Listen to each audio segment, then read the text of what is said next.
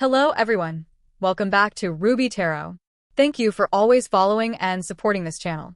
The moment you're watching this video is the perfect time for you to receive a message. On this channel, I always bring you guidance about what is coming into your life. When you open your heart and trust in the positive, you are also connecting with a parallel world where your wishes have already come true.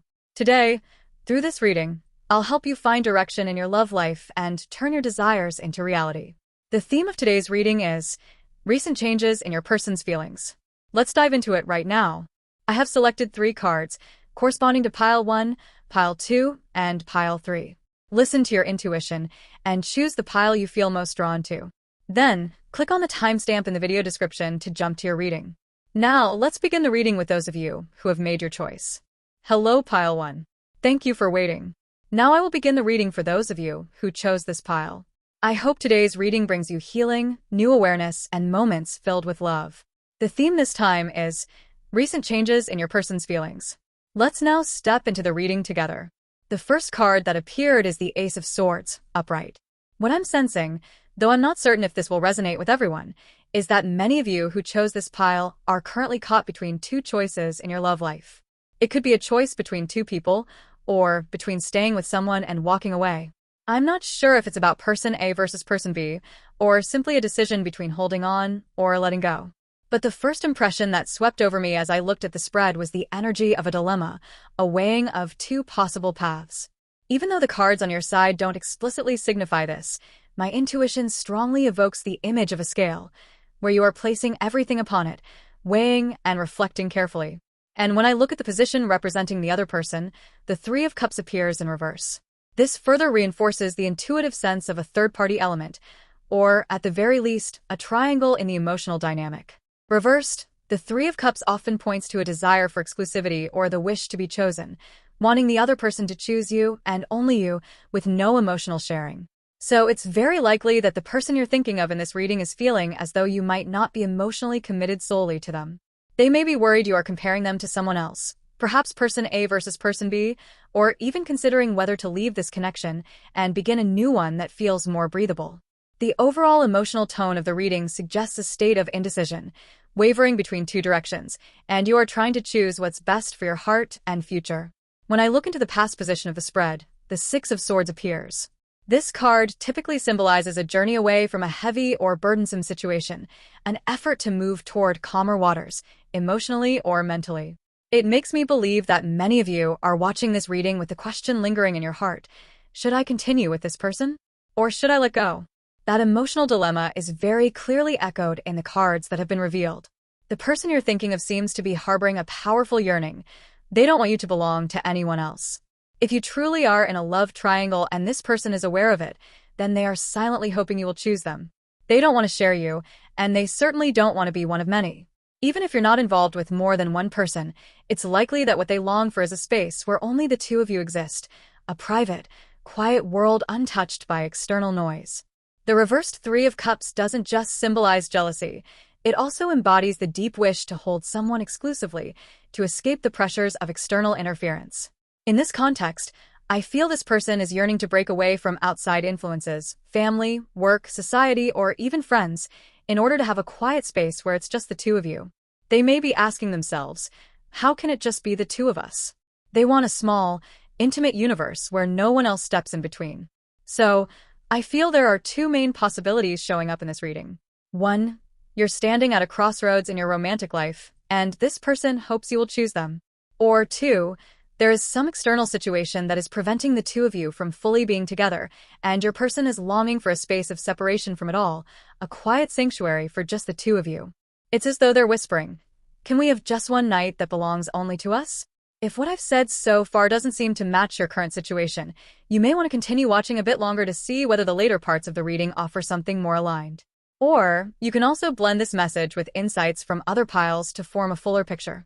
Feel free to trust your intuition and take only what truly resonates with you. Now we move on to the card representing the current state between you and your person.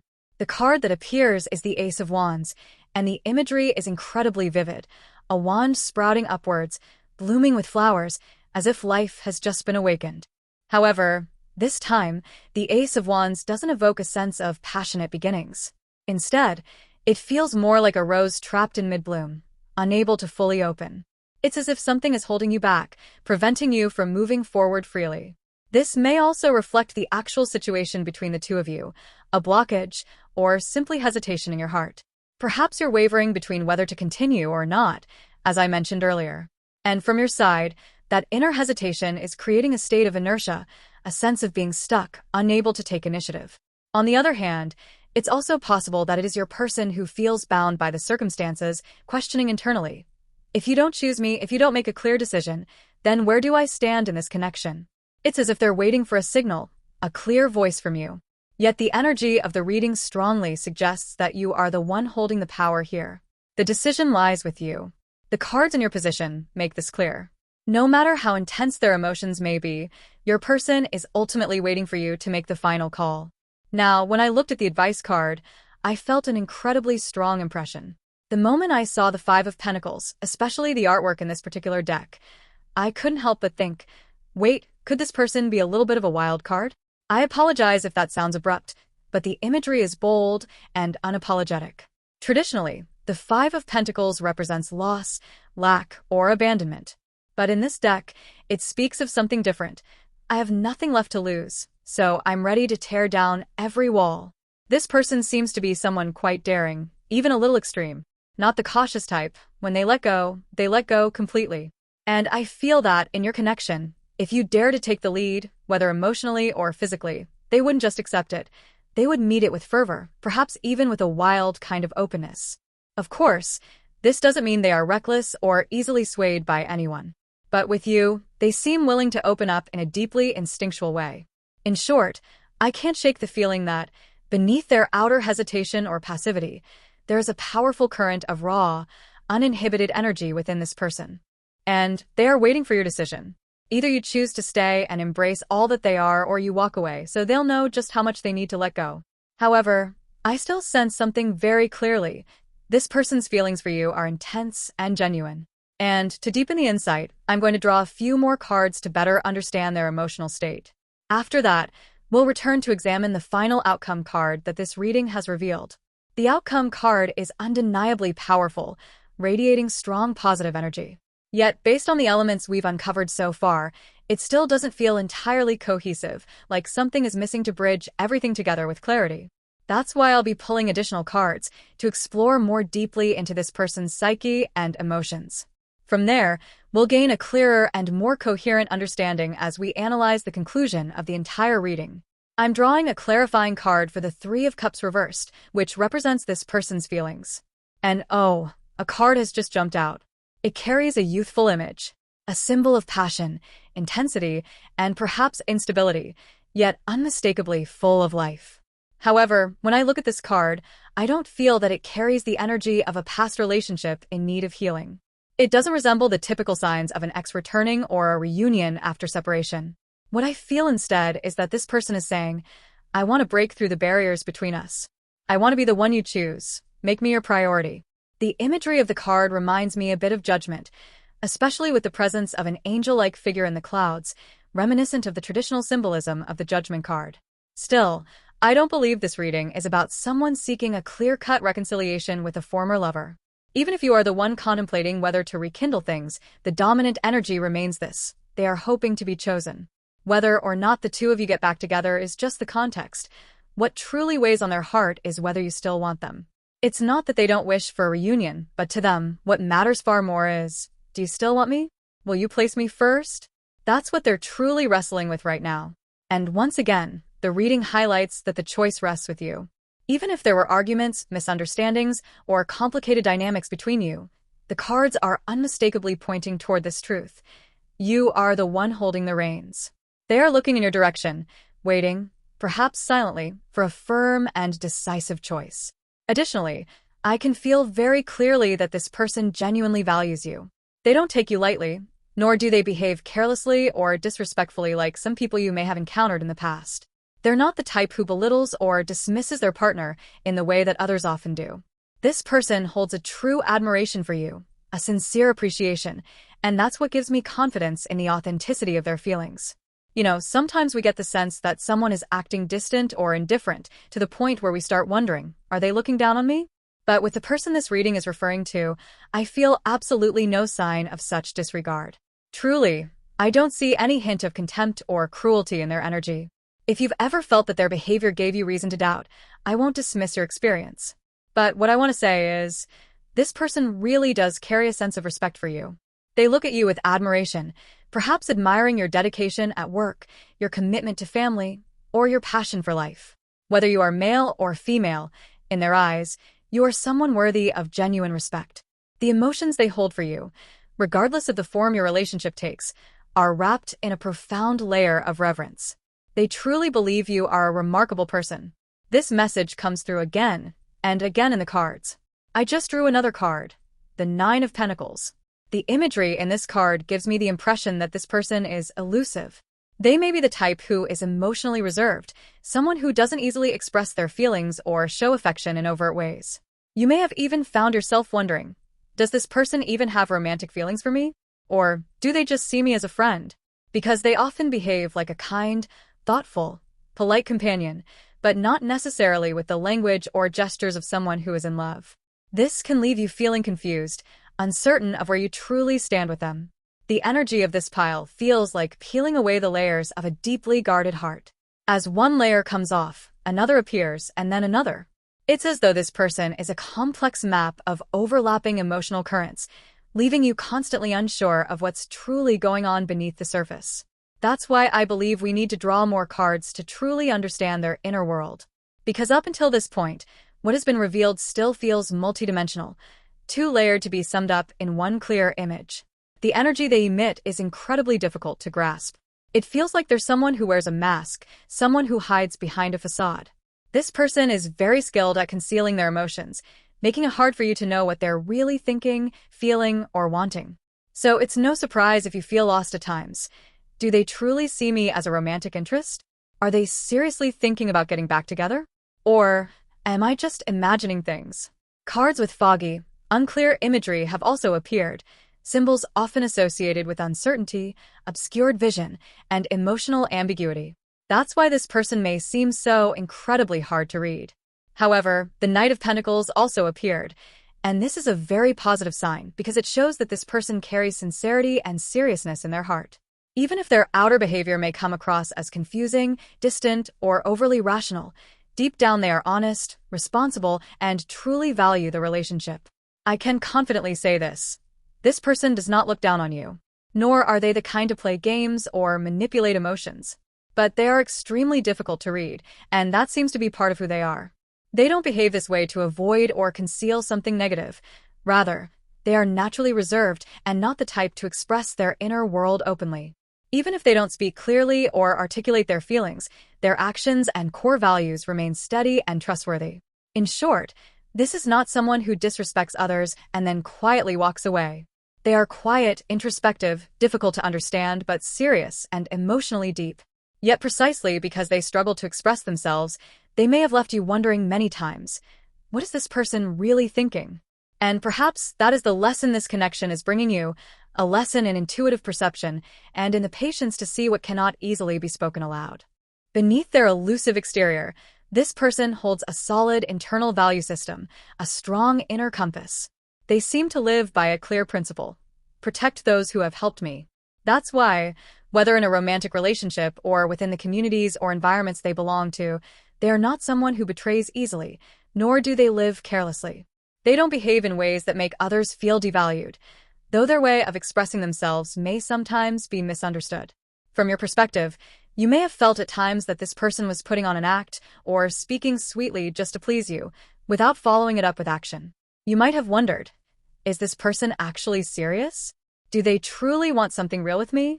Or are they just spinning in circles until it fades away? But all of that doesn't stem from disrespect or harmful intent. It's simply that they have difficulty showing emotion, and they are not naturally skilled at clarifying things through words. Even if their behavior may have seemed vague, the truth is, they carry within them a sincere thought.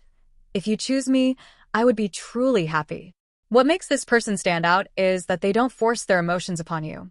They don't come in demanding, saying, choose me, I want this or that. Instead, they maintain a quiet respect. They want to hear you, hear your true desires, and from there, they'll adjust themselves to align with the path you decide to take. They are not passive in a negative sense, but rather carry an energy of quietness, patience, and gentle deference. Because of this, they may easily be perceived from the outside as emotionally inactive. Yet deep within, this is someone with emotional depth, genuine respect, and a desire to love you in the way you truly wish to be loved. This person does not pressure you, nor do they seek to possess you. Instead, they place you at the center of their attention, seeking to understand you, quietly preparing everything so that they can walk alongside you, if that is what you desire. It is a quiet kind of love, but one with profound strength beneath the surface. That said, it's important to clarify. This person is not passive in the sense of indifference. It's true they don't express their emotions in dramatic or overt ways, but they are certainly not someone who lets things drift without care. Because if they truly had no intention of doing anything, it would feel very different. But the appearance of the Knight of Pentacles shows that they are responsible, grounded, and always striving to act with integrity. The key difference is that the way they show initiative is not through obvious, direct moves like many others might. I feel this person tends to guide things gently, through subtle understanding and creating space, rather than through pressure or demands. And what's special here is that they don't do this as a tactic or manipulation, but because they genuinely don't want to hurt you or make you feel forced into anything. For example, if they want to ask, "What are we really?" Or, "What do you think of me?" Or, "Can I see you on that day?" They hesitate. Not because they don't want to know, but because part of them wonders, would asking this put you in a difficult spot? Would it feel like I'm pushing you to respond when you might not be ready? This is the kind of person who, if you say you want something, they'll quietly adjust to accommodate. If you express clear intentions, they'll walk beside you silently. They're not inactive in the sense of doing nothing. They're simply observing, choosing to respond in ways that don't disturb your boundaries or make you uncomfortable. In short, this is someone with a deeply sensitive inner world, thoughtful and considerate, yet whose manner of expressing it is easily mistaken for passivity. If you don't look deeply, if you don't feel with your intuition and observe with gentle awareness, it's easy to label them as cold, unmotivated, or even insincere. But the truth is far from that. This person possesses a rare kind of delicacy. They don't want to cross your lines without invitation, yet they are always ready to walk forward if you take their hand first. They don't need to be the one leading the way, but they sincerely long to walk beside you. And that is the quiet tenderness of someone whose heart is genuine. They simply choose to express it in a way that isn't loud. This person is not the type to say, "Let's just wait and see," or "Whatever happens, happens." Absolutely not. Their behavior does not stem from passivity, but from a deeper foundation. They truly see you as an independent individual, worthy of respect.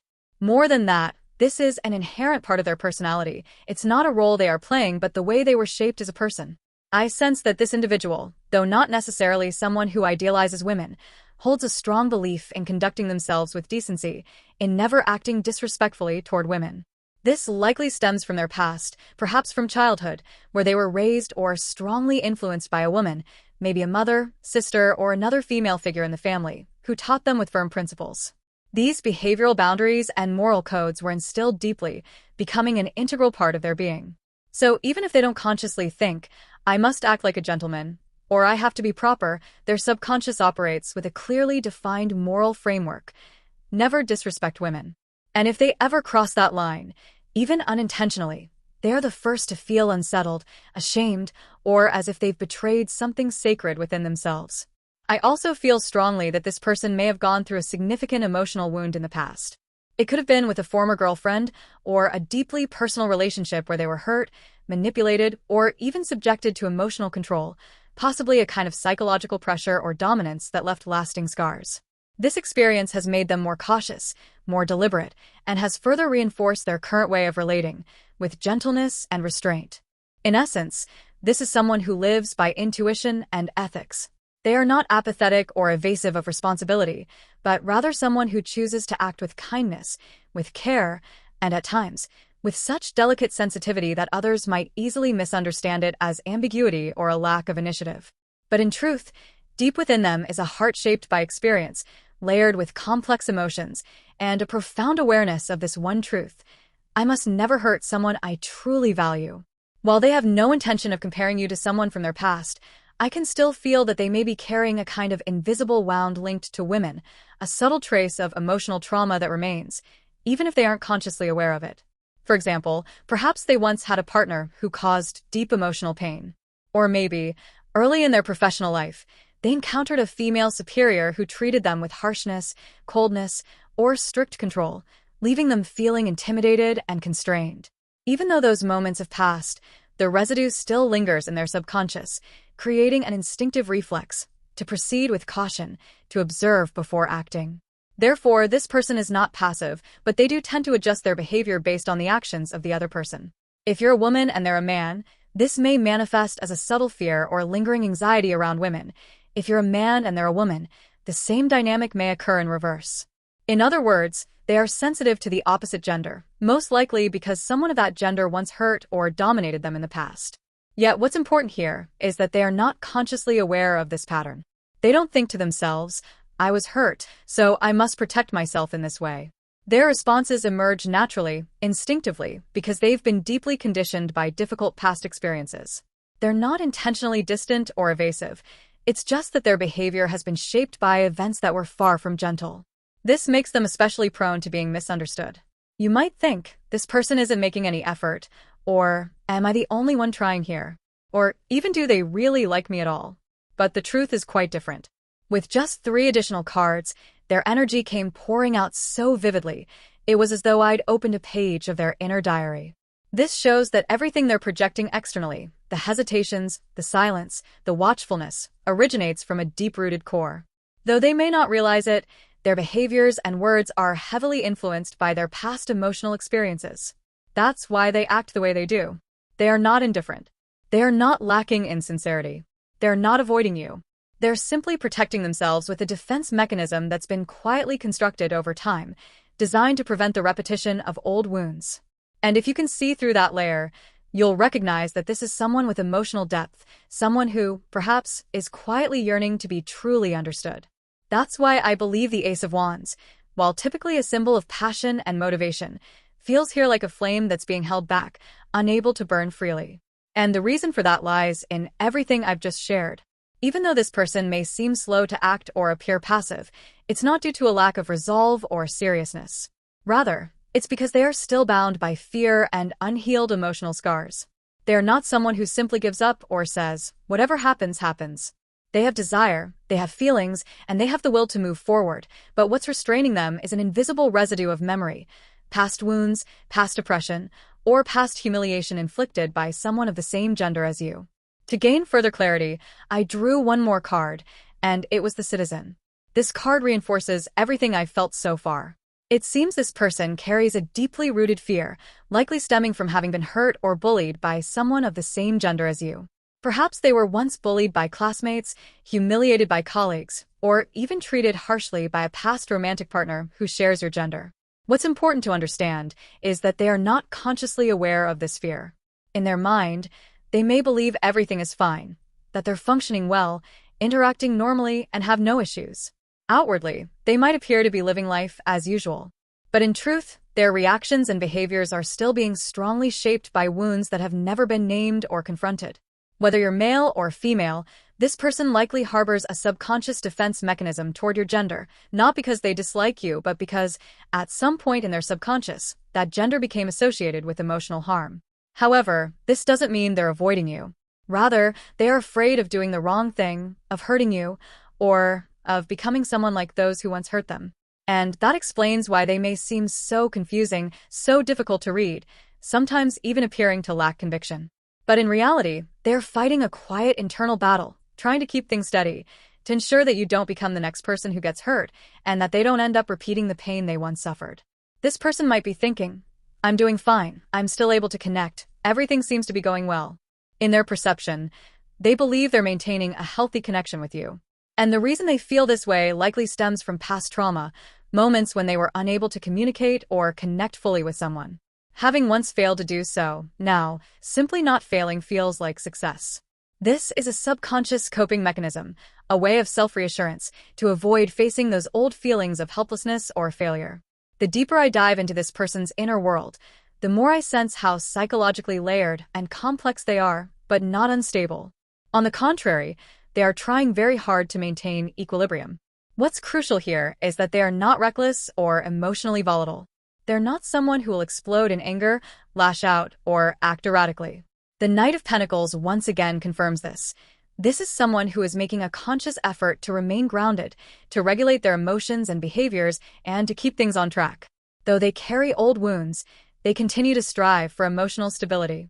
They know when to step back, when to keep a respectful distance, not to shut others out but to prevent harm, both to themselves and to those around them. There may be moments of silence, times when they seem distant or when you feel like you're the only one putting in effort, but in truth, they're doing their best to preserve internal balance, even if they never say it aloud. And thinking back to earlier, when I sense that this person carries a subtle, quietly seductive energy, one that feels unexpectedly free-spirited, that impression still holds true. It might surprise you, because they don't show it outwardly. But looking at the bigger picture, I believe that card appeared to remind us that this person actually possesses powerful inner strength. They have passion, desire, and longing, all of it deeply compressed beneath the surface. In other words, they are not emotionally numb, nor are they cold. They feel, they want, they long, but their feelings are restricted by layers of psychological defense mechanisms. That's why everything you see from the outside, their silence, their lack of initiative, even their unpredictability, can be traced back to old emotional wounds and unconscious self-protection.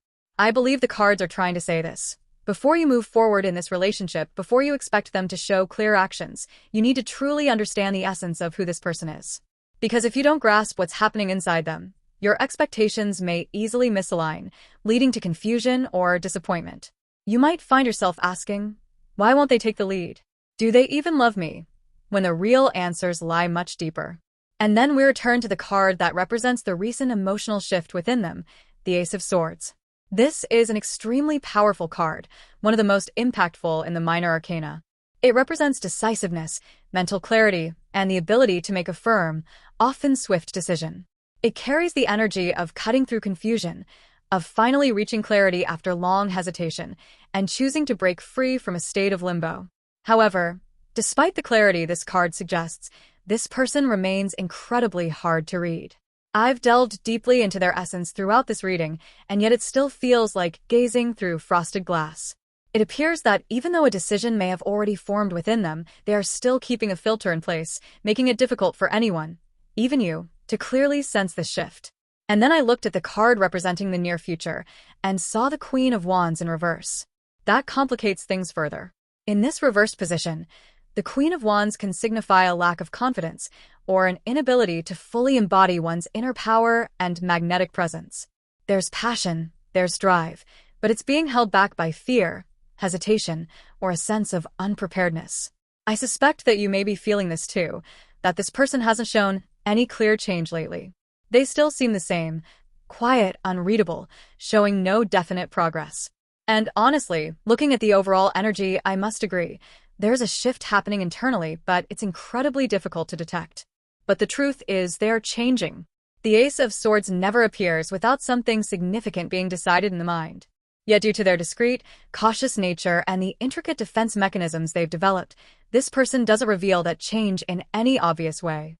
So, if you feel like they haven't changed at all, it doesn't mean nothing is happening. It simply means they are good at hiding it. Or perhaps they are holding themselves back, waiting for a moment that feels safe enough to open up. They are not easy to read, not easy to approach, but that doesn't mean they are insincere. This is truly someone who is hard to decipher, and this reading confirms it clearly. The deeper you dig, the more you realize you haven't reached the bottom. Yet beneath the silence and the fog, there's a sharp internal shift, a decision quietly taking form. They just haven't let you see it yet. Yes, they're elusive, undeniably so. But there are fleeting moments, brief and fragile, when you catch a glimpse of something real in them. Sometimes you'll realize, so that's what they're thinking, or oh, they do have passion, they do have desire. But just as you begin to feel it, they pull it back. It's like catching a flame in their eyes, only for it to vanish the next second, as if it was never there.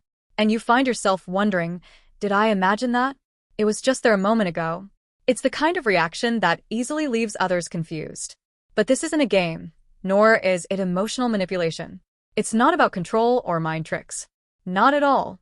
This person has no ill intent, no lack of respect. All of it stems from a deeper place. I'm afraid I'll accidentally make you uncomfortable or do something you don't want. It's a reaction born from a heart that's been wounded before, a quiet, unconscious caution when it comes to showing emotion, especially intense ones like desire or passion. What makes this person so unique is that they're not even aware they're hiding anything. They're not trying to be mysterious, nor are they deliberately building walls to push you away. They're like someone offering you a donut with a smile, genuinely saying, "Here, please enjoy," not realizing it's still wrapped in plastic. And if you point it out, they're surprised. "Oh, I didn't know that was still on." They truly believe they're opening up, even as they unconsciously keep a gentle but real barrier in place. And that doesn't make them flawed. On the contrary, this is someone with a tender heart, a kind, sensitive soul, but one quietly veiled in a thin layer of mist. This person is truly difficult to read. At times, I even find myself wondering, could they be a tarot reader or a spiritual practitioner?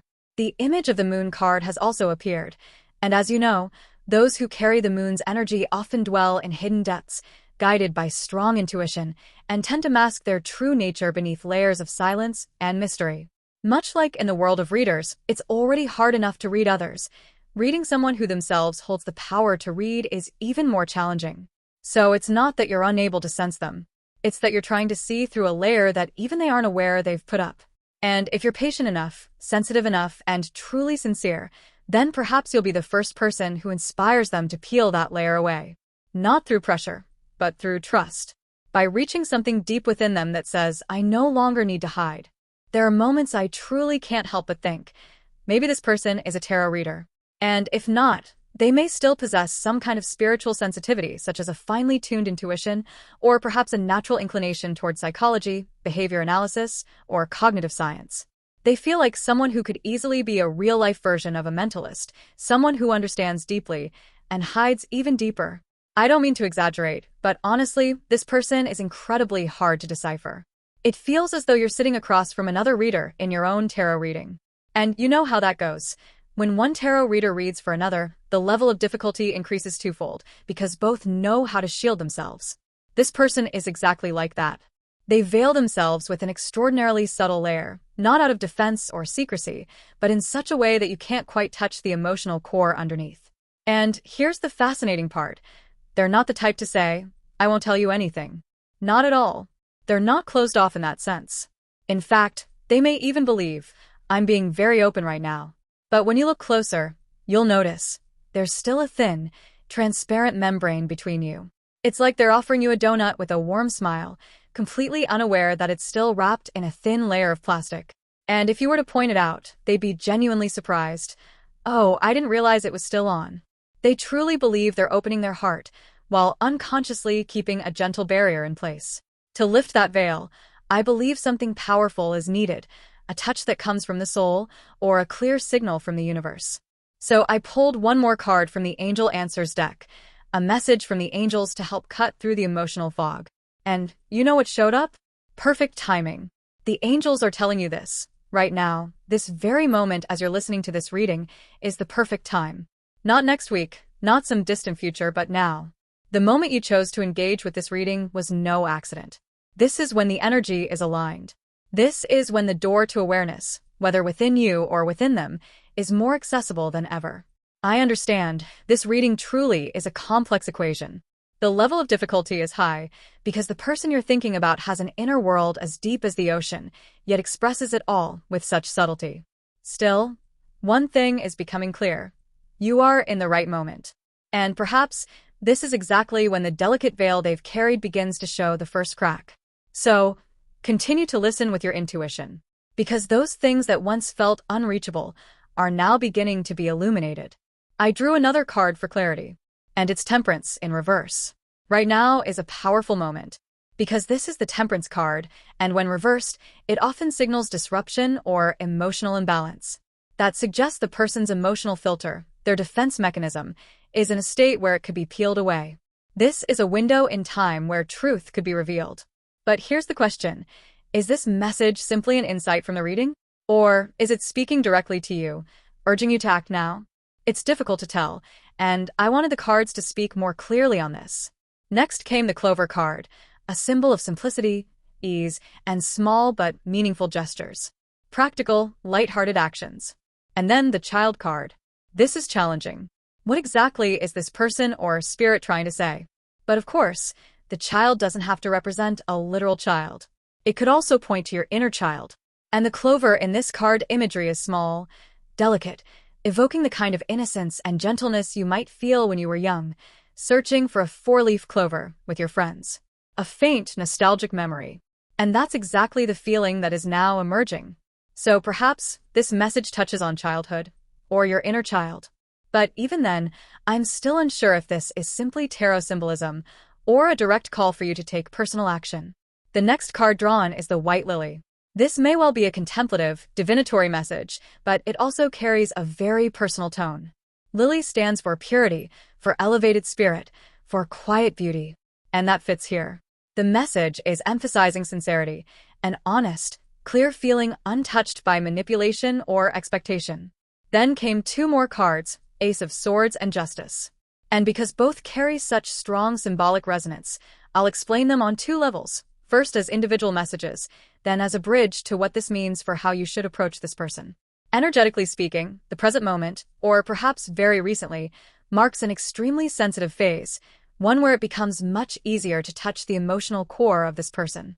In other words, if you wish to see their true nature, the part they only reveal in fleeting glimpses or occasionally let slip before hiding it again, now is the right time to do so. Moreover, the cards indicate that this is also a time when their true desires, those they've long hidden or only half revealed, are more likely to surface.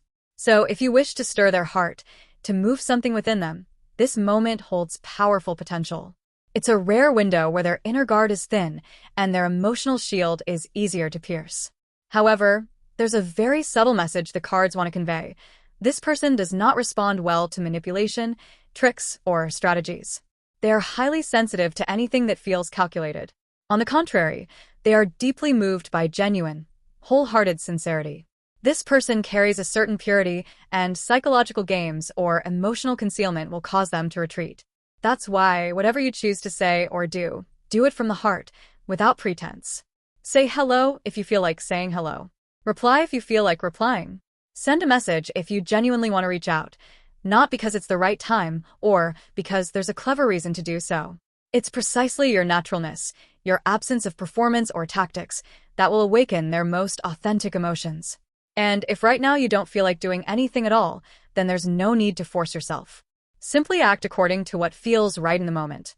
By doing so, you'll naturally draw closer to this person, and in time, you'll begin to see them more clearly for who they truly are.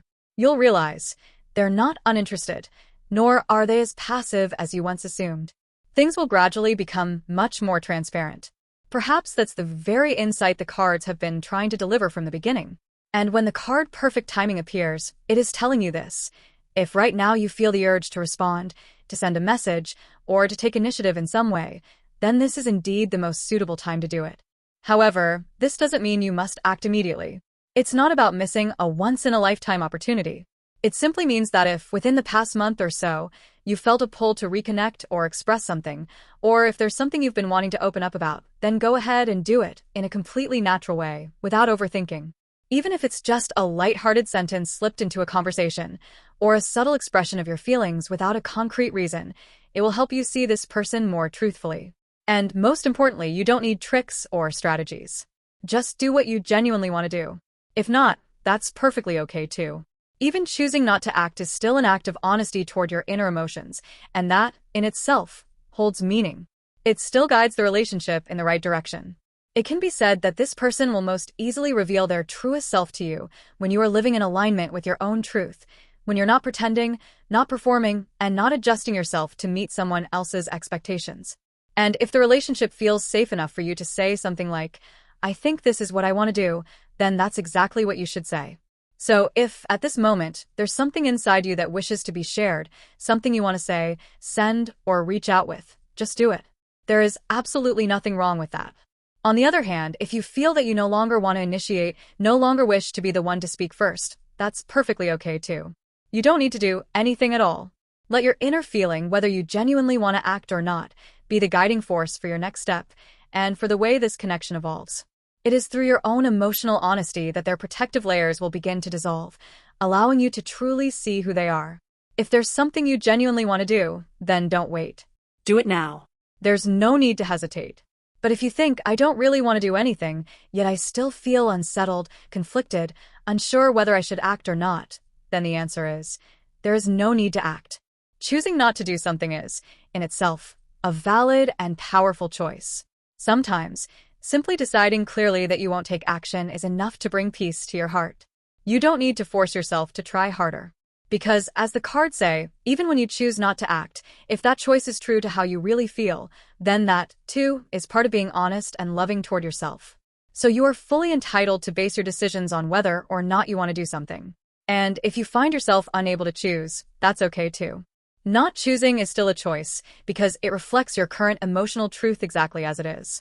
And I believe this is precisely what the cards have been trying to tell you from the beginning, to listen to your genuine feelings. There's more.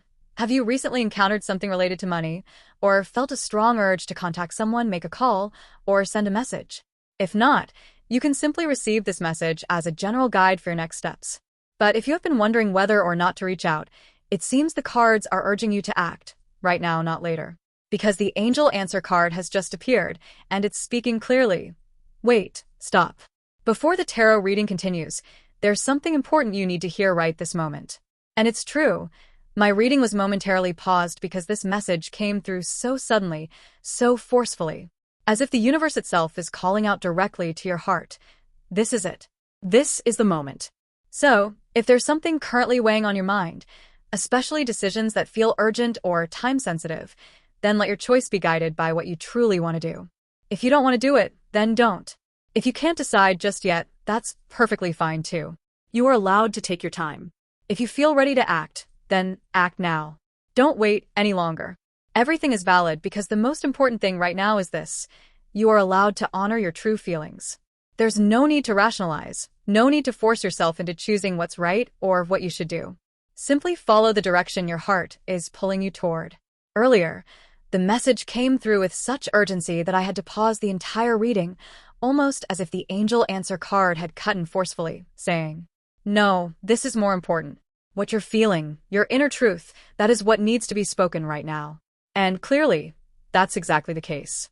It seems the universe wants to emphasize this above all. Your current emotional state, your inner landscape, is the true focal point. Everything else can wait. After things settled a little, I returned to the reading and pulled another card, asking about the final outcome regarding the person you're thinking of. And the card that appeared was, "Listen to your intuition." The official meaning of this card, true to its essence, is this: trust your intuition. And in the end, the entire message the cards have been trying to deliver, start to finish, has revolved around a single, central truth. Be honest with your inner feelings. Let your intuition guide you. Allow yourself to choose based on what you truly want, not what you think you should do. So, once again, the message returns to its core. Listen to your intuition. Earlier, the cards also showed that if you do take action, if you follow through on what your heart is urging you to do, then that action could help soften the defenses of the person in question. It could allow the relationship between you two to take a meaningful step forward. And that, without doubt, is absolutely true. But beyond all of that, what's being strongly emphasized here is this. Following your intuition and doing what you genuinely want to do doesn't only help you connect with this person, it is also how you'll learn the path to drawing closer to them in the future. This means your intuition isn't just accurate in this moment, it's the key to understanding how this relationship can grow over time. So let your emotions lead the way. What do you want to do? What do you not want to do? From that alone, everything will gradually unfold. You have every right to shape the direction of this connection simply by living in alignment with your truest desires. And at the very end, I pulled one more card because something still felt unclear. Deep within this person, what kind of change is actually taking place? I have to say, the energy of this person is very difficult to read. I've encountered many types of individuals, but this kind of energy, is truly rare. Genuinely hard to grasp. Though this person seems to possess a very sharp intuition as well, likely someone highly sensitive to energy, I couldn't just step back here. Because I, too, am a tarot reader, and I couldn't allow this person's elusive nature to throw me off any longer. So, let's see what the next card reveals. And finally, what does this person truly want to say? A card of love, undeniably clear, has just appeared. The heart. And to be completely honest, I now feel confident in affirming one thing. This person truly has feelings for you. not in a vague, ambiguous, or polite kind of way. No, this person genuinely thinks of you in a romantic light. Of course, this will also depend on what stage the two of you are currently in. If your connection is still at an early phase, perhaps moving from friendship into something deeper, then this person is gradually realizing that their feelings for you are real. This isn't a case of someone who previously felt nothing and suddenly changed their mind. The feelings were already there. It's just that they hadn't fully acknowledged them, even to themselves. As I mentioned from the beginning, this person harbors deep hesitation, inner restraint, and fears buried far beneath the surface. So even when they do have emotions, they tend to question themselves, uncertain if what they feel is truly love. But lately, that feeling has been coming into focus. It's no longer just an abstract notion. It's becoming something more tangible, more defined within their heart. If you're watching this reading in the context of a potential reconciliation, then this is your confirmation. This person is quietly telling themselves, yes, after all, I still love them. Not that they've fallen in love again, but that the love never left. And if the two of you are already in a relationship, if you are current lovers or official partners, then this card carries a slightly different message. This person is once again feeling the love they have for you. It's not something new, it's a reawakening, a renewed sense of connection. As if they're remembering the reason they fell in love with you in the first place. A feeling that is warm, genuine, and more vivid than ever before. Especially now that the Ace of Swords has also appeared, a card representing clarity, directness, and mental truth. It's like a blade slicing through the fog, revealing what had once been hidden or uncertain. So, no matter what stage your relationship is in, the truth is now unmistakably clear. This person has feelings for you, and right now they are recognizing that love more clearly and decisively than ever. No more hiding. No more hesitation. Only one crystal clear truth in their heart. I like them. I love them. It seems this person has finally come to consciously realize that what they feel for you is indeed love.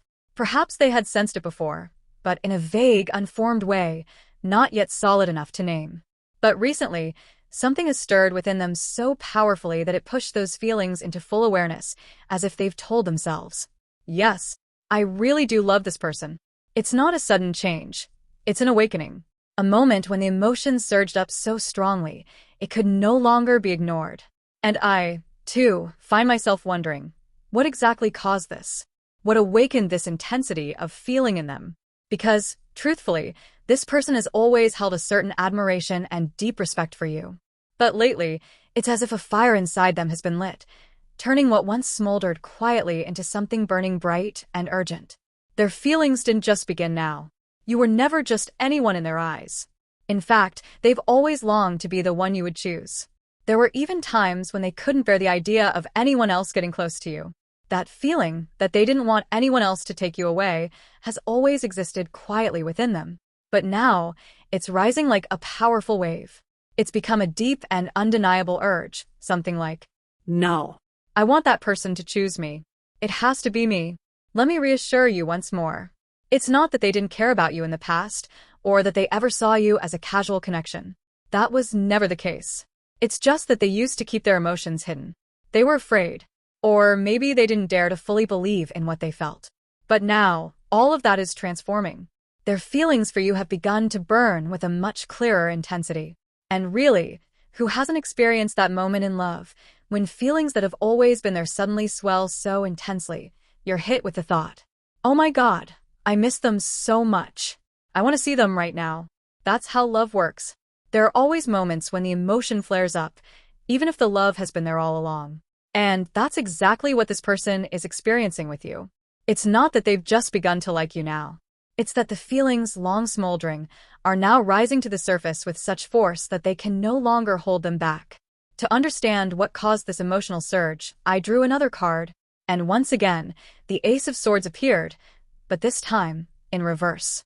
A reversed Ace of Swords often points to confusion, things left unsaid, emotions veiled or hard to read. And what I sensed here is this. Something you recently expressed, a signal, a word, a look, or even a subtle gesture, may have finally allowed them to sense your feelings. Before that, they were unsure. They didn't know if you liked them, didn't know whether you'd choose them, or couldn't quite understand what you were thinking or feeling. But lately, something seems to have changed. Something gave them the impression. Maybe this person does have feelings for me, too. This doesn't mean they only love you because you love them. That's not what's happening.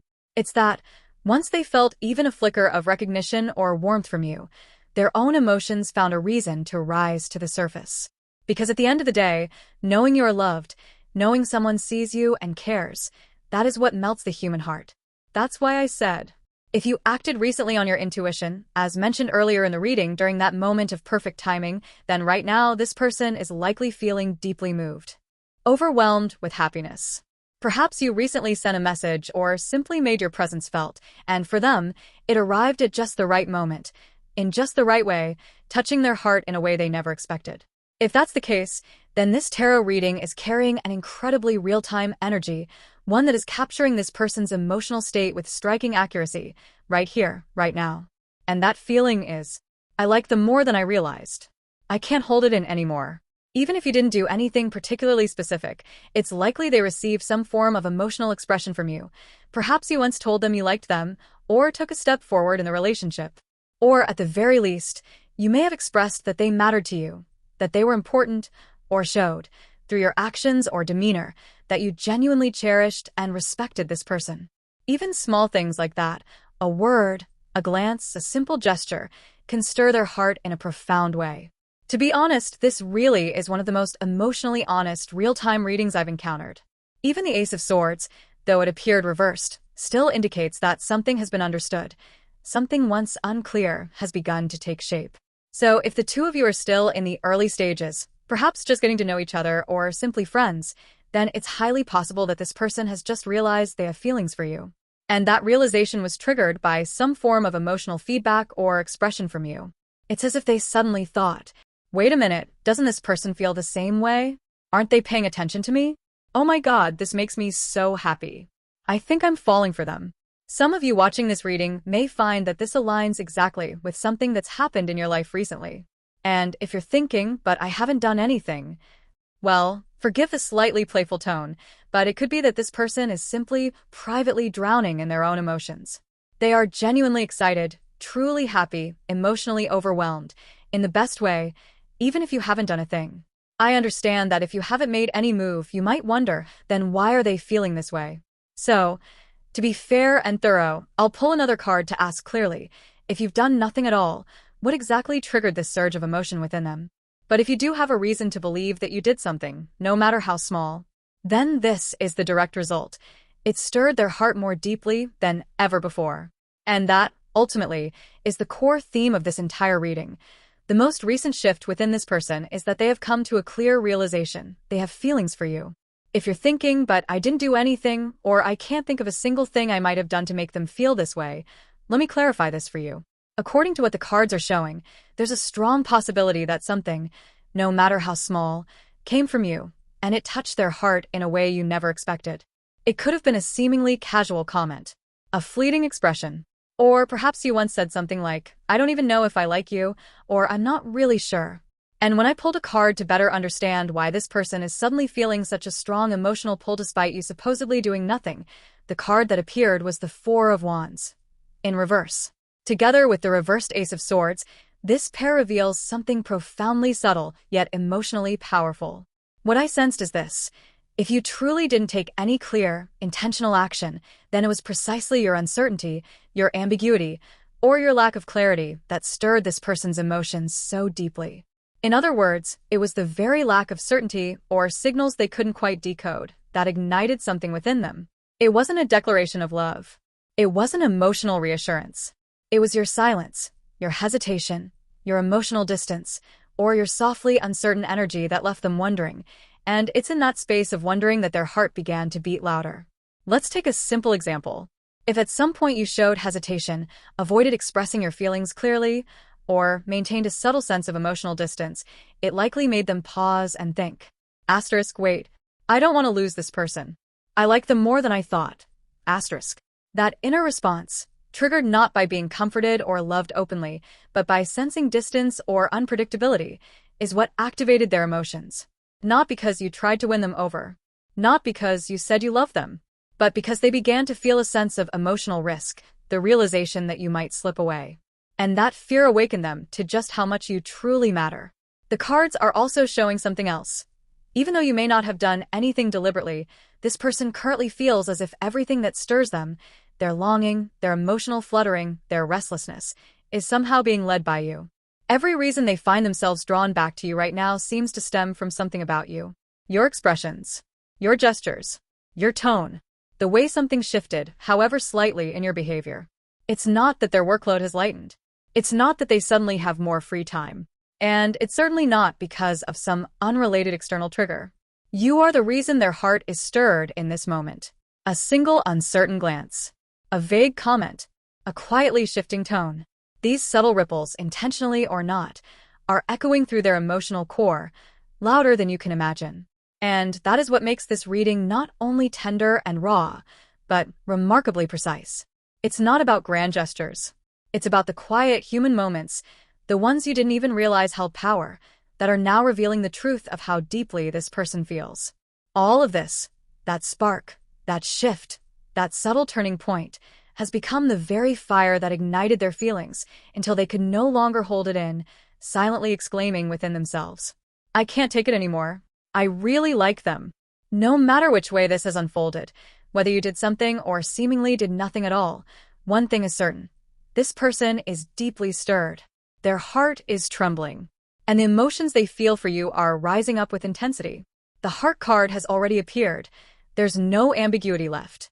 So, in truth, the precise reason behind it doesn't even matter anymore. Still, as I looked deeper into the spread, a gentle yet persistent impression came through. Something, however small, was sparked from one side, from you or from them. A word, a glance, a shift in energy. And that was enough to strike the match. But it doesn't matter which side it came from, because the result, either way, is something beautifully undeniable. To be fully honest, this reading keeps returning to a single point. Whether you chose to act or chose to hold back, both paths touched their heart. Even if you said to yourself, "I don't want to reach out anymore," or if you chose not to reply or decided not to take another step, then that very silence, that space, became the very thing that left them unsettled, that made them feel unmoored, and in that emotional disorientation, their feelings surged forward. It's as if they found themselves wondering, "Wait, why haven't I heard anything? Does that mean they don't like me anymore? Why does that thought bother me so much? Oh no, I don't want to lose them. I really do like them." That is why, in earlier parts of this reading, the message "follow your intuition," whether that means doing something or doing nothing, kept surfacing again and again. Because both possibilities, both silence and action, are deeply affecting this person. And this is what the cards are emphasizing now. It's not about you being indulged or coddled, or getting what you want without consequence. It's not about being handed emotional control without care. What's being shown here is this. Whatever you choose to do, whether it's reaching out or remaining quiet, it moves them. It reaches them on a deep emotional level. The Angel Answer card is not one that delivers easy comforts. It's direct. It's honest. And this time, its message is unwavering. The answer is this: whether you act or remain still, whether you speak or stay silent, their heart is shaking because of you. And more than that, the shift happening within them, the change in their feelings, it's because of you. Whether you surprised them with a message and filled them with joy, or you withheld contact and left them floating in uncertainty, you are the one who set this emotional current in motion. If you didn't reach out, they're thinking, "I thought I'd hear from them, but I haven't. Why? What happened?" And if you did reach out, they're thinking, "Oh my God, they actually messaged me. I can't believe it. I'm so happy. I don't know what to do with myself." In either case, the outcome remains the same. It is your presence or even your absence that has sent a tremor through their heart. And because of that, whether you realized it or not, you've already won. There's no longer any need to wrestle with the question of whether you should or shouldn't. The outcome is already clear. In this emotional exchange, you are the one holding this person's heart. Truly, this is one of those rare moments where the phrase "either choice is okay" carries a depth far beyond its usual meaning. And if that's the ultimate conclusion to the central message of this reading, then let's now turn our attention to the Queen of Wands in reverse, which appears in the near future position. What is she trying to say? This card, this time, I sense something deeply rooted. Something like roots. Old, tangled, buried so far down they can't simply be pulled out. And instantly, my thoughts return to something that's already been touched on earlier. The deeply ingrained fears within this person. fears that are tied to childhood, to wounds that were never truly healed. This card seems to speak directly to that part of them, their inner child, the vulnerable, hurt part that never received full emotional nurturing. Upright, the Queen of Wands symbolizes a woman who is confident, radiant, magnetic. But in reverse, she tells a different story. A fear of being hurt, a lack of self-assurance in showing one's authentic self, especially when it comes to matters of the heart. And this message becomes even more striking when we consider what this person has shown thus far. They have feelings, yet they struggle to acknowledge them. They are deeply affected by your silence, your distance, even the smallest shifts in your energy. So, what can you expect in the near future between you and someone so emotionally elusive? Surprisingly, this person will take the initiative to approach you. But it won't be with the poise of someone who has it all together. Not as the rational, polished adult they may usually portray. They will come forward in the shape of a child, emotionally speaking, with all their rawness, all their sincerity, and none of their usual masks. And that immediately brings to mind the inner child, the one that carries old fears, yet steps forward anyway because the feelings have become too overwhelming to contain. What's even more beautiful is what followed. When I consulted another deck for confirmation of the path ahead, the card that appeared was the King of Cups. The King of Cups is the embodiment of emotional maturity, a man with a full, steady heart. Someone who knows how to love, is capable of loving deeply, and is able to express that love in a composed, grounded, and emotionally intelligent way. This tells us that even though, inside, this person still carries scars, insecurities, and unhealed childhood pain, in the near future, they will choose to move toward you. Not impulsively, not dramatically, but with genuine intention, vulnerability, and a sincere offering of the heart. This won't be a grand performance. It won't be laced with pretty words or surface charm. It will be a quiet but powerful confession. The love of someone who has finally admitted to themselves, I need you, and I don't want to hide that anymore. There will be an approach. There will be an expression of feeling. And that, in itself, marks a profound transformation for someone who has spent so long hiding in the shadows of their old wounds. This tarot reading, right from the beginning to the end, doesn't just reflect that this person's feelings are flaring up. It clearly reveals something even deeper. They're overcoming their fears, maturing emotionally, and becoming ready to express their true feelings toward you. For someone as unpredictable and emotionally guarded as this, the fact that they're about to reveal their emotions in such a direct way is truly intriguing. So I asked the cards directly, how exactly will these feelings be expressed? I pulled an additional card from the Lenormand deck, specifically focusing on the heart theme, and the result took me by surprise, so much so that I couldn't help but exclaim aloud. This won't be a subtle gesture. This will be a real, tangible surprise. It's not just about tender or gentle behavior anymore. There's a high chance that this person will approach you with intensity, driven by a surge of passion, emotions, and a primal urge that's been awakened within them. This transformation stems from a recent event that has shaken their inner defenses, the walls they've built over time out of fear, hesitation, or unconscious emotional limits. It's as though a fire has been lit inside them, and now, everything is beginning to move forward with clarity, momentum, and vivid emotional realism. I can almost witness the scene unfolding right here, right now. It feels that present and alive. Then came the next card, the dog. In the Lenormand system, this card represents loyalty, initiative, friendliness, and affectionate closeness. Taken together, the entire reading delivers a clear and undeniable message. This person is going to take the initiative to come toward you. No more hesitation, no more detours. While their initial expressions might still carry a touch of abstraction on the surface, the overall energy is unmistakable. They're coming at you with intensity and consistency. Naturally, I ask the cards once more, what form will this initiative take, exactly?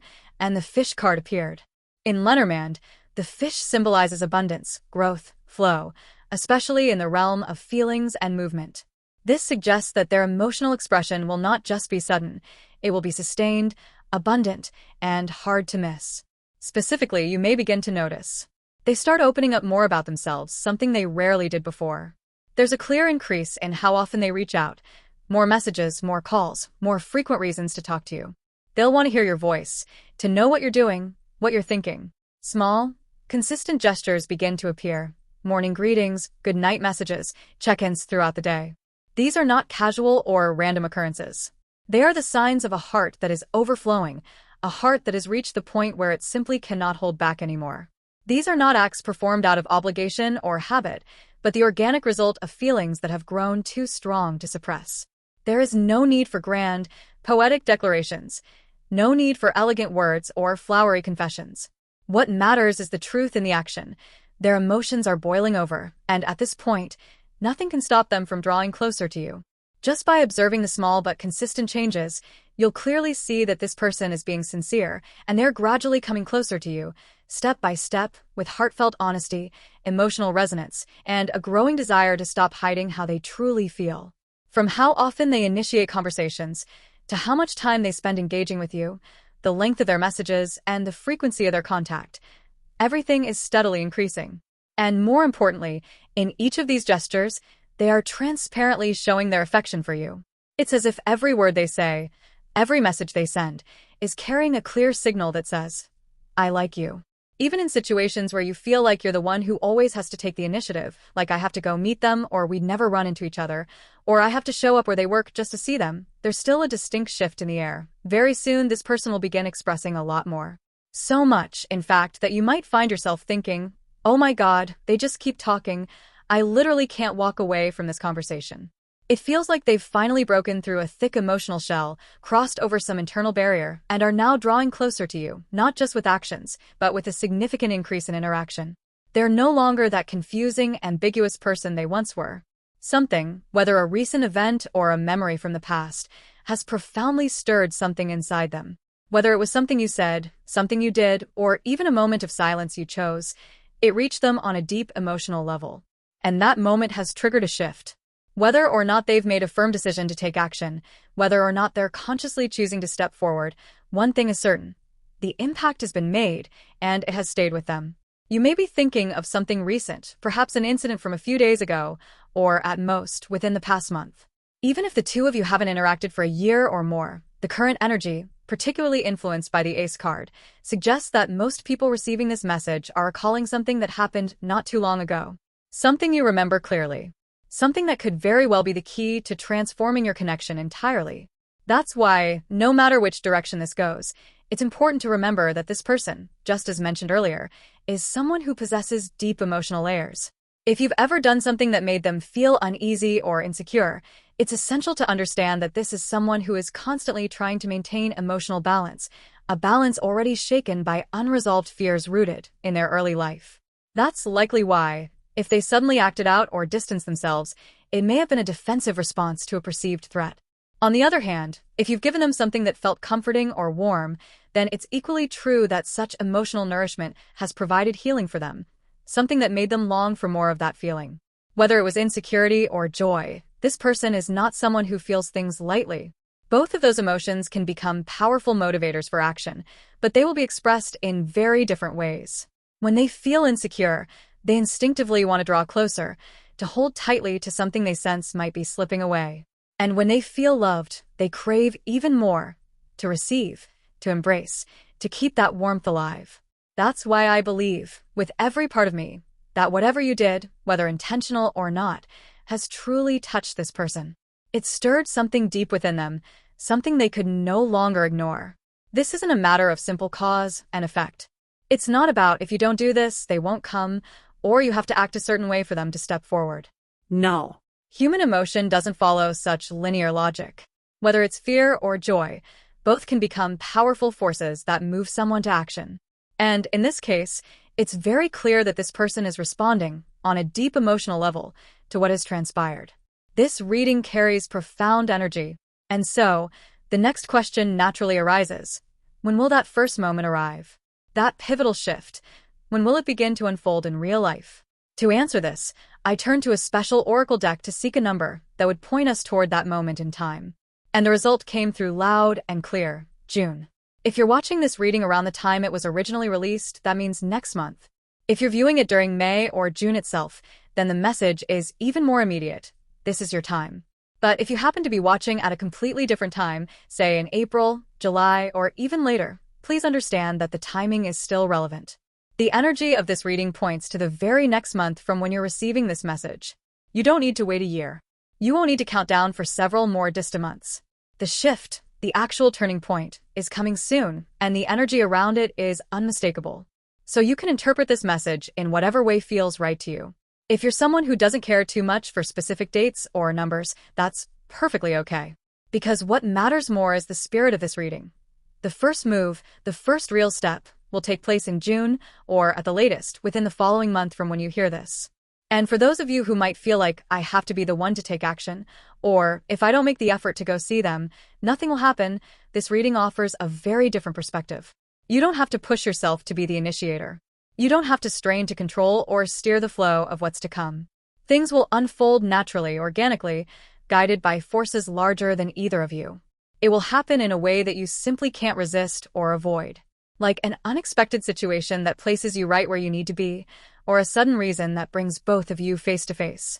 As if the universe itself has woven a moment where the encounter becomes inevitable. This is not about orchestrating a meeting. It's about being present when the meeting arrives, because it will. And when it does, it won't feel forced. It will feel fated. You won't need to think, I have to do something to get things moving. Because in this connection between the two of you, the flow will begin on its own. It might come through a casual meeting, a personal errand that unexpectedly leads you to the same place they are, or a plan that can't be changed, something that feels like a natural alignment. And that moment, that seemingly ordinary alignment, will become the bridge for your next encounter. That's why there's no need to pressure yourself into acting first. This reading conveys a very clear energy.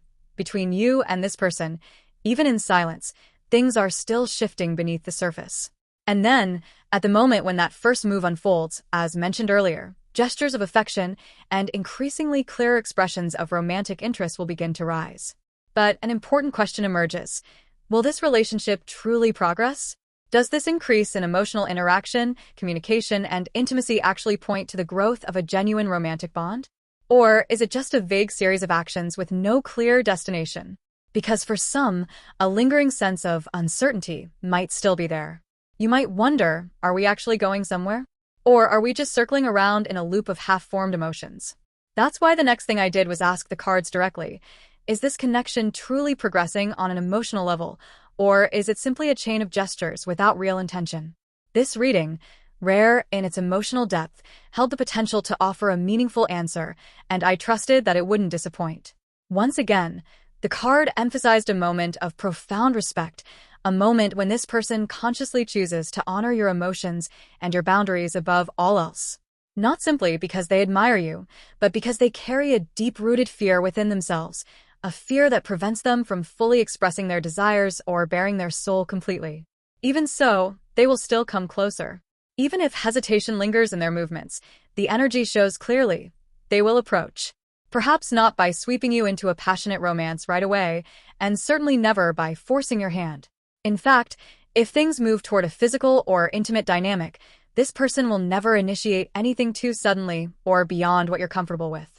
Their gestures may be emotionally close, but never coercive, never intrusive. Even something as simple as leaning in close or brushing hands might feel too bold for them unless they're absolutely sure you're open to it. I can feel with striking clarity that this person wants to love, deeply so, but they're haunted by the fear that taking one wrong step might hurt you. That's why everything they express falls within the safest zone possible, where you remain in control, and every progression depends on your invitation.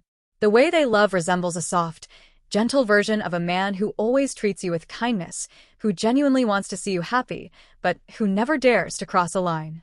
They are not the kind to boldly pour their heart out all at once. Instead, it's as if they're offering a quiet invitation. If you want to know who I truly am, you can come closer. I'm ready to share. But they won't perform or pretend if they sense you're not ready. They aren't passive, but they are deeply respectful. This is a kind of love that's marked by a profound reverence, where every forward step is taken only with your full permission, where no word, no movement, is ever meant to overwhelm you, and where their quiet, consistent presence whispers, you don't have to come close. But if you choose to, I'll be here. And I'll be real. So if you are the one who steps forward, saying you'd like a hug, a gentle touch, or a kiss, they will receive that with deep reverence. They don't need you to take the lead in every moment, but they do need clear mutual consent to feel safe. For them, intimacy is not a pursuit or a chase. It is a dance, one that both must agree to begin. And they're already there, waiting for your smile as a signal. It's not a matter of I'll only respond if you make the first move. Rather, if you genuinely wish to be kissed, if that desire is real, they will be the one to initiate it. The feeling is something like, if you truly want to see the soft performance of who I am, I'll step off the stage and walk straight into the audience, where you're sitting just for you. That nuance makes a world of difference. And if you misread the energy of this person, you might fall into the trap of thinking, oh, so I'm the one who has to do everything again? But in truth, that's not what's happening. This person isn't shifting the burden or avoiding responsibility. They're simply doing everything in their power to make sure they never cross a line you haven't opened. They don't want to do anything that might make you uncomfortable or push you into a space you're not ready to enter. This is not passivity. It's respect. Deep, unwavering, consistent respect. With them, you are always the priority. They don't hold back because they lack passion, but because they hold firmly to a principle. Never be rude, never impose, never take without invitation. They will step forward, but only when they are certain you want them to. And if you happen to be someone who hopes to see them shine, funny, warm, confident, know that this is absolutely within them. They're willing to perform that role, wholeheartedly, so long as you're the one who opens the curtain. So, if you're the kind of person who feels comfortable saying, let me kiss you first, or I'll take the lead, things with this person will flow effortlessly. There won't be a need for emotional coaxing or overthinking, because they'll simply follow your rhythm. No resistance, no tension, just harmony, just alignment. Of course, not everyone is like that. Some people feel shy about taking the initiative. Some want both sides to move together in a shared flow, not just one person leading the dance. That feeling is completely valid too. Which brings us to the next question. How can someone so gentle and reserved become more expressive, more confident in their actions? The answer isn't that they lack desire or drive. Quite the opposite, they carry both in abundance. It's just that their restraint is so refined, so instinctive, that it takes a clear signal from you for them to feel it's finally okay to open all the way. So what you need to know at this moment is simple yet powerful. This person genuinely wishes to move closer. They're not holding back out of disinterest or ambivalence, but because their respect for you runs so deep that they would never act in a way that outpaces your comfort. They are rare, someone whose gentleness isn't weakness, but strength. Someone who listens not just with their ears, but with their entire being. Someone who waits not out of hesitation, but out of love. And that love, however quietly it may express itself at first, is very, very real. To be completely honest, if you were to say something like, all right then, let's just go for it, I'm almost certain this person would instantly respond, with enthusiasm, no less. The moment they sense that permission has been granted, that they are allowed to become that version of themselves, they will throw themselves into it with a rush of excitement that's been held back for far too long. But clearly, not everyone finds it easy to take that kind of lead. Not everyone can always be the initiator, the one who guides the interaction forward. And if we constantly have to carry the weight of being the only one to act, it becomes exhausting. It begins to feel one-sided, and that simply isn't fair. That's why I asked the cards a follow-up question. What can be done to help this person, despite their hesitations and shyness, become more proactive? How can they step into their own light, on their own terms, rather than waiting to be led by the hand? I chose a tarot deck that carries a tone of maturity and a deep emotional sensuality, because what we're speaking about here isn't just about feelings. It's about action, the fire to move forward, the internal drive to close the distance. And the card that revealed itself was the World, reversed. The message could not be clearer. This person needs to be led right to the edge, to the very brink of action. They cannot jump on their own, not unless someone gives them a nod, a look of encouragement, a clear signal that says, you can go ahead. You're safe here. So, the best way to help them shift from a gentle presence into a radiant force isn't to do everything for them, it's simply to walk with them part of the way. Get them close to that edge, close enough that they can see it. From there, they'll leap on their own. They will move forward, not because they were pushed, but because they were given permission, because they felt empowered. And once they feel that trust, once they sense they're allowed to be fully themselves, you'll witness a transformation. They'll step forward with warmth, with initiative, and with a level of connection that surprises you. It's not that they've been lacking in passion, it's that they've been waiting for emotional security. And once they feel safe, they will give you the rest, wholeheartedly. I truly feel that if you can guide them to the edge, to the threshold, what begins as softness will evolve into glow, into naturally flowing initiative. It's as if all they need is a subtle invitation, and they'll come alive. And if you're someone who doesn't feel comfortable saying directly, "I want to kiss you," or "I want to hold you," that's perfectly okay. You don't need to be explicit. What matters more is the atmosphere, the silent language of presence and intention. You can create an inviting energy through subtler cues. I'm not claiming to be a master of love myself, so I drew a few more cards to ask, what's the most aligned way to guide them forward? And the energy was undeniable. It's an invitation. Not a loud gesture. Not a bold act. Just a soft signal. You don't need to pull them close. You don't need to be overt. All it takes is presence. When the two of you are near each other and the atmosphere begins to warm, shift your tone just slightly. Instead of laughing with wide, open cheerfulness, infuse your smile with a little softness. Let your gaze linger just a second longer. Lower your voice ever so slightly. Speak with a gentler rhythm, as if there's a dreamlike note hidden in your words. It doesn't have to be a performance. It doesn't need a script. All that's needed is a subtle shift. A silent, graceful yes without words. And with that, the invitation is extended, and they will come forward, not because they were asked, but because they felt it. You don't need to do anything grand. Just a lingering glance, a slight lean in their direction, or a kind of silence that leaves space for meaning. These subtle gestures will say everything for you. And this person, someone who may be cautious on the outside but quietly yearns for connection, will understand. So even if you're not the one taking direct action, you can still be the one who creates the space. All it takes is for you to open up a soft emotional field, just enough for them to realize, I'm allowed to come closer. And they will come, carrying with them all the tenderness and respect you so deeply deserve. I can't quite explain it in exact terms, but the feeling is unmistakable. Just a touch of sensual atmosphere, just a trace of gentle, slightly shy energy. That's enough. Even if your interactions are happening through text or over the phone, you can still convey something luminous. A sweet message, something quietly playful or slightly bashful, that alone can shift the tone. You don't have to lead the entire dance. This applies to everyone, regardless of gender. It's not about playing a specific role. It's about creating a certain kind of atmosphere. Just send out a soft, delicate signal, a ripple in the air, and this person, who is far from insensitive, will pick it up. They'll feel it in their body. I'm allowed to come closer now, aren't I? And when they feel that, they'll step forward, naturally, excitedly, moved by a desire they've kept tucked away for so long. So all you need to do is set the mood. In whatever way feels most natural to you. If you're someone who's usually easygoing or chatty, then suddenly shifting to a softer tone may be all it takes. Something like, it's a little chilly today, or lately I felt kind of lonely. I guess these kinds of phrases are more than enough to let them feel the emotional current changing. Of course, everyone has their own style when it comes to creating atmosphere. So imagine the version that feels most you. It doesn't need to be exaggerated or dramatic. Just a moment of energy. That's all it takes.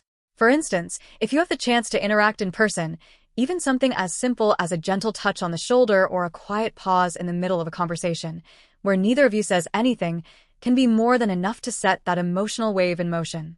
And then, this person, with all that sweetness buried beneath their surface, will begin to move. They may not open themselves completely all at once, but they will approach, in their own way, with sincerity and growing clarity. Because, in truth, they are not a passive person. They are not disinterested. What holds them back is a deep-rooted fear, the fear that if they act too strongly, they might hurt you. They are constantly policing their own impulses with invisible rules. Don't do anything unless you are completely sure it's safe. That's why, if you're able to shift the atmosphere for them, even just a little, they'll know that this time they have permission. And when they feel that permission, they will come forward with their whole heart. So if you notice that this person seems to be quietly observing the situation without taking immediate action, don't rush to misunderstand that as passivity, disinterest, or a sign that they're waiting for you to make the first move. It's not like that. This is not the kind of person who just sits back with a whatever, do what you want attitude, nor are they the type to passively wait for affection to be handed to them while offering nothing in return. On the surface, their demeanor may cause others to assume things like, wow, this person is so passive, or they probably aren't that into it. But in truth, nothing could be further from that assumption. This person does not carry the energy of someone lazy, entitled, or dismissive. Throughout the reading, their deep sense of respect for you is apparent. There is no trace of manipulation, no sign of shallow interest, and absolutely no intention to take advantage. What I feel, with striking clarity, is that this person has carried deep emotional wounds, most likely stemming from childhood or from earlier heartbreaks, and these unresolved experiences have made them long for certainty and emotional safety before they can step forward. That's why the earlier part of this reading focused so heavily on their inner world and the emotional history they bring into this connection. It wasn't filler, it was the context, the insight into why they act the way they do now. And what the cards are emphasizing here is this: you don't need to overexert yourself. You don't need to tell yourself, I must be the one to lead everything, or I have to create a huge, dramatic moment to get through to them. Not at all. All that's needed is for you to be receptive to the natural flow. Just a trace of softness in the atmosphere is already enough. You don't need to dress seductively. You don't need to put yourself into full-on flirtation mode. And if you're a man, the same applies. You don't need to flex your masculinity or force yourself to perform. What's needed isn't display, it's openness. Just a simple, subtle signal that says, my heart is open. This person doesn't need a stage, they just need a nod. And when they feel safe, when they feel that they're truly welcome, they will be the one to step into the light, genuinely, warmly, and with authenticity. You don't need to strain yourself. You don't need to pretend or force yourself into any role that doesn't feel natural. Because this connection between the two of you, it already has a life of its own. Even in silence, it breathes. Even in stillness, it moves. The energy between you is already flowing on its own, quietly but steadily. That's what this entire reading has shown me. No matter what your current circumstances are, the current between you continues organic, stable, alive. So now, you're invited to relax into that current. If you feel that things are gently drawing closer, simply allow yourself to soften into that emotional tide. There's nothing you need to perform, nothing you need to invent. And the most important message the cards want to deliver today is this: this person isn't holding back because they lack desire. They're not withholding because they're careless. They're simply choosing not to act until they are absolutely sure that their presence will be welcomed. That kind of care is not indifference, it's reverence. And in that reverence lies something rare, a kind of love that waits, not out of hesitation, but out of respect. And when the time comes and the space feels right, they will move, with intention, with warmth, and with a heart that has been waiting patiently to be allowed in. If one day this person suddenly takes the initiative to come closer to you, understand that this is the moment they have truly felt the atmosphere you created. They have recognized it fully. I'm allowed to take this next step now. And when that moment comes, I hope you will smile, because it means they have truly, deeply felt you. This person is genuinely gentle, someone who never acts on impulse or with thoughtless spontaneity. They are not careless, nor do they leave things to chance.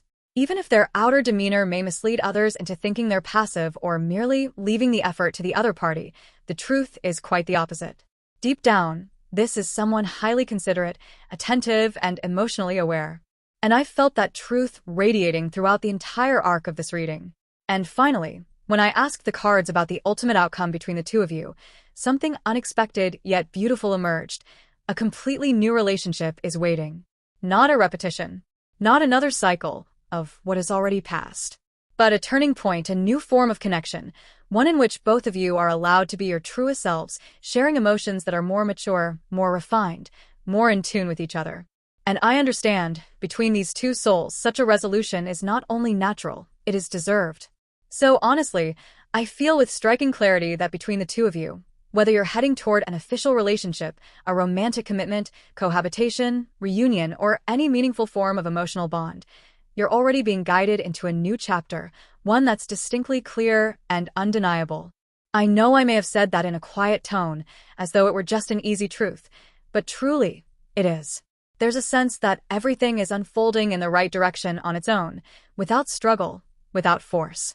Everything is quietly moving toward a space where, eventually, you will nod to yourself and say, yes, I feel it too. This reading carries tremendous weight. I don't think it's an exaggeration to call it a divine reading, because the energetic thread running through it is strikingly clear, unwavering, and resonant from start to finish.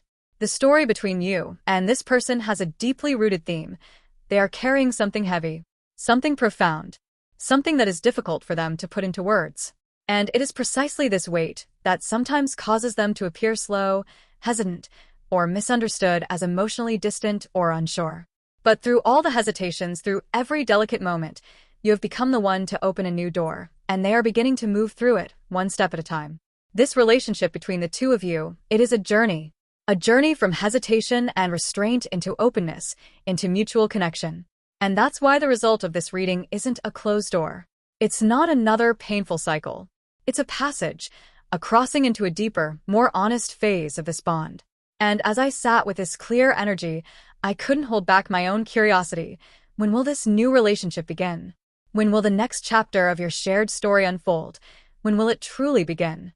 So I'll continue drawing from the deck to ask for the message of timing, for the sacred moment when the two of you will officially step into the next part of this journey together.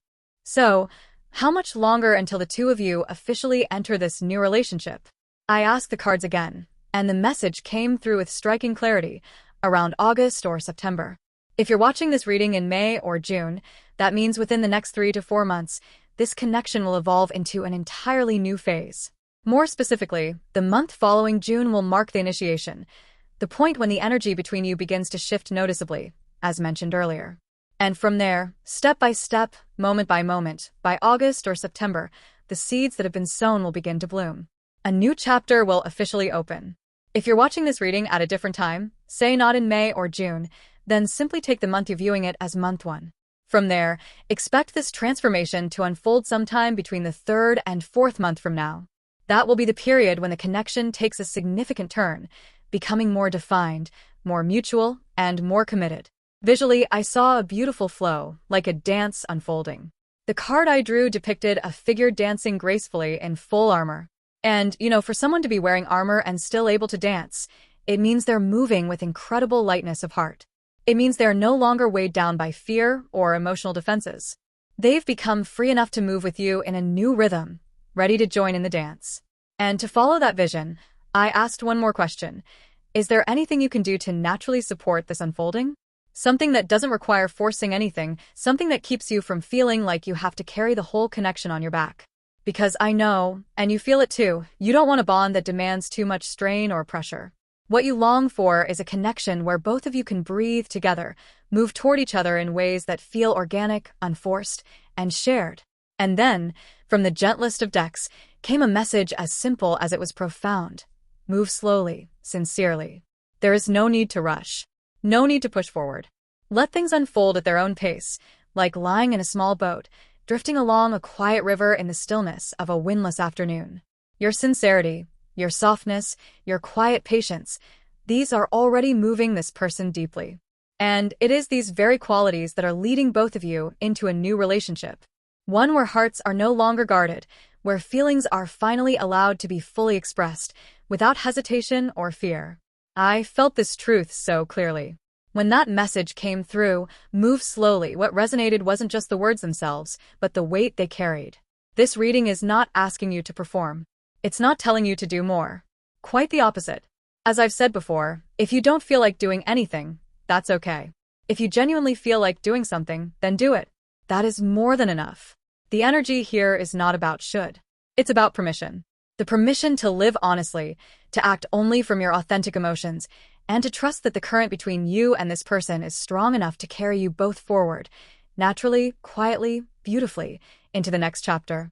Even when the two of you are together, there's no need to constantly try to keep the conversation cheerful or entertaining. What truly matters is that the energy remains natural, in the truest sense of the word. And if you're wondering what that really means, just imagine yourself sitting on the sofa at home, talking to someone you've known and felt comfortable with for a long time. There's no pressure, no expectations, just being beside each other, exchanging a few words in peaceful companionship. Of course, achieving that kind of ease with someone you have feelings for isn't always simple. It depends on how close the two of you already are. When we're with someone we like, it's only natural to want to make a good impression, to keep things light, to make them laugh, to be sweet and memorable. And that's completely understandable. Who doesn't want to offer their best energy to someone they care about? But that's precisely why the in-between state, where you're not trying too hard yet not aloof either, is the most comfortable, most magnetic space to be in. Think of yourself at home. The moment you finally settle into the couch, let out a soft sigh, a gentle, genuine feeling of rest. If you can carry that feeling into your interaction with this person, it will become the most subtle yet powerful source of attraction. Because in that state, you're not trying to dazzle, you're simply being you. the real you. The relaxed, grounded version of yourself. And that, in itself, is enough to make someone want to come closer. Natural, but still with a quiet wish to be seen in the best light. Natural, but not indifferent. Natural, but still warm. That's all you need. And it's something you're fully capable of giving. Yes, it's true. When we're around someone we're drawn to, our emotions can become easily stirred. Some people become overly shy. Others become overly expressive, talkative, almost hyper. But the message the cards keep returning to is this. The most steady and magnetic move is to stay in a gentle, neutral state. That soft, safe middle ground, where nothing feels forced, is the most secure emotional position you can stand in. Throughout this reading, the message has been consistently clear. You don't need to try so hard. You don't need to constantly be the one creating fun energy or exciting dynamics. You're allowed to relax. You're allowed to simply be. Even when you're about to message or call them, you can consciously bring your body into a relaxed state beforehand. Something as simple as taking a warm shower before a phone call can help, letting your body shift from tension into softness. When your body is calm, your words and tone naturally follow. They become more gentle, more sincere, because they're flowing from a place of peace. Of course, everything must stay within the bounds of what feels truly comfortable for you. If something feels off, awkward, or unnatural, there's no need to push yourself. Ever. One gentle method I personally turn to when I want to feel more grounded before important conversations is aromatherapy. A light touch of calming essential oils, something subtle that soothes the nerves, can work wonders. Just a small breath of a calming scent can help center your energy, letting you step into conversations from a space of softness and quiet warmth. This ease, this gentle self-permission, is where your true power lies. Not in trying, not in performing, but in your ability to breathe, be, and let your truest self emerge with grace. That's the energy that creates genuine connection. And that's the energy you already carry within you. Sometimes the simplest way to quiet the mind is to begin with the body, to consciously guide yourself into a state of relaxation. When your body softens, your thoughts follow. And once you're at ease, there's no need to force anything. You simply become yourself. And it's that natural, unguarded version of you that creates the most genuine connection. Everything I've shared with you so far is only meant to be applied within the bounds of what feels good and safe for you. There's no need to push yourself beyond your limits. But if you try approaching this person through calm, gentle means, through softness and comfort, you'll find that connection becomes easier, smoother, and far less strained. The tension, the pressure of having to try fades, and what's left is something far more real. If you're already someone who naturally speaks slowly, who carries a relaxed rhythm in conversation, then there's nothing you need to change. All you need is the recognition. So this is already the right way for me. Let this be a gentle reminder, not a rule. Just a small suggestion to help you maintain comfort and ease in your connection with this person. And now, as I was about to close this reading with a message from a person to you, something surfaced unexpectedly. Earlier, I'd briefly mentioned that this person carries a subtle hint of something a little twisted, playfully so, but until now, I hadn't explained that thread in depth. I know it would be tidier to leave that part untouched and end the reading gracefully. But honestly, I feel that to leave it unspoken would be incomplete. So before we get to their closing message, allow me to pull one last spread, something to help illuminate the invisible wall within them. The unspoken boundary, the concealed tendencies that surround their capacity for emotional and physical intimacy. I want you to understand this more clearly, so you can meet them with the right amount of empathy and compassion. And a soft note here. If you're someone who feels uncomfortable with topics that touch on sensuality or private emotional layers, this might be a good place to pause. The next part delves into more vulnerable, more intimate territory. But if you feel ready to explore it with me, then let's open this final door together and look more clearly into the complex, but deeply warm-hearted, emotional portrait of this person. And then, quite unexpectedly, Ace of Wands. Again, this card has been following us from the very beginning. It appeared earlier in the reading, it showed up in the Nobita deck, and now here it is once more. That repetition makes one thing extremely clear. This person carries a real flame within them. A desire, a pulsing, vibrant craving that burns steadily beneath the surface. And yet, how it's expressed is so clean, so careful, so restrained and well-mannered. That's precisely why, despite sensing the deep, instinctive energy within them, I still haven't quite seen that raw humanness, that slight messiness, that honesty so real it's almost clumsy. That's what I've been quietly hoping to glimpse. Not the polished version, not the perfectly curated one, but something a little more primal, more exposed. Something human. Because while their passion is unmistakably present, it's been wrapped in such discipline and thoughtfulness that part of me still wonders, where's their spontaneous self? The self that stumbles, reaches, and shows up imperfectly but wholeheartedly? And I feel that what we're uncovering here, this subtle balance between fire and form, is precisely what makes them so compelling. Beneath all the composure, there's something real, something unrefined, waiting to be seen. And it's only when they feel completely safe, utterly welcomed, that this hidden self, with all its warmth, awkwardness, desire, and sincerity, will finally step forward. And then, the Empress card appeared. It was truly striking. This person genuinely holds the other in high regard. They don't just desire, they also carry deep respect. They are the type of person who would say, I truly value you, and I will not do anything that makes you uncomfortable. They understand, and they honor that boundary. It feels as though they are repeating the sentiment throughout the reading, as if they cannot rest until they've said it clearly. I won't do anything you don't want. At this point, I just want to say, okay, I understand now. You truly respect this. I've heard that loud and clear. The entire reading today seems to revolve around this core theme, respecting the other's boundaries. And then, the final card appeared, the moon. Extremely profound. Very complete. From the beginning to the end, everything is connected. The truth will be revealed. That was the message from the very first moments. And now, at the conclusion, once again, that message is confirmed. What has been hidden within this person, the layers of themselves they have kept tucked away, will ultimately come to light. The aspects that you once felt were unclear, that you doubted, that seemed uncertain, will slowly begin to surface, piece by piece, when the time is right. And so, all the pieces of the puzzle have connected, forming a complete circle. This person, though carrying desires, wants, and passions just like anyone else, has never allowed those feelings to overpower the respect they have for you.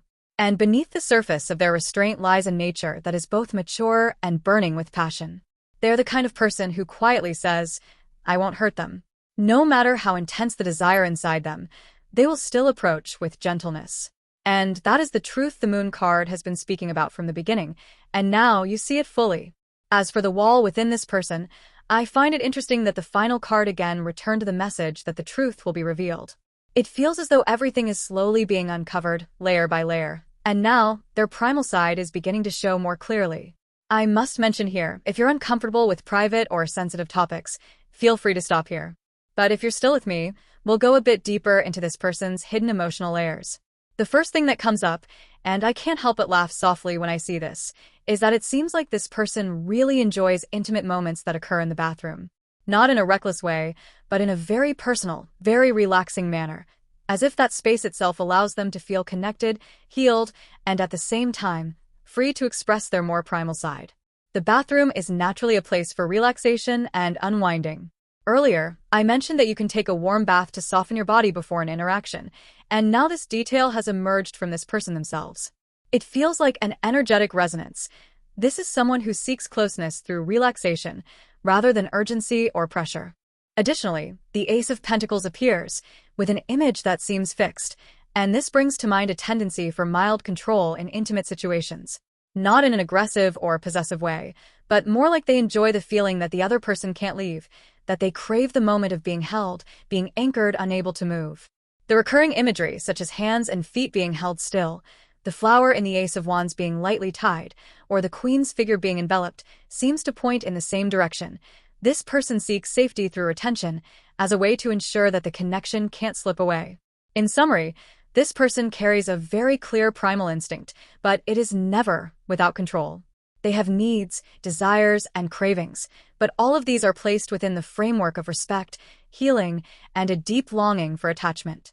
They want to love with both tenderness and instinct, a combination that is both profound and fascinating. And as promised, the truth will eventually come to light. You've already seen many layers of them throughout this reading, and little by little, their heart is stepping into the light, as long as you are gentle enough to welcome it. I understand if I get too detailed, it could potentially cross some boundaries, so I hope you receive this part with sensitivity, taking it in according to your own perception. But truly, it seems that this person has a genuine fondness for such intimate moments. They are somewhat proactive, with a clear intent in those areas. Therefore, while you may have initially seen them as passive or slow in their approach, that is simply the outer layer expressing the utmost respect for you. But inside, at their core, they are someone with a strong desire to give, to make the other feel fulfilled, cherished, and connected emotionally and physically. They don't just respect, they also have strength, initiative, but always with subtlety. So, when you are close enough, when trust is deep enough to enter a space of intimacy with them, you will feel their passionate enthusiasm, but never an imposition. I apologize if this final share touches on sensitive subjects, but I believe it is a very real and important piece of the puzzle, one that helps you understand this person more fully. They are someone who balances restraint and depth, someone with vivid desires, yet always placing respect at the core. And that is precisely what makes them special. And now, we conclude this journey with the final message from this person, drawn from the Crystal Tarot, Two of Wands. The message they wish to send to you is, I stand at a crossroads, looking ahead to the future with you in mind. I may not say it out loud, but in my heart, you have already become a part of the journey ahead. I am thinking, preparing, and I will act. I hope that one day, you will walk this path with me. It is a gentle invitation, yet one full of sincerity. It is not impulsive, nor an empty promise, but a real preparation that is unfolding. They are looking toward you, and they are waiting for the right moment to walk with you into an entirely new chapter. Now, I will, on their behalf, send you a final message, using the voice of Iboku, without gender distinction, simply the heartfelt words of one person for the one they love. This is a part of the reading, not a spiritual or psychic connection, so please receive it as a gentle message from the heart.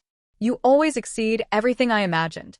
The things I thought, she will probably be like this, you pass by them so effortlessly, doing even more than that, as if you were born to rise above every expectation. Maybe right now you're uncertain, confused, not knowing which path to take.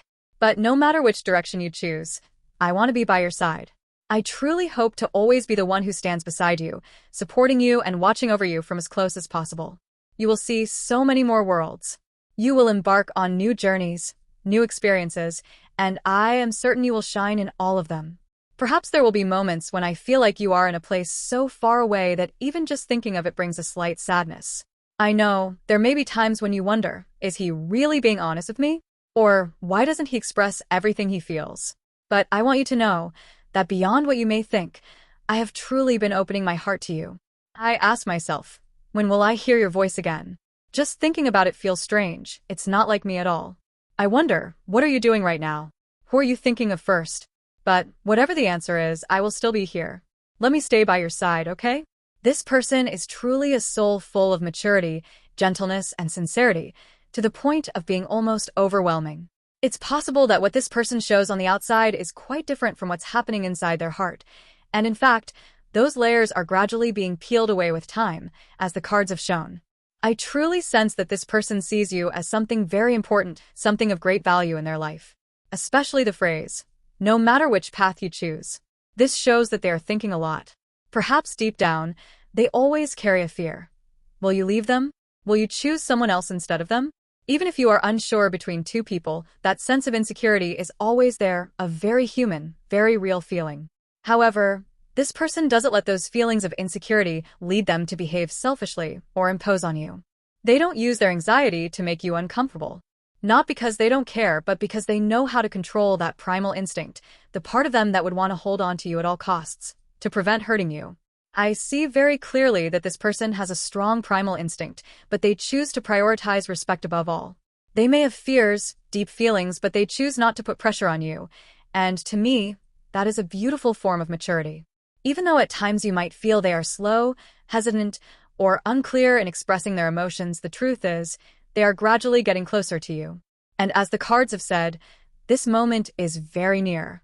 It could be next month or just a short time from now. You will see them become clearer, more approachable, and easier to understand.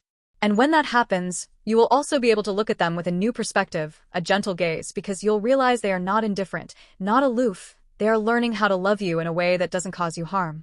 It is because of this that the bond between you two will continue to deepen. Because true affection doesn't come from grand words, but from the quiet efforts to never lose each other. And this person has been doing that every day. For you. This person, truly, I don't sense any manipulation or game playing in the way they connect with you. I've drawn many cards to check, and all the messages have been very clear. They are a person with a pure heart. If calling it pure sounds a little idealistic, it's true. This person is incredibly sincere. They have no intention to manipulate your emotions, no push and pull, no trying to hurt you to test your feelings, and certainly no playing the silent game to see how you'll react. There are no games in their inner world. And this has been consistently reinforced by the cards throughout this entire reading. Of course, they are human. There may be moments of endearing jealousy, a desire for your attention, or perhaps a need for you to focus on them more at times. But even those feelings come from genuine emotion, not manipulation. They never intend to make you feel pain or confusion. And perhaps they really want you to understand this, that they don't take you lightly. They didn't come to you just for fun, and they are not the type to be indifferent or irresponsible. If you've ever doubted that, today's cards have given you a clear answer. You don't need to worry. Perhaps you already know this. Maybe you're thinking, okay, I get it now. Why keep repeating it? But if that's the case, let this be an emphasis, a reminder, that what you're feeling is the truth. And if there ever comes a time when you feel uncertain, lose trust, please remember, this person has never intended to hurt you. They came to you with a rare purity. And they want to be with you, not with tricks, but with sincerity. If anything makes you uneasy, then the cards today are telling you. You can rest assured. I'll end this reading for Group 1 here. If you enjoyed this content, don't forget to subscribe to the channel and support by liking the video. Your encouragement is a huge motivation that helps me continue bringing new content. If anything in this reading touched your heart, I'd love for you to leave a comment or a small symbol to let me know the message reached you. I always look forward to reading your comments, so don't hesitate to share your thoughts. Thank you for watching until the end of the video. See you in the next reading. Hello, Pile 2. Thank you for your patience, and now I will begin the reading for those who chose Pile 2. I hope this reading brings you healing, new insights, and moments filled with love. The topic we'll be exploring is the recent changes happening within this person's inner world. The first card that appeared made me exclaim, the Sun. It showed up in the final position, the outcome. Truly impressive. No matter what circumstances you and this person are in, the Sun is one of the most powerful cards in the major arcana. It symbolizes clarity, sincerity, joy, and the desire to be open, to share. And for me, when the Sun shows up in the final outcome, the first thing that comes to mind is, this person truly loves you, and that feeling is becoming clearer, even accelerating. However, there's one thing that caught my attention. The image of the face on the Sun in this deck looks somewhat harsh, almost intimidating. This made me wonder if they are loving you in a way that could be misunderstood as pressure or possessiveness. But for now, overall, the energy is still very positive. In the near past, I see Two of Wands. This shows that this person has stood at a crossroads and has thought deeply about the relationship between the two of you. They may have gone through a period of hesitation, uncertain whether to take another step forward. But now, as indicated by the following cards, it seems they have made their decision. Next, we have Ten of Pentacles, a card that carries the message of sustainability, long-term commitment, and building a shared future. I feel that both of you, whether officially together or not, are both wanting to nurture and maintain this relationship. This is not a fleeting feeling. It's something that both of you, to some degree, want to preserve. And even if you're currently angry, misunderstood, or feeling frustrated, the cards do not dismiss that reality. I understand, because love is not always beautiful. But even in moments of anger, I can still clearly see this person still wants to be close to you, still wants to rebuild, still hopes to walk beside you. Even when you might think, I can't love this person anymore, deep inside, your heart is still holding on to something, and perhaps they feel the same. It's a tug-of-war between pain and the desire to heal. So, the most obvious thing I feel right now is this. This person is starting to realize your true value, and that realization is leading them to a very clear desire to continue, to rebuild, and to move forward with you. Even though you two may have argued, experienced conflicts, or misunderstandings deep down, I can see one thing very clearly. You still want to be with this person. The emotions expressed through the cards show a strong desire to continue, to preserve, and to overcome difficulties together. Because the card about sustainability and maintaining the relationship has appeared. On their side, they are also having many thoughts. The Nine of Wands appeared in the position representing their energy. This indicates that they are somewhat guarded, perhaps tired, but at the same time, they are paying a lot of attention to how they are seen in your eyes. It's not about how others view them, but rather, what am I in your heart? And the Ten of Pentacles appears again, confirming that both of you, on a subconscious level, want to build this relationship for the long term.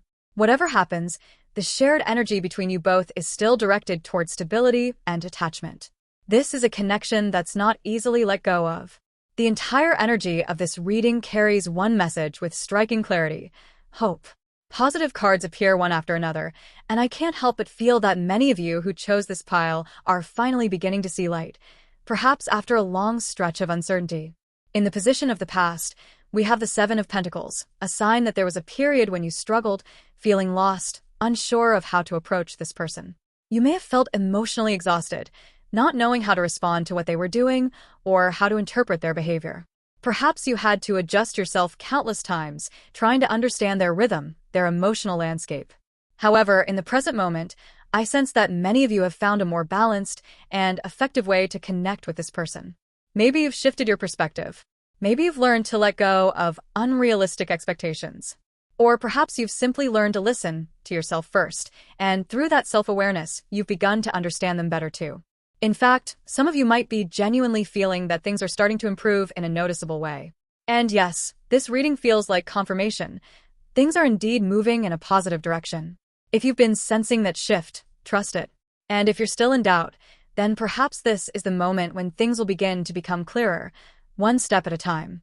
I can feel that it took you quite a while to truly grasp this person's nature and emotional patterns. There might have been times when you thought, this person is impossible to read, or I just don't understand what they're thinking. But recently, something has shifted. You've begun to figure it out, or at the very least, you're starting to discover an approach that feels more natural and less exhausting for both of you. While I hesitate to use words like strategy or tactic, it's clear that you've found a way to maintain this connection without draining yourself emotionally the way you might have before. It's not manipulation, it's an honest adjustment. A soft recalibration, born out of sincere care. The Six of Cups in reverse shows up in the advice position. This tells me that your relationship with this person has not been easy or straightforward. You've likely experienced disappointment, emotional wounds, and had to reassess your expectations more than once. But the message from the cards is unequivocal. None of these challenges have been in vain. In many ways, this emotional journey is about learning how to truly understand each other. And perhaps this relationship's deeper purpose is rooted in growth. You learning how to perceive their subtle ways of expressing, and they slowly learning how to open their heart, even if that expression still feels clumsy or incomplete. I also have the strong sense that this isn't a new relationship. It doesn't feel like something that began yesterday or last week. This feels like a connection that has been through time, whether it's been several months, a year, or even longer. Perhaps your longtime partners, spouses, or lovers who have shared seasons together. Whatever form it takes, this is not something new, it's something layered, something that has matured through experience.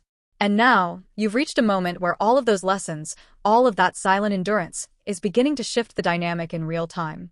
You're no longer trying to control or decipher everything. You're starting to simply understand. And in that understanding, there's room for healing, not just for you, but for them too.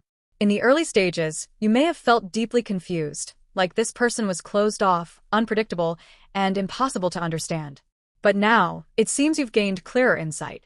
You can see how they love, how they respond, and even how they hide themselves.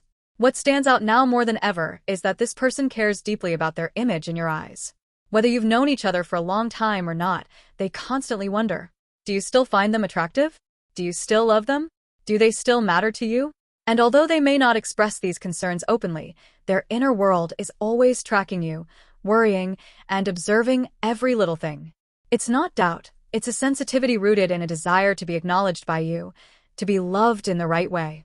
This person's feelings are not loud or dramatic, but they run deep, very deep. And you are the one they always think about, even when they don't say a word.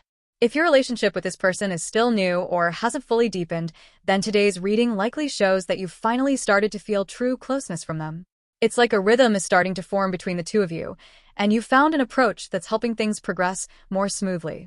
The entire energy of this reading suggests a flow, from initial confusion and trial and error, to gradually understanding each other more, and then moving toward a more positive future. However, there's one thing that makes me a little uncertain. In the near future position, the Eight of Cups appears. This is a card with a message of leaving, letting go, or shifting direction. Not because love is no longer there, but because a new approach or a new path is needed. It's different from the Two of Wands, which represents energy of planning, expanding horizons, and looking forward with optimism. The Eight of Cups, on the other hand, feels like a sign of awakening. The old way no longer works, and a change is needed to prevent both yourself and the other person from continuing to hurt each other. Because of this, the near future could represent a time when either you or this person decides to change the way you engage, or let go of an old way of interacting that's caused exhaustion for both of you. But this change does not lead to separation. Instead, it moves toward a very positive result. The Sun, a symbol of happiness, sincerity, and the restoration of trust. In other words, if you're feeling like the messages are a bit disjointed, that's the same feeling I'm having. And for that reason, I've continued to pull additional cards to find a clearer connection. When I pulled another card for the energy of this person, the card that appeared was Knight of Swords. This person seems to carry quite intense energy. They might not always be patient or calm, but once they make a decision, they move very quickly and decisively. They are the type who, once they have set their sights on something, will charge toward it without hesitation, even if their emotions are still complex or unresolved. This shows that, even though they may have hesitated, avoided, or made you weary with their lack of clarity in the past, in the time ahead, they will act with more certainty and decisiveness. You may feel a noticeable shift, whether in the frequency of communication, how they express themselves, or their attitude in the relationship. However, for this to truly lead to a positive improvement, both of you may need to go through a phase of adjustment, a phase that the Eight of Cups is forecasting. And after all the changes, the Sun will be waiting at the end. A clear light, with no ambiguity. A place where both of you can look at each other without hesitation, without any more wounds. A bright future awaits, but only if both of you dare to go through this challenging transition. This person, right now, their emotions are not negative in a harmful way. Rather, the negative feelings they're experiencing are driving them to act more forcefully.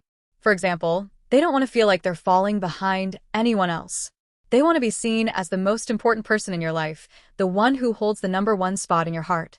Why does this stem from a part of negativity? Because deep inside, they feel like they might not be the most important person in your eyes.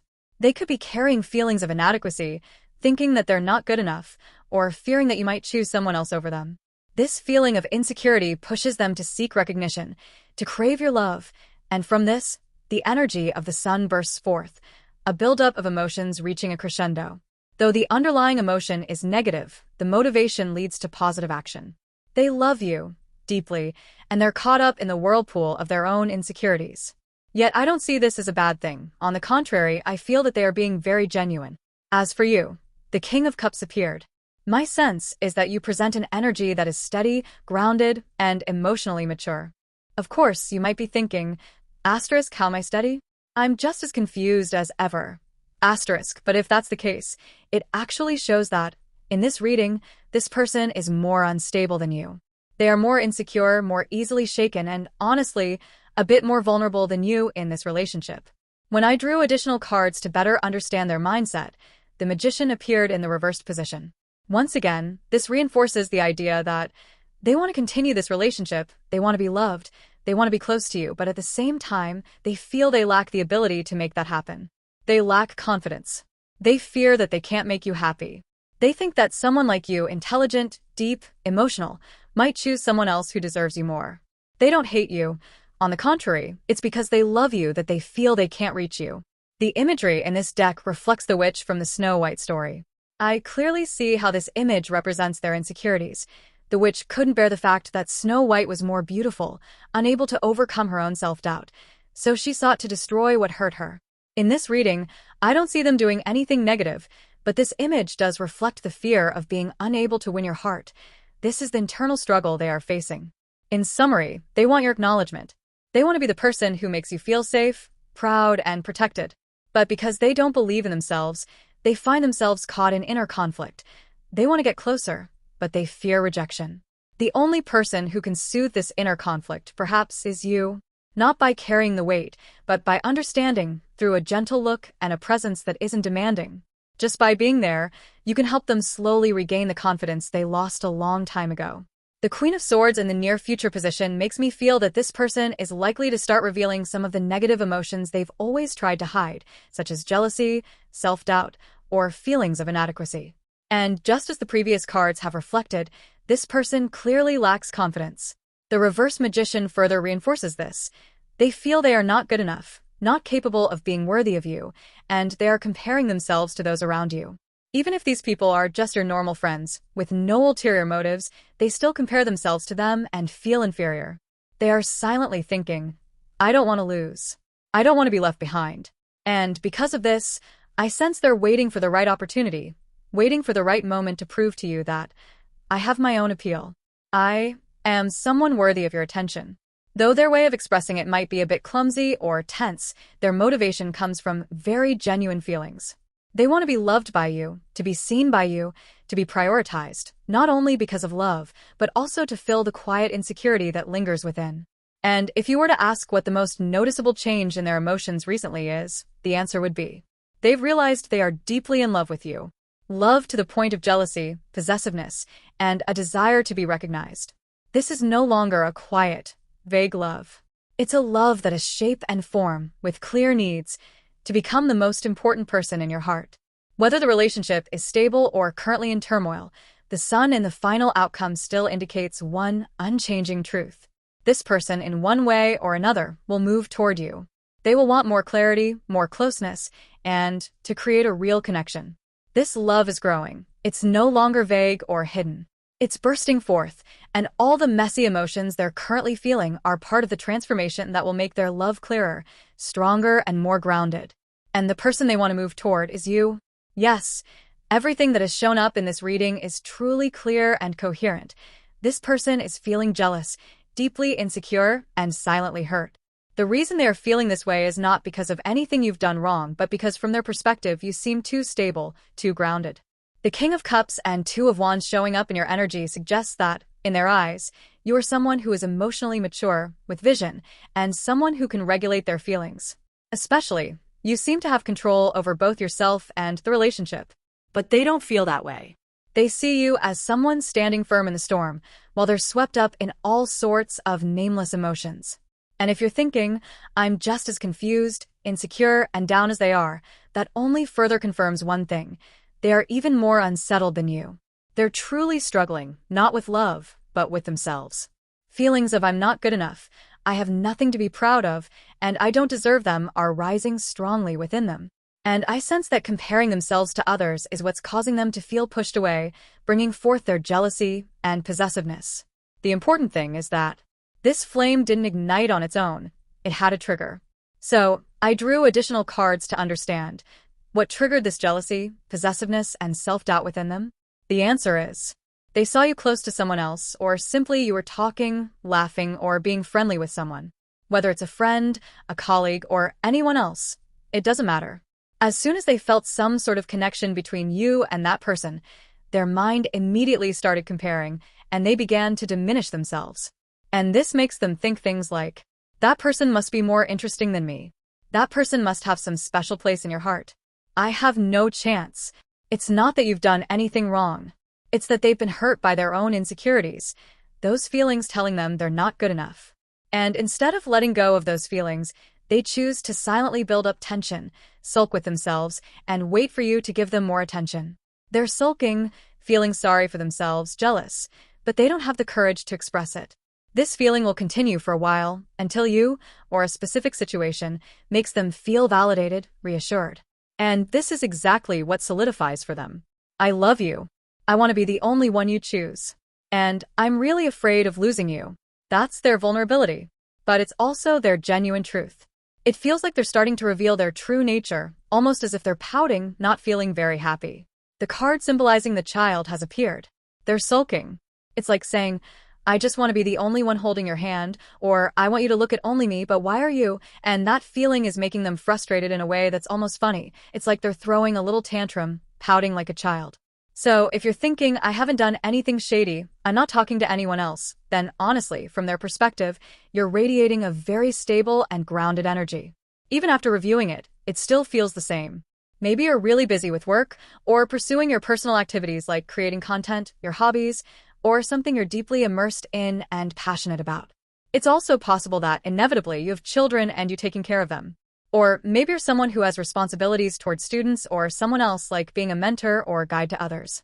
And this is making the other person feel like, hey, why aren't you paying attention to me anymore? You're not looking at me like you used to. And from there, a feeling of sulking, a bit of jealousy, and dissatisfaction is growing inside them. Well, there's really nothing that can be done about that, right? For example, if you have young children or are busy with work, it's natural that you would need to dedicate time to those things. It's unavoidable. And the truth is, the other person understands that. They completely get it. But even though they understand, they still feel not happy. They still feel uncomfortable, like something's off. The overall feeling is that this person isn't angry for no reason or exploding with emotions in an unreasonable way. No, it's just that they know the reason, but they still feel uncomfortable, still feel a bit abandoned, and perhaps they're wanting you to pay more attention to them. Perhaps, in some cases, you are genuinely having to spend time with your children. For example, if your child is going through a stressful exam period or busy with extra classes, extracurricular activities, etc. It could also be that you're focusing on your students or those you are guiding, and this is making the other person feel lonely or neglected. Some people might notice this very clearly, especially when the cards describe a very specific image. In this reading, I see it as if one person is standing by the window, alone, while the other person you are turning away, focused on other things that need your attention. Regardless of gender, I sense that the person turning away, focusing on something else, is you. The person sitting and watching you from the window frame, the other person, is silently feeling sad, wishing you would pay more attention to them. A card also appears indicating the possibility of a third-party relationship. Not that everyone is experiencing this, but in some cases, it could mean you might have another partner or someone else close to you, to whom you're giving special attention, causing the other person to feel, hey, I'm here too. Look at me. Don't forget about me. That feeling is really standing out clearly.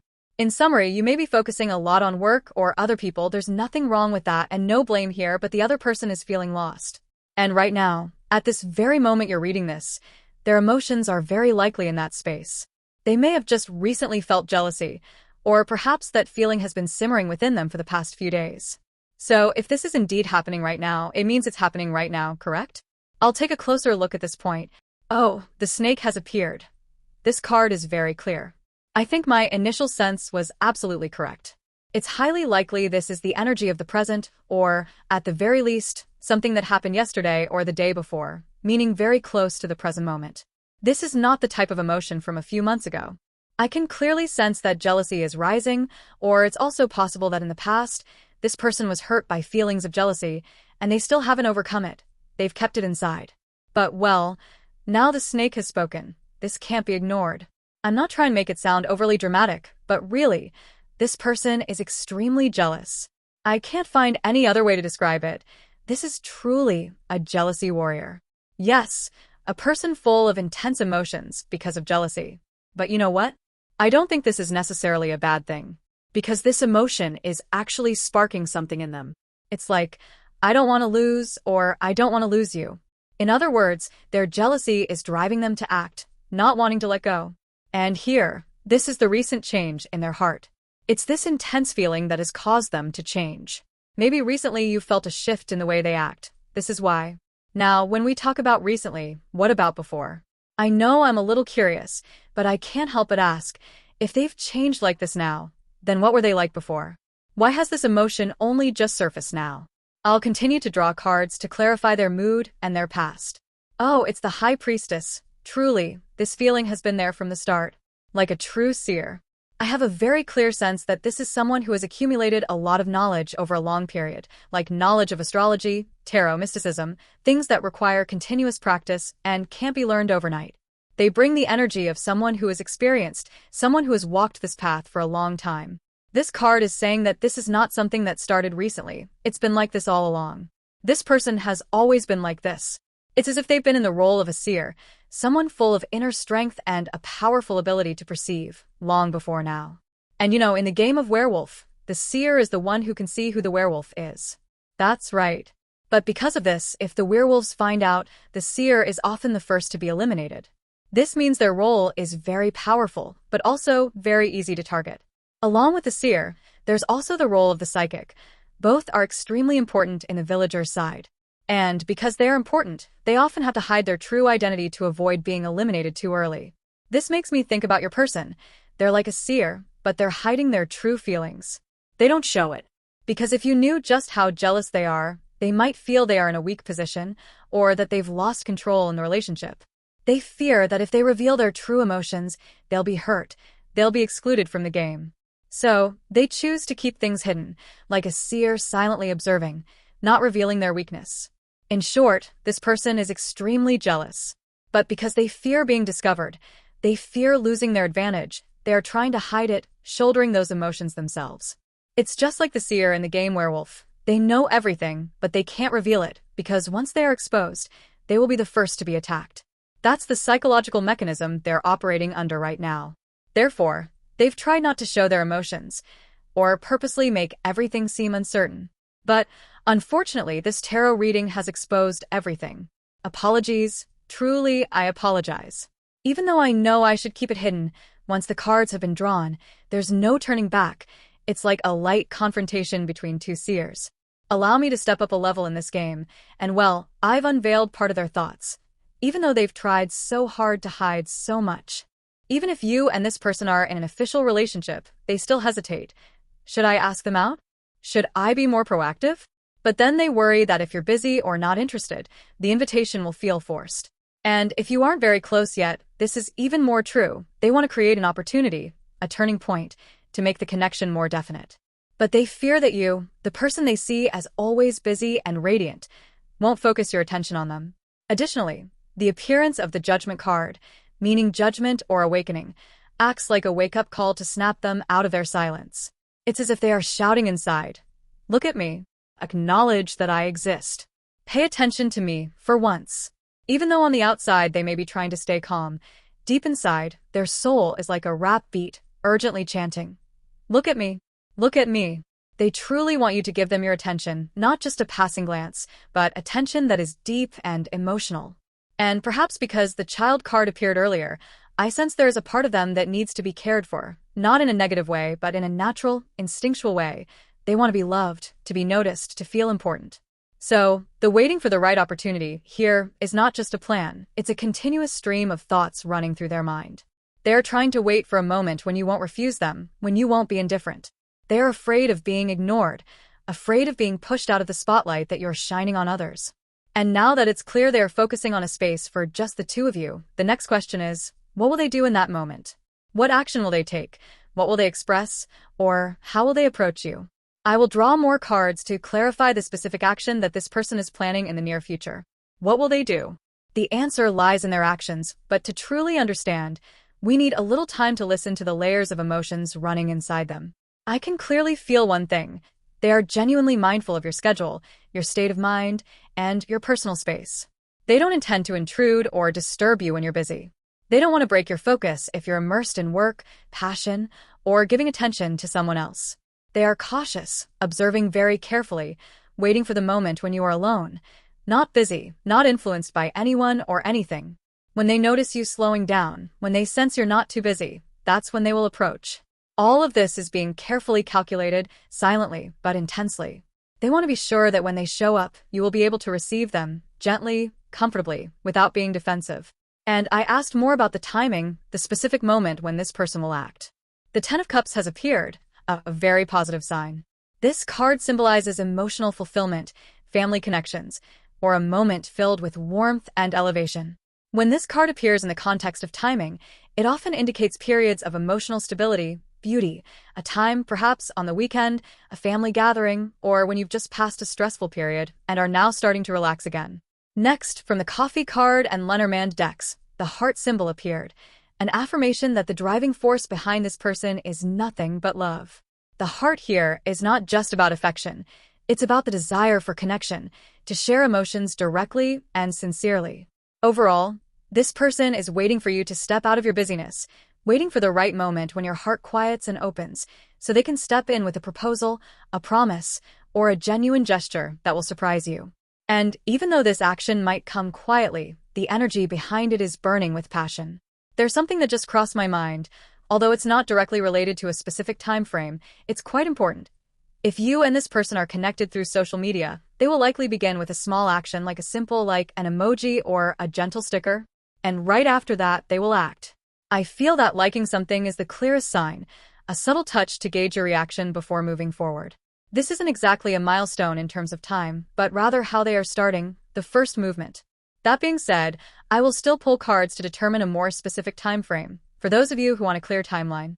However, if you're the type to feel tired or pressured by being tied to specific dates, feel free to disregard the numbers and just focus on the content of the message.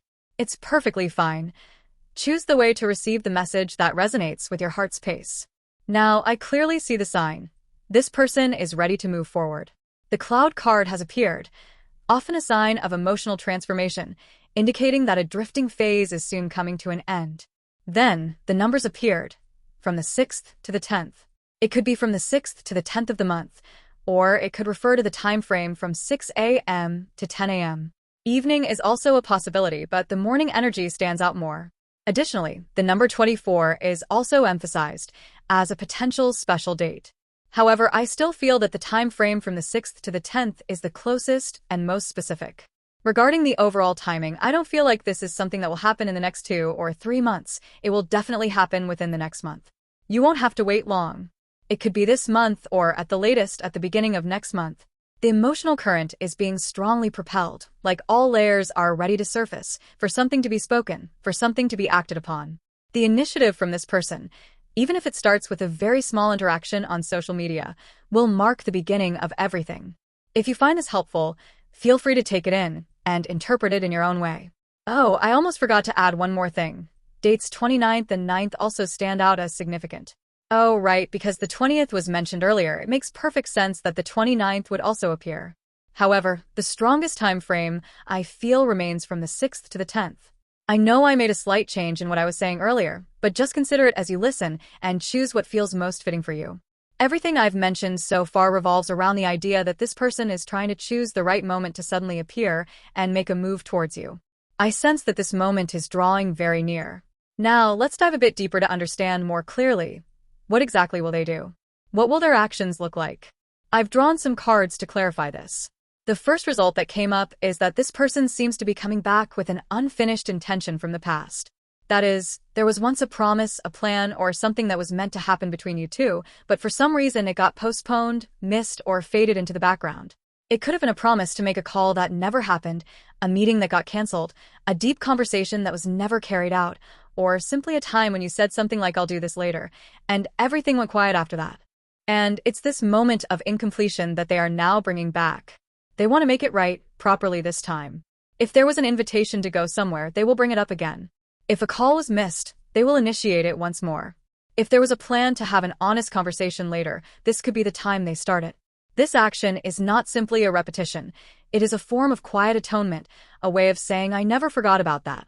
They want to fix, complete, or continue a chapter that was once left unfinished between the two of you. This is how they will move forward, quietly but sincerely. No fanfare, no grand gestures, but clearly with thought, deliberation, and deep emotional significance. There's another possibility. If there were no promises or plans in the past, or if the previous details don't quite resonate with you, then what will this person do? I see very clearly. Their action will be incredibly mundane, very close and real. It won't be a dramatic turning point, but rather a small action with depth. They will begin to ask about your past relationships. Although the conversation might start with light questions like "How have you been lately?" or "How's work going?" the real aim will be to slowly lead the discussion towards your past relationships. They want to know, how many people have you loved, what happened in those relationships, and what emotional experiences you've been through.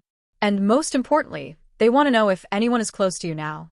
They are quietly probing to see if there is a competitor, if there's someone you're giving more attention to, more affection, or more focus than to them.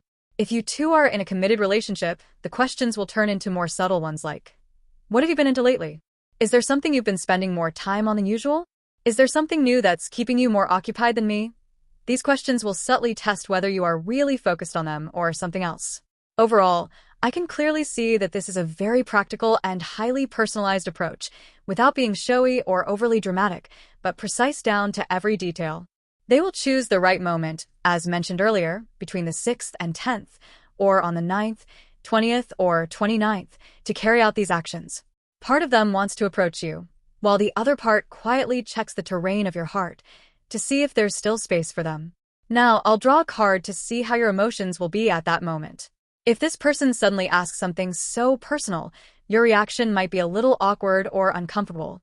If that's the case, I'll continue drawing more cards to find out the best way for you to respond in that situation. So, how will you feel at that moment? I see something very positive. Your heart will cry out, "Finally, it's here." The card clearly shows that this is the moment you've been waiting for, a feeling as if this is the bird of the 21st century, as if everything that once seemed vague has now become reality. This feeling isn't one of surprise, but a sense of relief and release. Something like finally, they've arrived. At the same time, the Two of Pentacles also appears, just like the Two of Wands did in the previous reading. Both cards carry the energy of parallel paths, two choices, two directions. And from this, it shows. Although you greet this person with joy, in your heart, there's still something else weighing on your mind. Perhaps you're going through a busy phase, focusing a lot of energy on work or taking care of something important, like a project, a career goal, or even a loved one you need to look after. It doesn't necessarily mean it's another romantic partner. It could simply be something that prevents you from fully dedicating your heart to one person. This doesn't mean you're rejecting the other person, but it's a message from the universe. You're walking a path with many tasks, many priorities. Even when love comes at the right time, you still need to find a balance between your heart and your responsibilities. I also see the image of a triangle emerging, a form of three-dimensional energy. And it's important to emphasize that this reading doesn't suggest that there's a third person or that the other person is being deceitful. This is definitely not a reading that implies betrayal or infidelity. These cards are talking about you, someone who is standing at a crossroads, torn between two important things. It could be between love and work, between a relationship and a career, or between responsibilities and the desire to live for yourself. If in your heart you think, "I am not in love with anyone else," then yes, that is true. This reading does not suggest that you are in love with someone else. It is simply reflecting a reality. You have many precious things to protect, not just your romantic feelings. And the other person, the one you're thinking of, can sense this. They see you glowing, they want you to only see them, but they also feel that you are dividing your attention to other things. In short, when they come closer, you will feel happy. But at the same time, you will also realize that you need balance. You need to clarify what the focus is right now, and whether you are ready to devote your whole heart to this relationship. And this, perhaps, is the moment for you to listen to your heart most deeply. For example, it's also possible that the things you're doing every day, things that seem completely normal, are what make the other person wonder, is this truly the most important thing to you? And this can absolutely happen with many people. In fact, for most cases, the other person is looking at you and asking themselves, is there someone else by your side? Or are you idolizing someone else or giving your heart to someone else? Because the image of a triangle is so clearly present, it creates a very strong feeling for me. I may be wrong, but that energy is undeniably there. In some cases, for some of you, it's even possible that you are genuinely torn between two people, having to choose or weigh where to direct your heart. But I need to clarify. It's you who are in this situation, not the other person. The person you're thinking about is actually in the opposite state. They're wondering, who am I in your heart? Am I the one you prioritize? Please, can you see me first? And if you are truly torn between two people, I feel that the other person has somehow sensed this. Even though you haven't spoken it out loud, they can still feel that there is something very important in your life, another person, another relationship, or simply a goal or dream that prevents you from giving them your full attention. They don't need to understand the details, but from start to finish, the message they are sending is consistent. I know you have something else important, but I still hope you will choose me. I want you to see me, pay attention to me, and place me as your top priority. However, from your side, I see a very strong emotion rising, joy and relief. When the other person takes action, approaches, or responds, you will feel, it's finally here. This is my moment. It's like you've been waiting for this moment for a long time, and now it has finally arrived. The energy feels like, it's my turn on stage now. Honestly speaking, although in love, no one is better than the other, and there is no such thing as one winning over the other, but given the current situation, you are in a more proactive position, with a slight advantage. There's no need to soften the words. Clearly, you are the one in control, the one deciding how much of your heart you're willing to open, how much you're willing to embrace. And your feeling at that moment will be, oh wow, it's really happening. All right, let's see. You are the one steering the course of this relationship, and it doesn't require any effort. It has naturally unfolded this way. I am genuinely curious. I wonder where this dynamic between you and the other person will lead in the coming time. So, I've done a reading to look at the developments over the next 3 months, starting after the first significant action takes place. If I've previously mentioned that actions will unfold within a month, then what I'm about to share will be the developments in the second, third, and fourth months following that moment. You can adjust this to the next month or apply it according to your personal timeline. First, in the second month, after the first big event happens, I sense a very gentle, warm atmosphere. It feels like, finally, the two of you can sit together, calmly, and have an honest conversation. At this stage, what's precious is that there will be private time for the two of you. No distractions, no external factors interfering, just two souls sitting together, listening to each other, and understanding one another a little more. I feel this is a month of relaxation, gentle closeness, and peaceful stillness. Even though the emotions might not explode dramatically, this is the time when both hearts gradually move toward a sense of safety, a place where there's no need to act, no need to perform, just to be yourself. The strongest change isn't in actions, but in the quality of the connection between the two of you. Perhaps there will be deeper conversations, real emotional questions, or a moment when you clearly sense, this person truly wants to understand me. It's no longer about waiting, but about presence. This phase is like a peaceful summer evening, not chaotic, not intense, but leaving an indescribably pleasant feeling. And what's worth cherishing is, the true connection begins here, not just spontaneous emotions, but a deep, quiet flow that binds the two of you steadily, though silently. On the other side, I can clearly sense that this is what they have always longed for you to care about them, for you to pay more attention, for you to spend time with only them. They have longed for, just look at me, pay more attention to me. So, as you enter the second month of this phase, it seems that you will also begin to feel a greater sense of balance in your own life. It's not that your work suddenly becomes less busy or that you stop your usual activities, but rather, you begin to know how to allocate your time more effectively so that you can have time for yourself while also creating some quiet, private space for the other person. I can clearly envision the image, the two of you being together, undisturbed by anyone, not pulled away by circumstances, simply enjoying peaceful moments together. Even for those of you who already have a clear emotional connection, the relationship might become more passionate, either emotionally or even in terms of physical closeness. For those who still maintain a pure connection, this month brings a whirlwind of emotions, heartbeats racing, moments that make you blush unexpectedly, feeling flustered by the sudden attention or the deep gaze from that person. The appearance of the Ace of Wands, a symbol of stimulation, inner drive, and a powerful emotional vibration, suggests that, whether in a literal or metaphorical sense, this month is one of closeness, heightened emotions, and you maintaining control over the entire process. Honestly, regardless of gender, you carry the energy of a queen, someone who gently navigates the relationship in her own way, but without imposing or controlling, instead doing so with natural and subtle attraction. If you don't feel this yet, remember, the cosmic energy is gradually leading you towards this state. You will become the one who sets the rhythm, the one who coordinates, the one who makes the other person unable to take their eyes off you. Then, in the third month, the one following this, I sense a small shift. It seems like you return to focusing on work, personal projects, or some individual goal. You become busy again, and that causes the other person to once again crave your attention. They return to a state of waiting for you, watching you wondering, is that person more enamored with something else than with me? If we consider a real-time timeline, this could be June, a month with a lot of energy and motion, often the midpoint of the year when things need to accelerate. Because of this, you might get caught up in the whirlwind of work or personal plans, making the other person feel somewhat neglected.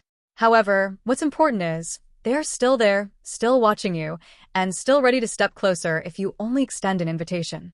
The connection doesn't fade, it's just that, at this moment, your gaze is momentarily directed elsewhere. But it's precisely this absence that makes them more aware of their true feelings for you. The first month I mentioned earlier, I believe that would be July. For those of you not following the actual timeline, feel free to apply this to the next month and the one after that in your own personal way. I'm currently making this video in May, so if we consider the actual timeline, the month when you dedicate more time to yourself, to things other than love, that would be July. In this month, I see you being very strong and stable.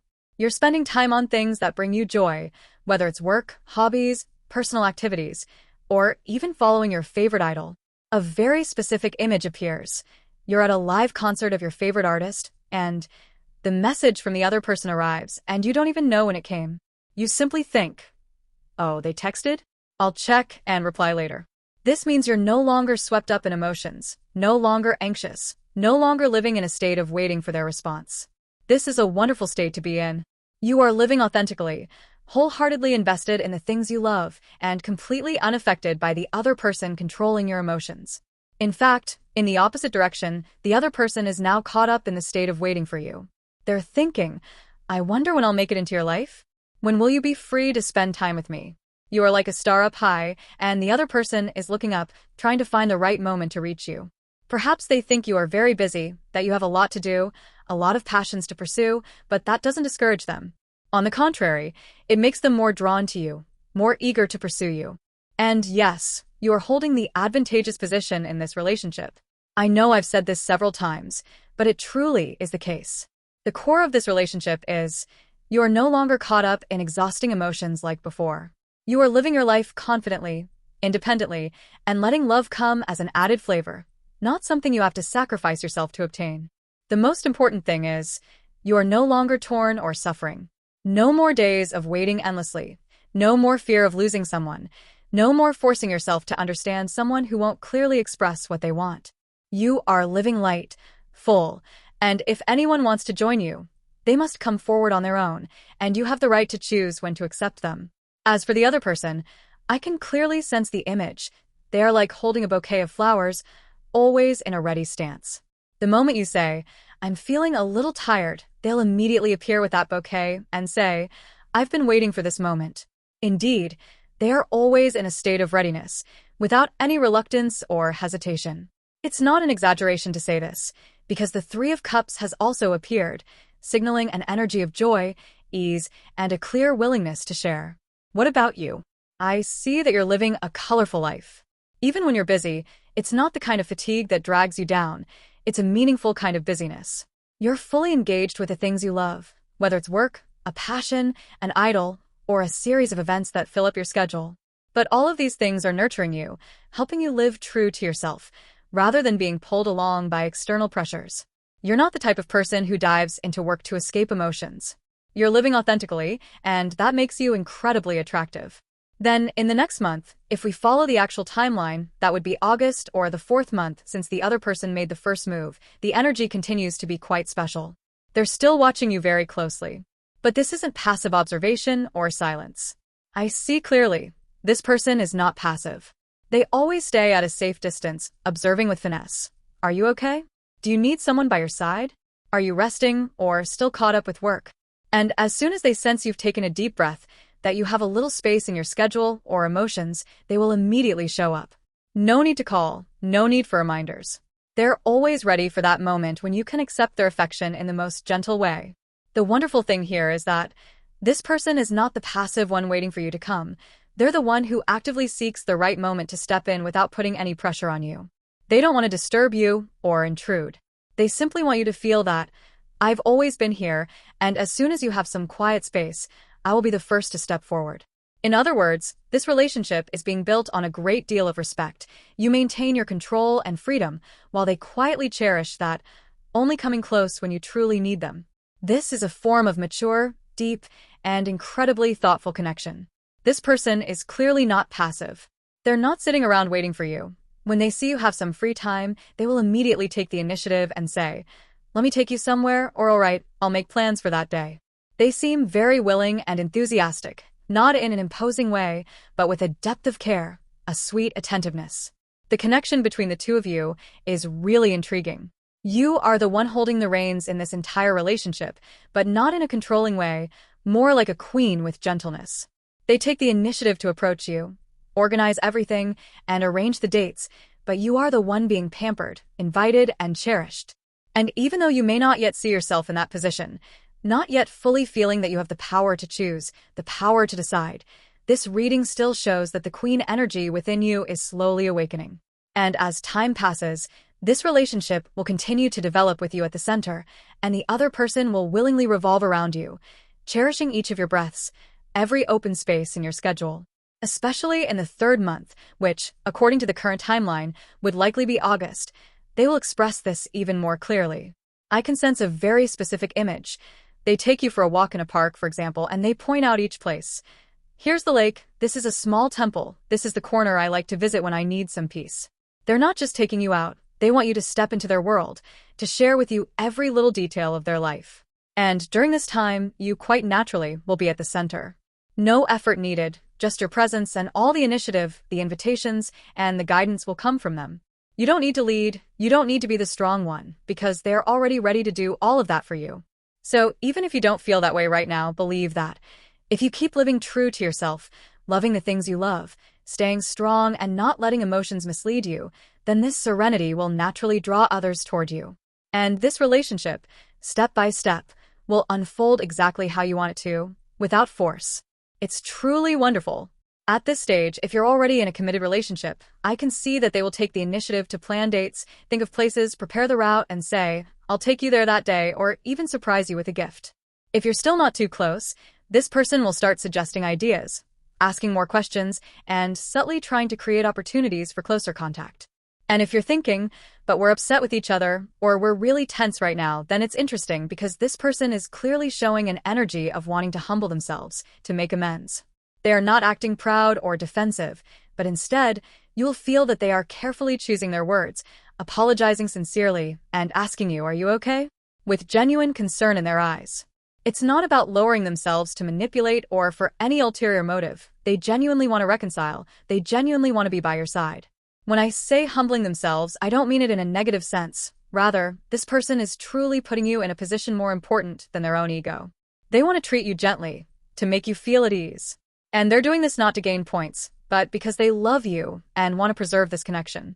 Especially in the third month, corresponding to August if you follow the actual timeline, I clearly see the image. You both go somewhere together, most likely a park, a calm, pleasant spot, where they take the lead. I know a great place, come with me. Some people may even invite you on a little trip, like a small picnic or a day out in the countryside. If the two of you aren't very close yet, this could be the first moment for both of you to step into a private space, perhaps a meeting, a coffee date, or some occasion where they want to introduce something of their world to you. They won't hesitate to show you. This is my favorite place, or I found this spot and I want to share it with you. If the two of you have argued or been through tension before, this moment is no longer about reconciliation. It's the beginning of a new phase, becoming closer, more profound, understanding each other better after what you've both been through. And the reason why they're being so humble, taking initiative, being patient and gentle, I've just drawn a card that reveals the reason behind it. The reverse lovers card has appeared, and it clearly says, they don't want you to hate them. They don't want to make you feel uncomfortable, hurt, or insecure. They fear losing you, fear doing something that will make you turn away, and they're trying their best to avoid that from happening. I feel very clearly that in the third month, which would be around August, this energy will peak. They become sensitive, easily moved, and react deeply to even the smallest signals from you. So, what has made them become this way? When I continue drawing, the Madman card shows up, a card symbolizing chaos, illogicality, and actions that break from the usual framework. This card often represents characters in a game like Werewolf, where everything is thrown into chaos, with no way of distinguishing the real from the fake, the right from the wrong. And in the context of this reading, it shows that this person is lost because of you, but it's a passionate, out-of-control kind of loss. In other words, they are sinking deep into their feelings for you, very honestly, in a kind of positive madness. I can clearly see that you have triggered a solar switch within them, causing this person to gradually lose the emotional distance they once kept. They become more proactive, gentle, but inside they are incredibly intense. The reversed lovers card in this case isn't a sign of separation. On the contrary, it shows that they are gradually losing their own boundaries because they've become so immersed in their feelings for you. Sometimes they act without controlling the extent. They may spoil you too much, care for you excessively, or be overly eager to be seen and be near you. The feeling is very clear. They are lost in the maze that is you, and in that maze, they no longer want to leave. They know they are stepping deeper into emotions, but they don't want to stop. Even though they know they might be going too far, they keep moving forward because the light in their heart, the light from you, is so bright that they can't resist it. And because of that, sometimes they might be awkward, they might pour too much affection, or be unsure of what the right thing to do is. But what's certain is, they're not calculating. They do all of this for one reason only: they care too much, they pay too much attention, and they love you too much. I have a very clear feeling when drawing a card from the Kimetsu no Yaiba deck. Your mood at that time is not indifference, not boredom, but rather a kind of confusion, a bit of surprise, and you're trying to maintain calm within. The card depicts Zenitsu shouting, "I'll get off the train." Upon hearing there's a demon on the train, this isn't truly backing down, but rather an instinctive reaction, an overreaction to a sudden surprise. And from this, I sense that you're in a similar state. You're not cold, not rejecting, but you feel overwhelmed. The other person, with their overly thoughtful actions, unexpected attention, humbling gestures, and willingness to do anything for you, leaves you momentarily stunned. You don't know how to respond smoothly. Not because you don't like it, but because everything is happening quickly and more than you expected. You might think, I just said I was a little thirsty. Why did they buy 3 bottles of water in 3 different flavors? As an example of how the other person is trying to do everything to please you. And that very thing leaves you a little confused, flustered. You feel as though you've stepped into an emotional space you weren't quite prepared to embrace fully. You're not cold, but you're very clear-headed. And because of that, you tend to keep a little distance, think things through more, and not be easily swept up in the passionate emotions flowing from the other side. You still have feelings, still appreciate them, but you're thinking, is it really necessary to go that far? And you tell yourself, take it slow. I need more time to understand, to feel it. This is a completely normal reaction, especially for those who have grown through past emotional lessons. You value affection, but you're no longer naive enough to dive in right away. In short, you're not cold. You're just maintaining clarity, while the other person has already exploded into an emotional rush. You're a little stunned, a little taken aback, but not rejecting. You're just considering, reassessing your place within the tide of emotions rushing through them. It's very mature, very realistic, and perfectly in sync with who you are now. Of course, the example earlier is just an illustration, but similar situations could occur. For instance, when both of you are trying to talk things out, make amends, and the other person suddenly apologizes so intensely that you have to say, okay, you don't need to apologize that much. That's the feeling you might experience, not because they've done something terribly wrong, but because their emotions have surpassed the usual balance. Why has this happened? Because cards like the Lovers reversed and the Madman have spoken. It's not saying that your partner is crazy or over the top, but these cards are talking about an emotional immersion that can no longer be controlled, a feeling driven by nature, by the flow of the heart, no longer confined by rational calculation. In other words, they have entered the state of the sun, and you are the one who triggered it. From the initial actions in the first month, to the closeness in the second month, and then into the third month, possibly around August, their emotions gradually reach a peak. They start to be unable to stop. They are immersed in the image of you. They want to be seen by you, acknowledged by you, cared for by you. What's important is, all of this is not something they planned or did intentionally. It's happening very naturally. They don't want to become overly emotional, don't want to seem weak or dependent, but they can't control it because they are being genuine. And this genuine affection, even if it's a little too much, carries a powerful and completely authentic attraction. Even if you feel like, no way, they're not the type to be like this, remember that when you reach that point around August, you might look back and think, I can't believe I once thought they couldn't change. Now here they are, acting like this for me. You might feel a little stunned. You might sometimes think, wow, this person is overdoing it. But what I want to emphasize is, they're doing all of this because they've truly fallen for you, without an exit but with full sincerity. That's why I really hope that after a few months, you'll look back and reflect on this reading because you may realize, oh yes, I'm even surprised by how they've become like this. I can clearly see that their feelings will swell to the point where you might feel overwhelmed. And what I'm concerned about isn't whether the two of you will progress or whether you'll make them love you. Not the usual questions like whether this relationship will work out. It's something entirely different. From the beginning to the end, the cards don't speak about whether you'll end up together or not. Instead, they all emphasize one thing. Will you feel tired from this person's dependency on you? Truly, it's not a light feeling. I can clearly see that you'll be loved a lot, but that love could become so intense that you'll start wondering, is this person depending on me too much? You might even feel like you're being lightly obsessed over, like receiving constant messages while you're working, or posting a story and immediately seeing them watch it, or them leaving traces everywhere, as if they're not physically with you, but their energy is constantly present around you. They might not say anything explicitly, but you'll feel their presence every second. However, the good news is that the Queen of Wands has appeared, and that confirms you won't be swept away. No matter how the other person acts emotionally, you will still maintain your self-control, your composure, and your clarity.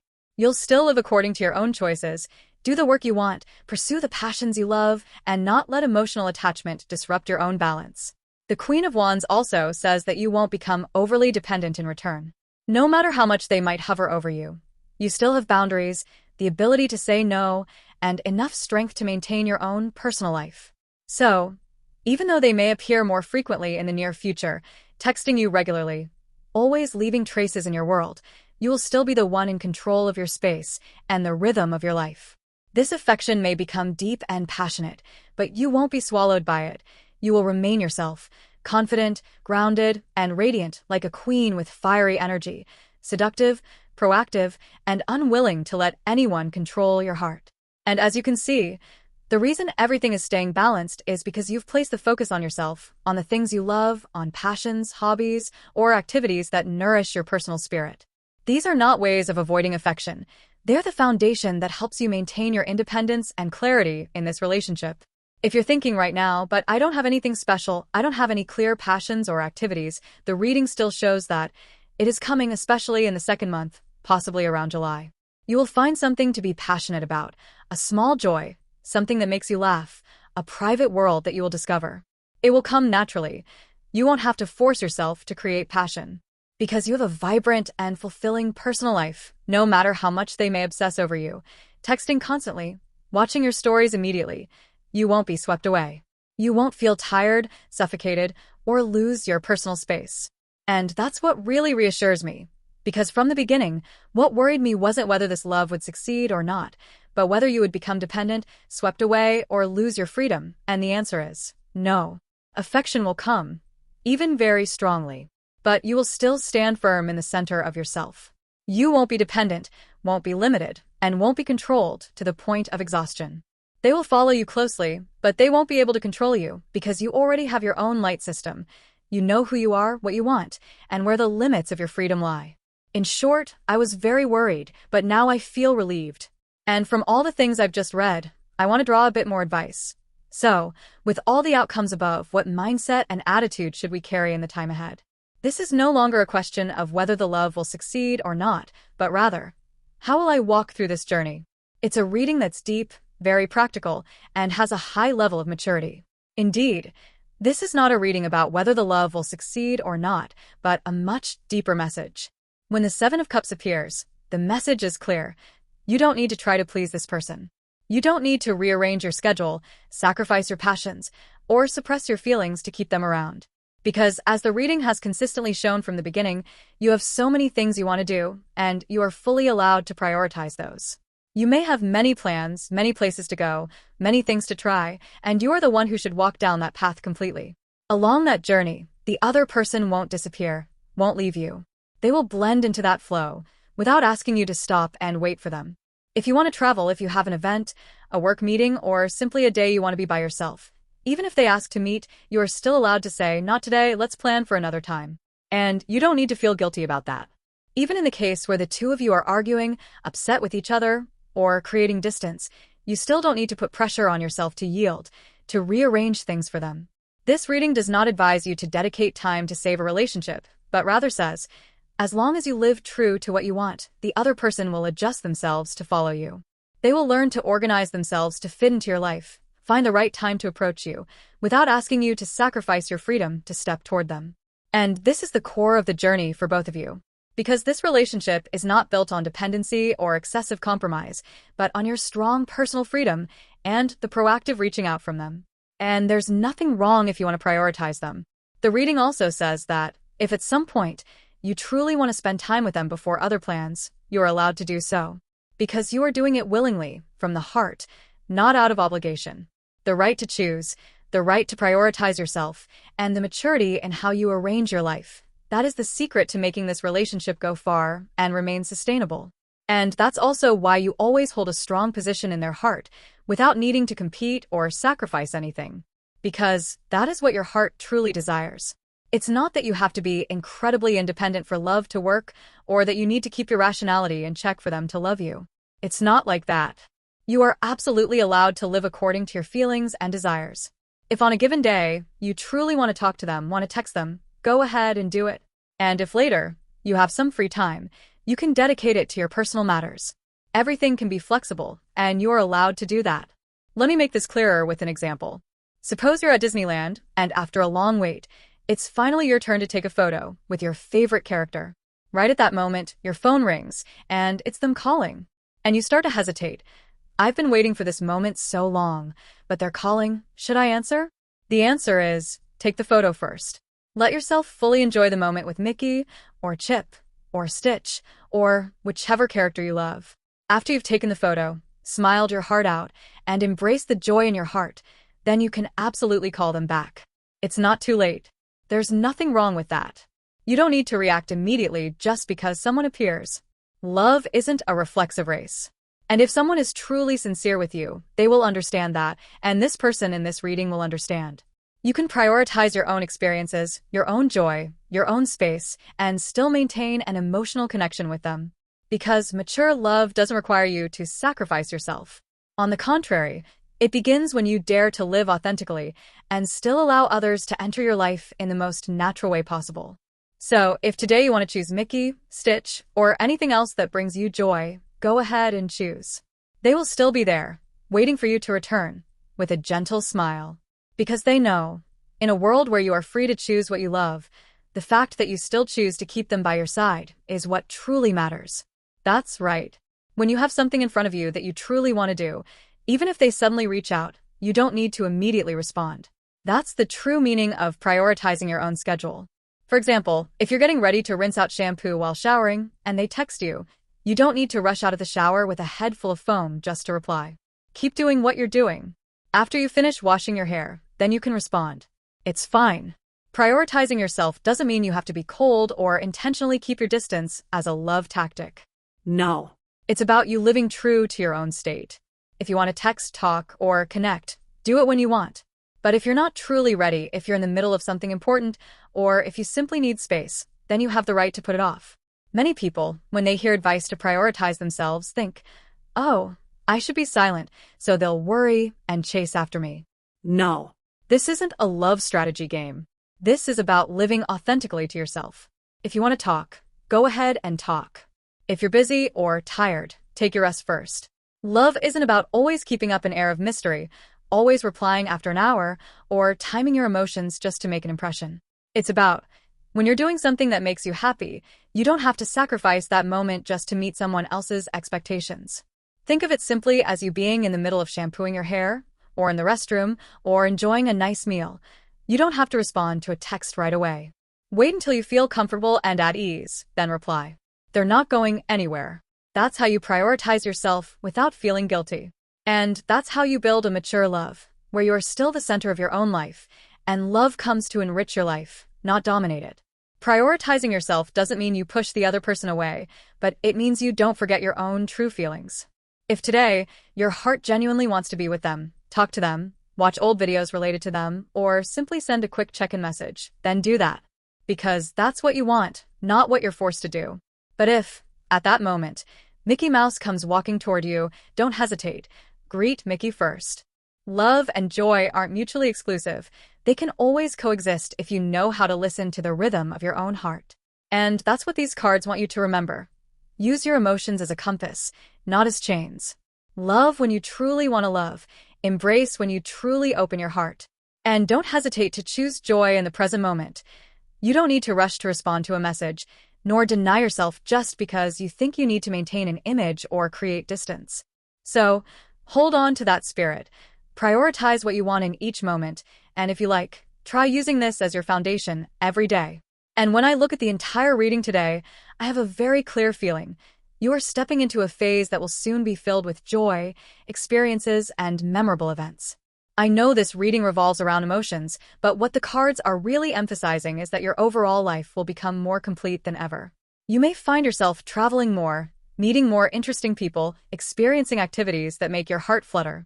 You might become an avid fan, attend concerts, visit exhibitions, do things you've always dreamed of, or start a personal project.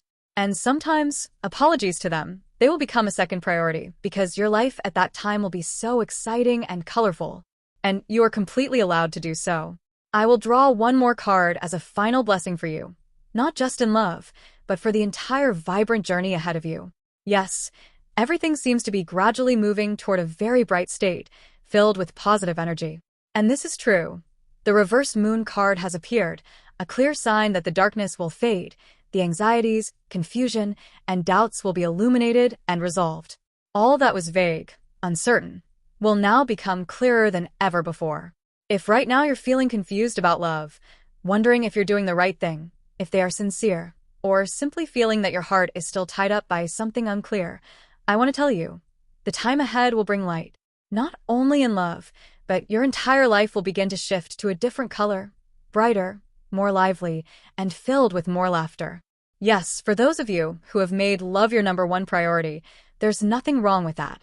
But soon, you'll begin to realize that, oh, beyond love, there are so many other things worth loving, worth living for. It could be your career starting to flourish.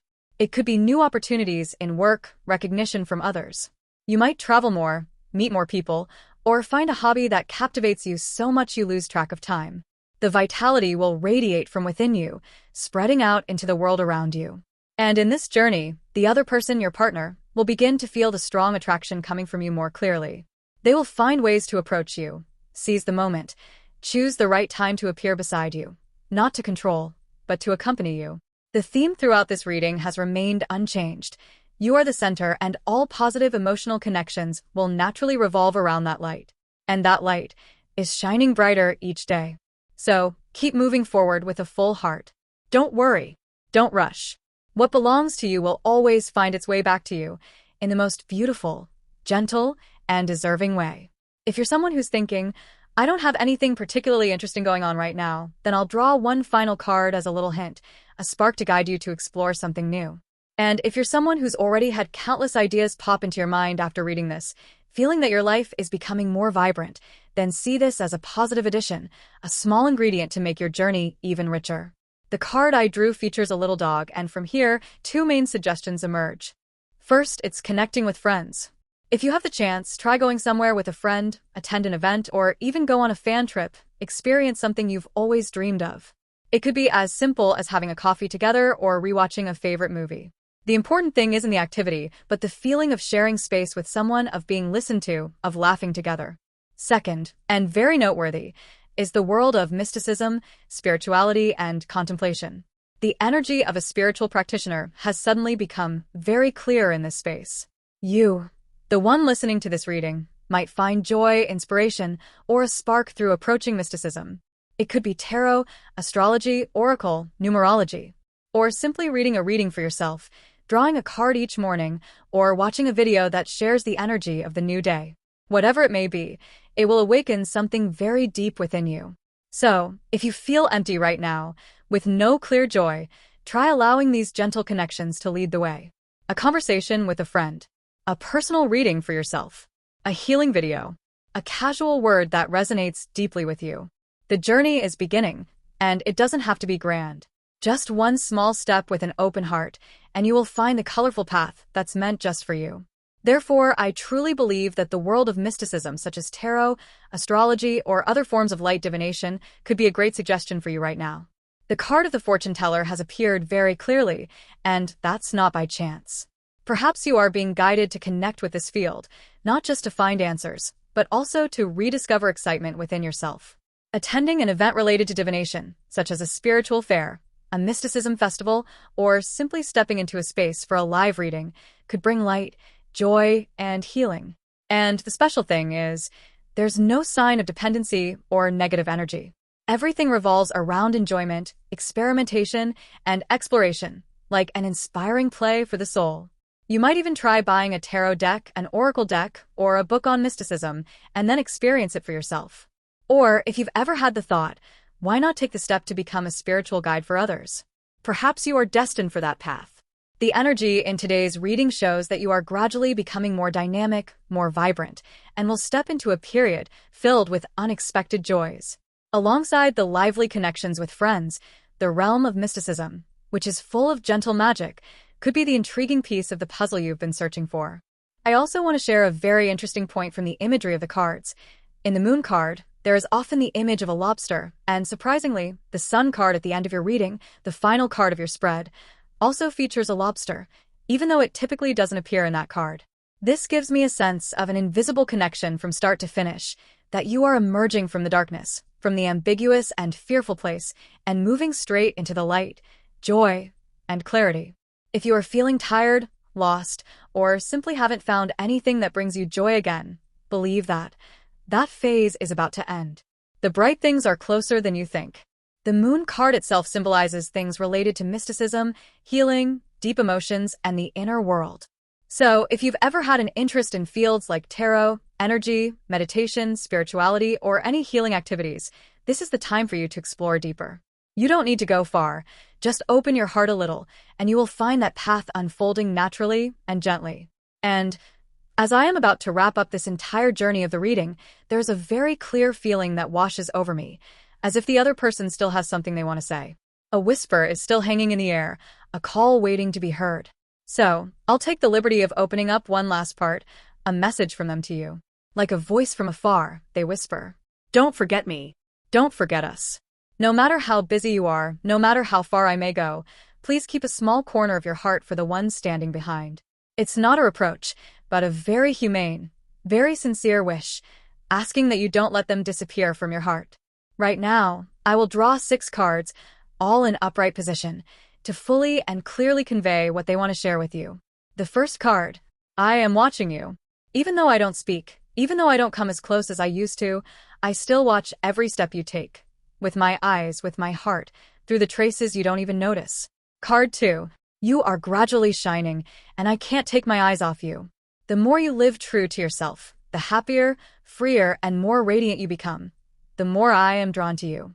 Your light makes me both admire you and miss you. Card 3, I want to be where your smile is. Even though I can't always be by your side, I still long to be where you find peace, because there, I too can feel warmth. Card 4, you are irreplaceable to me. Perhaps I was slow, perhaps I hesitated, but now I understand. You are not someone who can be compared or replaced. You are unique. Card 5, I am changing because of you. Not because you asked me to. But because you have made me want to become a better version of myself. And I am on that journey. Card 6. When you're ready to look back, I will still be here. No pressure. No demands. Just a small promise that if one day you wish to look back towards me, I will still be here unwavering. This is the final message from them. Soft, earnest, with no coercion. I hope you receive it with an open heart, just as you've walked with me from the beginning to the end of this reading. Whether you choose to move forward alone or with someone else, you are always deserving of love, freely, completely, and with light. It's truly wonderful. The 4 of Wands has appeared, a card symbolizing stable happiness, moments of welcome, and harmony and connection. And now, I ask for permission to convey a message from them, using I, as if they are speaking directly to you. This is not a message from spiritual abilities, but rather the result of what I've felt from the cards in today's reading. I've always hoped I could be someone worthy to stand by your side. Actually, recently I've started to feel, perhaps, I am getting a little closer to that. Just a little, but enough to see a spark of hope. Because, by nature, I'm not someone very strong. I easily break down, I worry a lot, and I often carry negative thoughts. And you, from my perspective, you are a wonderful person. Perhaps you don't think so, because you are always humble, always gentle. But it is precisely that humility that makes you even more radiant in my eyes. If I may, I want to stand by your side without lowering my head, to smile naturally beside you, to laugh and enjoy the little things in life with you. I want a future like that, not just a dream, but a reality. And I will work towards that. What do you expect from me? Is there anything I can do for you? Please tell me, so I can become someone mature enough to respond to what you need. I want to grow even more. I want to be someone who can proudly say, I am strong enough to walk beside them. Just as the cards have said from the beginning to the end, this person is not confident, but it is precisely because of that they are even more sincere. They are learning to turn negative emotions like jealousy, possessiveness, fear of loss into motivation to become better, stronger, and more deserving for you. And above all, the final message they want to convey is, you are amazing. No matter how you perceive yourself in their world, you always shine. And because of that light, they are taking one step at a time, drawing closer to you. And indeed, because they themselves lack confidence, they always want to become someone who can be more self-assured. I find that truly positive. No matter what the current situation is, the relationship between you two will continue to deepen. The cards even suggest that the other person may become dependent on you, to the point where you might ask yourself if they are relying on you too much. But there's no need to worry, because even if that happens, it won't make you suffer or cause you harm, so rest assured. The bond between the two of you is not about whether it will succeed or not, but the theme here is, how can the other person, despite carrying heavy and deep emotions, still try to stay by your side in a way that doesn't make you uncomfortable or burdened? I can clearly feel that this is the direction, the core focus of this reading. You may not have seen the relationship from this perspective before, but thanks to this reading, you will have the opportunity to view things differently. Sometimes, we don't see ourselves clearly, but through the perspective of a third party, you will realize many things that are quite different. And I believe this is part of what this reading is meant to convey to you. This person is truly making an effort. I am not saying this lightly or jokingly, but I truly feel that they are trying so hard, almost to the point of risking it all, in a very sincere and earnest way. That's why I hope you can take these points into consideration and listen with your whole heart. I will now close the reading for Group 2 here. If you enjoyed this content, don't forget to hit like and subscribe to support me. Your encouragement is a huge motivation for me to continue bringing you more meaningful readings. If anything in today's messages touched your heart, please leave a comment or simply a small symbol to let me know it truly resonated with you. I always appreciate every share and look forward to hearing your thoughts. Thank you for watching until the end of the video. I look forward to seeing you in the next readings. Hello, Pile 3. Thank you for your patience. And now, I will begin the reading for those who chose Pile 3. I hope this reading brings you healing, new insights, and moments filled with love. Today's theme will revolve around the recent emotional changes of the other person. What's going on inside them? Now, let's start the reading and see what message is being sent to you. At first glance, I can already feel the energy from this pile is extremely strong. Many major arcana cards have appeared, and notably, the World card is present.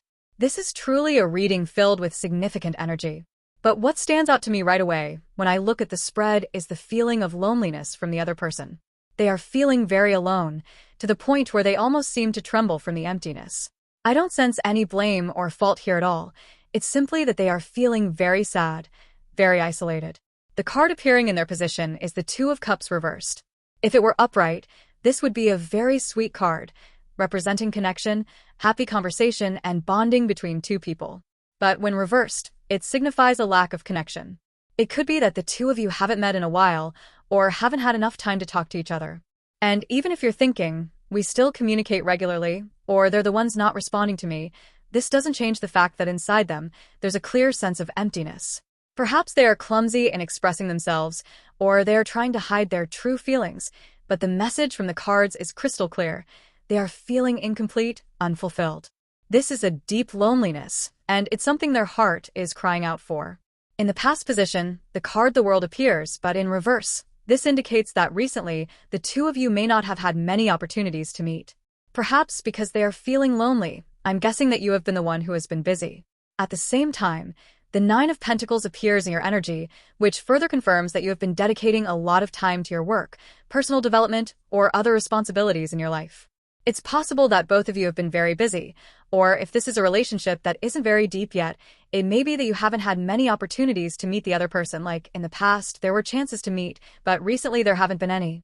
Because of this, they're reminiscing about the moments they were able to meet you, connect with you, and that makes them feel a deep sense of longing, emptiness, and an unceasing ache. From your side, the energy I'm sensing is not the kind of, I'm so lonely, I miss them so much, but it seems that you've been swept up in a lot of things. It's not just about love. You're also focused on many other things. It could be work, studies, family responsibilities, or simply too many things you need to get done. I feel like you're in a period of personal growth or striving for something with clear, practical value.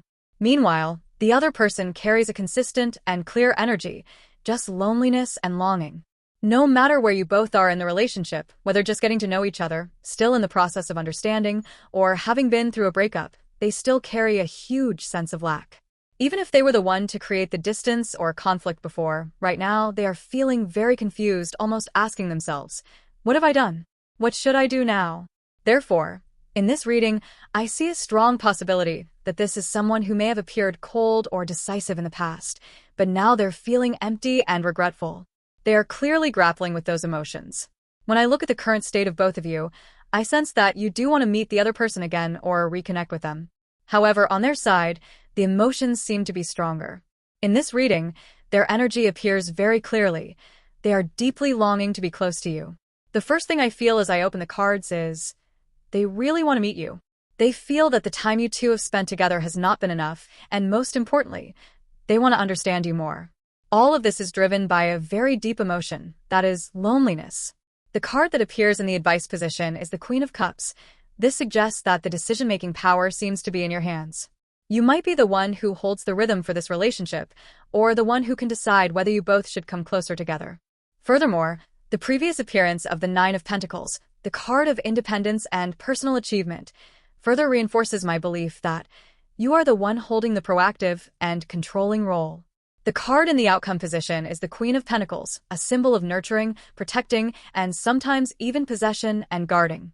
Therefore, looking at the entire reading, I feel that the recent emotional shift in the other person is a form of emotional possessiveness. They don't just want to be close to you because they miss you, they want to keep you by their side. This emotion carries a slight undertone of possessiveness, not in a negative way, but with a clear, instinctive drive. The feeling from this reading is like the image of a mature man, somewhat stern and firm, but who is quietly gnawing at his loneliness in a very masculine way. I would call this type the stable but lonely boss, meaning, while they may appear strong on the outside, their inner world is shaking from the absence of you. Truly, I'm not exaggerating. From the moment I saw the Two of Cups reversed, I could feel very clearly. This is someone who is lonely to the point where their heart is screaming out. And that's what is making them want to hold on to you more tightly. The energy from this person is really summed up in one thing. I miss you so much. I want to see you. I want to hear your voice. Without you, I feel so empty. Their current mood seems stuck in a very intense emotional state, unable to break free. It's like they want to shout, I need you. This is no longer just a gentle emotional shift, but a feeling that has been built up to the point of explosion. However, today's theme is about the recent emotional changes, not just listening to this overwhelming desire. So I've drawn more cards to go deeper into this aspect, to see how their emotions have truly changed. The cards that appeared are stagnation and gift. And when I look at these two cards, a very strong energy flows through me, as if they are screaming in their mind, stop playing around, I won't accept this stagnation anymore. I've had enough. I don't need to stay stuck anymore. The feeling is very clear that they are not angry at you, they're not blaming you. Even if you've been busy with work, family, or other important matters, they aren't resenting that.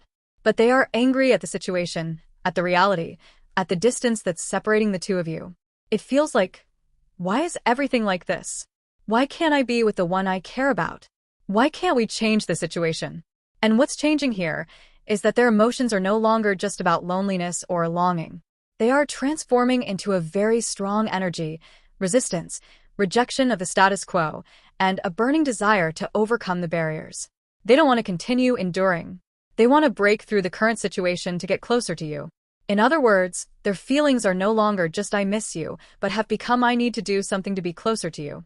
This is a significant shift, from passive to active, from enduring to acting, and it shows that they are at an emotional breaking point, ready to do something to make a change. Not because they blame you, but because they can no longer bear being in a situation where they can't be close to you. This person, I truly feel like they are angry at the very cards of stagnation and gift that I just drew. It's as if they are angry at the current circumstances, angry at the world itself, like they're screaming, what kind of world is this that separates me from them? It's infuriating. The intensity of this emotion is so strong that I have to think to myself, isn't this the classic pitiful emotion? But honestly, it's more than just pity. It's anger suppressed by an unreachable longing. If you are in a state where you and this person aren't in contact, or if you think they are avoiding you, I understand you may find this outcome somewhat different from your actual experience. So, I've drawn additional cards to clarify the situation. And the answer that the cards give is very clear. Yes, they are still longing for you. Even though they may not show anything outwardly, inside, it's a sea of emotions boiling over. This is the kind of person who, even when the two of you are disconnected, or after an argument, still holds onto the longing, still wants to say something but can't find the words. They are stuck in their ego, in their pride, in emotions that haven't been released. I can confirm that this is a reading about extreme loneliness. I'll call it a loneliness at its peak. No matter what state you and they are in right now, inside them, the flame of emotion is burning fiercely, painful, longing, and wanting to break through barriers to run toward you. So, if you see them silent, cold, or even avoiding you, it may just be a shell created by their hurt, by the helplessness of not being able to express what they truly want to say. But truly, they are still there, filled with emotions, and they need you so much. If the two of you have argued, I can feel very clearly that they are caught between their emotions and their pride. I want to make up, but should I apologize first? I'm not sure, but I really want to see them, I really want to talk, but I don't know how to do it. These thoughts are spinning in their mind with no way out. And I want to emphasize again, what I'm sharing here is not about romanticizing everything or intentionally idealizing love. There are really many people, because they love so much, are so sensitive, and are so confused by their own emotions, who behave in unexpected ways, suddenly unfollowing, blocking the other person's account, and then they don't even know the exact reason why they did it. It's simply because they can't control the heart that is hurt. There are many cases like this, and I'm not saying it to make excuses for this person, but rather to highlight something important. Outward actions don't always reflect the truth that lies within. A person may love you deeply and yet behave as if they no longer care at all, simply because they are overwhelmed, because they are so deeply wounded that they cannot find the right way to express what they truly feel. If you are watching this reading while things between you two seem stable, with no visible conflict, the cards are still delivering a clear message. This person is feeling profoundly lonely. They need you more than they may be showing. Even if they appear composed or fine on the outside, there's a part of them inside that is yearning to be closer to you, yearning for deeper connection. And if the distance between you is due to real-life circumstances, like an overloaded work schedule or being unable to find time, then know that they are not angry at you. Rather, they are feeling frustrated and furious with the situation itself. It's a rage directed at the world, at the circumstances, at the barriers that are beyond their control. It's the kind of internal cry that says, "Why is my schedule so packed? Why did I waste time on meaningless things instead of being with the person I love? Why won't life just give me the space to love fully, without limits?" These are the silent screams echoing within them. This truly is a reading that touches emotional depths, a combination of bottled-up loneliness and helplessness that is now transformed into frustration, even anger, not toward you but toward life and their inability to bridge the gap between how they feel and what they can do. This is someone who loves so much that they can hardly bear the intensity of their own emotions. And often, this level of emotional storm is not easily seen from the outside. You yourself might also be carrying more than you realize. Perhaps you're a homemaker, and maybe you modestly say, "Oh, I'm just staying at home," but the truth is, being a homemaker is incredibly demanding. Managing the entire household, taking care of children, perhaps even looking after other family members, doing constant chores, it is no small workload. Honestly, I'm not sure I could do all of that as well as you do. That's why, whether you're working, studying, caring for your family, or going through something difficult like a health issue, being busy doesn't only mean running errands in the outside world. Even if you're confined to a hospital bed, but your mind is constantly racing and thinking, then your mental energy is still operating at full capacity. So I want to acknowledge something. Even if you don't look visibly overwhelmed or exhausted, you are carrying a lot. And that alone is more than enough to be recognized as being busy. You don't need to live in a rush or constantly showcase your hustle to prove that you're working hard. Everyone lives at their own pace, carries different types of responsibilities. And I feel this so clearly from you. I just want you to take a moment to pause and recognize how much effort you've already made. You've been giving so much of yourself, and it deserves to be honored. Of course, you have every right to rest, to relax, and you don't need to be in a constant state of busyness. But what I genuinely sense is that most of you who chose this pile are indeed carrying a heavy load right now. I pulled additional cards to gain further clarity. It appears that the other person also has their own engagements, such as work, studies, or daily personal obligations. However, in terms of the overall scale of responsibilities and the weight of what needs to be managed, you seem to be the one shouldering significantly more. Naturally, I'm not pointing this out to compare who is doing more or who is doing less, because everyone experiences busyness in their own way. But when I look at the overall spread, especially with the other person appearing as the Four of Cups, one thing becomes strikingly clear. They tend to think about you frequently during their quiet moments. It's as though whenever there's a lull in their day, their thoughts begin drifting back to you. And how about you? You seem to be caught in a whirlwind of tasks, always in the middle of doing something or constantly having things to think about, to manage, or to worry over.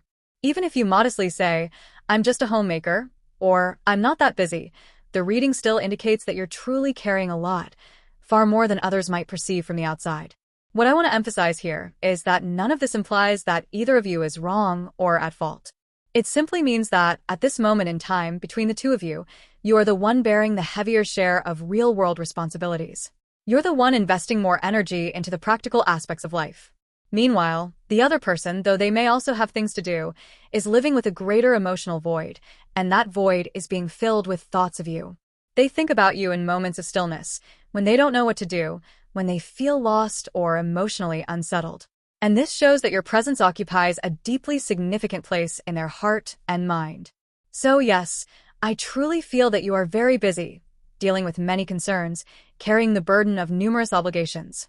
And because of that, the other person seems to be experiencing a condition I would describe as emotional loneliness that has reached its limit.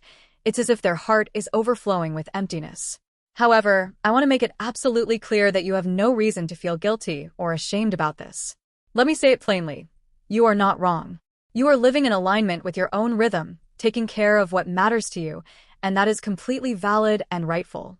I drew more cards to gain further insight, and once again, the emotional tone of loss and emptiness rose strongly from their side.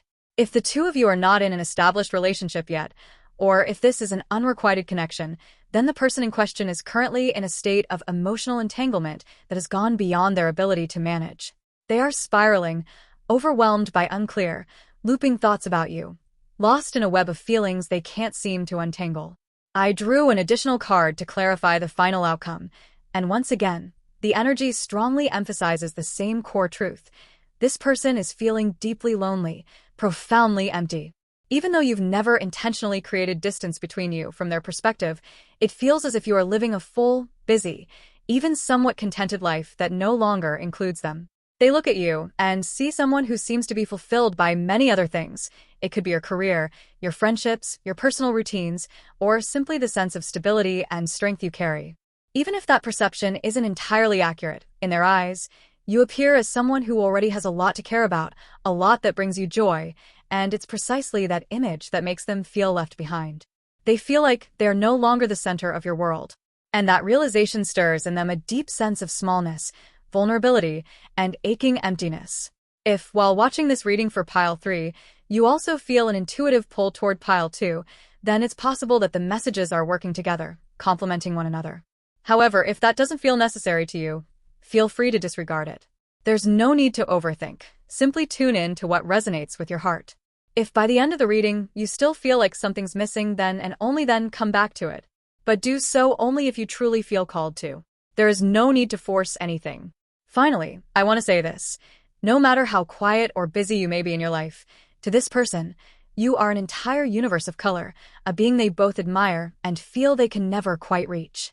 From their viewpoint, you now seem to possess so many things of importance in your life that extend beyond just love or romance, and that makes you appear like a multidimensional world, radiant, beautiful, layered, yet also distant and unattainable. Within them, a distinct and powerful emotion is starting to take shape, not just affection or longing, but an obsession, an intense desire to hold on to you. This isn't merely love anymore. It's a craving to possess, a wish to claim you, to have you belong to them in the most literal sense. This marks a major emotional shift within this person. Their feelings are no longer soft and tender expressions of longing. They're transforming into something more primal, a mix of emotional possessiveness and the urge to control. I hope this doesn't weigh heavily on you, but I have to be honest. What's rising inside them is a profound emotional attachment that carries with it jealousy, selfishness, and the fierce desire to be the only one who exists in your world. Unlike Pile 2, where the emotions are still pure and simple, like I like you, I want to be close to you, the energy of this reading carries the raw, untamed weight of human emotion. It's as if they are inwardly torn, unable to comprehend, why is there so much between us? Why must there be this distance between me and the one I love? Their frustration, their heartache, their confusion, all of it is growing, and at the center of it all is you. This love, if not healed and guided in a healthy direction, holds the potential to become so intense that it could push this person to the edge of losing their composure.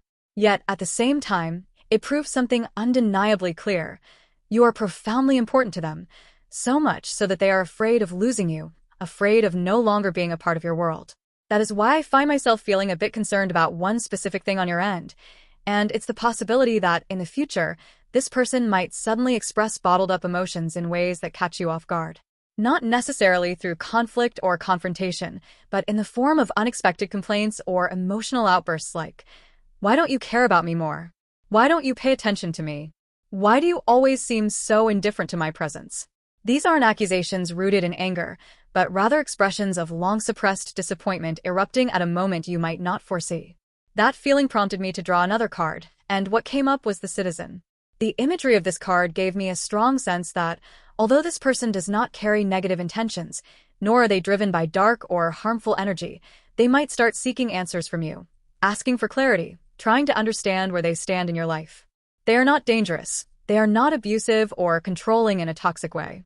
But the emotions they have buried for so long could push them into behaviors that resemble interrogating or emotionally pressing you, as if trying to piece together a puzzle they've been lost in for far too long. And that leads me to quietly wonder, would this bother you if it began to happen? Because it's very likely that they may ask things like, "Do you still care about me? What are we really? Am I still important to you?" And if you are exhausted, overwhelmed, or simply needing space, such questions, though emotionally driven, could make you feel pressured, suffocated, or emotionally burdened. From what I see, this person does not carry the energy of violence, coercion, or psychological manipulation. But there is a possibility that, because they love you so deeply, because they long for you so desperately, and because they haven't found the right outlet for these overwhelming emotions, they may become overly inquisitive, easily unsettled, and overly sensitive. This could potentially lead to emotionally charged conversations that feel tense, especially if you're not emotionally prepared to handle that kind of dynamic. So, if you feel strong enough to face it, if you are calm, grounded, and empathetic enough to recognize that this is simply the voice of a heart that loves too fiercely, then yes, it's something you can manage. It will remain within the bounds of something that can be worked through. But if you're someone who feels easily overwhelmed by questioning, or if you have past wounds related to being emotionally cornered or pressured, then it's important that you protect your own space. Set firm emotional boundaries. Because love only thrives when it is nurtured in freedom, mutual respect, and emotional alignment. Still, the sensation remains crystal clear. This person is very likely to begin asking you questions that feel subtly pressing or intrusive in the near future. Questions like, "What's more important, your work or me?" Or, if you tell them you've already made plans for a certain day, they may respond in a way that sounds like, "You really can't reschedule? You seriously can't make time for me?" These aren't demands made in malice. They are questions born from emotional fragility, from longing, and from the fear of losing the one person they see as their world. If the two of you aren't particularly close yet, perhaps just acquaintances or still maintaining a certain distance, then there's a high likelihood that this person may begin reacting in subtle but noticeable ways when they see you share something like, "I'm going somewhere on this day," or "I have plans to do ABC. They may start bombarding you with questions like, "Where are you going? Who are you going with? What are you doing?" Even though your relationship hasn't reached the level of intimacy where such inquiries would be appropriate. You might find yourself wondering, wait, why are they asking in such detail? We're not that close, are we? And if, at present, there's a distance between you, whether you've blocked each other, communication has been sparse, or the connection has gone cold, I still feel very clearly that this person will try, in some way, to reapproach you, to subtly gather information, to find a way back into your space. It may not be through direct questioning. Instead, they might observe you quietly, follow your updates from afar, or even ask others about you, acting very much like a citizen detective, in line with the energy of the citizen card that showed up earlier. That card also reflects a pattern of behavior that stems purely from the heart, meaning, whatever they're doing, it comes from a place of emotional longing, not manipulation. But even so, their actions may unintentionally come off as a soft form of pressure. What concerns me slightly is whether this could make you feel uncomfortable. Would you interpret this kind of persistent interest as emotional support or as emotional intrusion? Would you feel quietly overwhelmed and think to yourself, please stop asking?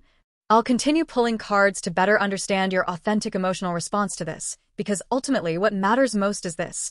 No matter how deeply they love you, care about you, or long for you, if their actions start to feel suffocating or invasive to your personal space, then it stops being a love that feels nurturing and becomes something more burdensome. It's essential that you feel safe, respected, and not emotionally cornered by feelings that you didn't invite in. And I want to strongly reassure you once again, there is no sign at all that this person would ever do anything dangerous or act in a way that would cause you genuine harm. There's no energy here of coercion, intimidation, or anything that would threaten your emotional or physical safety. What we're seeing is simply the emotional overflow of someone who cares too much and doesn't know how to express it in a balanced way. Their curiosity and attention may become excessive, but they don't come from a dark place. When I drew cards to sense your energy, an image came to mind. Someone who often steers conversations away from tension in an endearing, playful way. It's like when someone brings up something serious, you respond by shifting the topic gently, perhaps saying something like, "Oh, by the way, have you tried those peaches lately? They're amazing." I get the sense that you're someone very tactful in communication. When this person asks questions like, "What's more important, work or me?" Or, "Is that really more important than I am?" you don't shut them down or argue.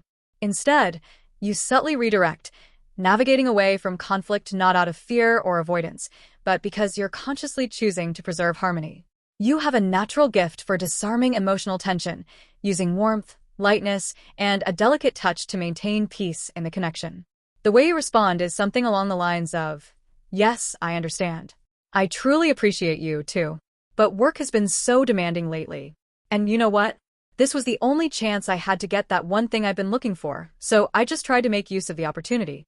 Oh, by the way, do you still like that XYZ thing you used to talk about?"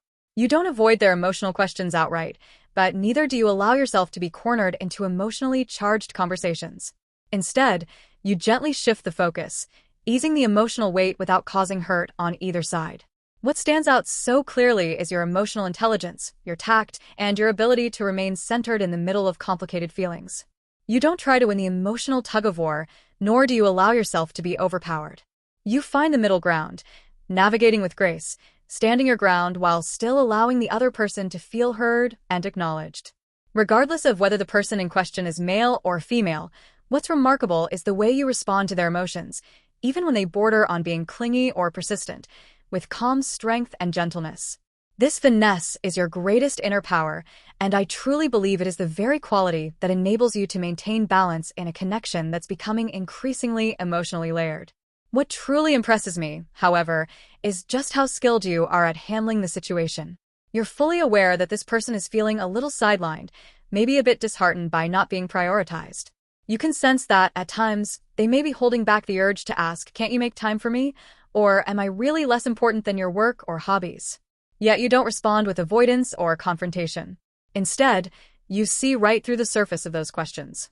You understand the deeper emotion behind what they're struggling to express, and you meet it with wisdom, gently redirecting the energy, diffusing tension without relinquishing your own autonomy. This is nothing short of admirable. You are someone who can deeply empathize with another's feelings while also protecting your own boundaries, not in a harsh or defensive way, but with a softness that still commands respect. You guide the emotional flow like a seasoned navigator, never letting it crash too hard, but always letting it be felt, always letting it be seen. It speaks volumes about your clarity, your sensitivity, and your deep understanding of human emotion.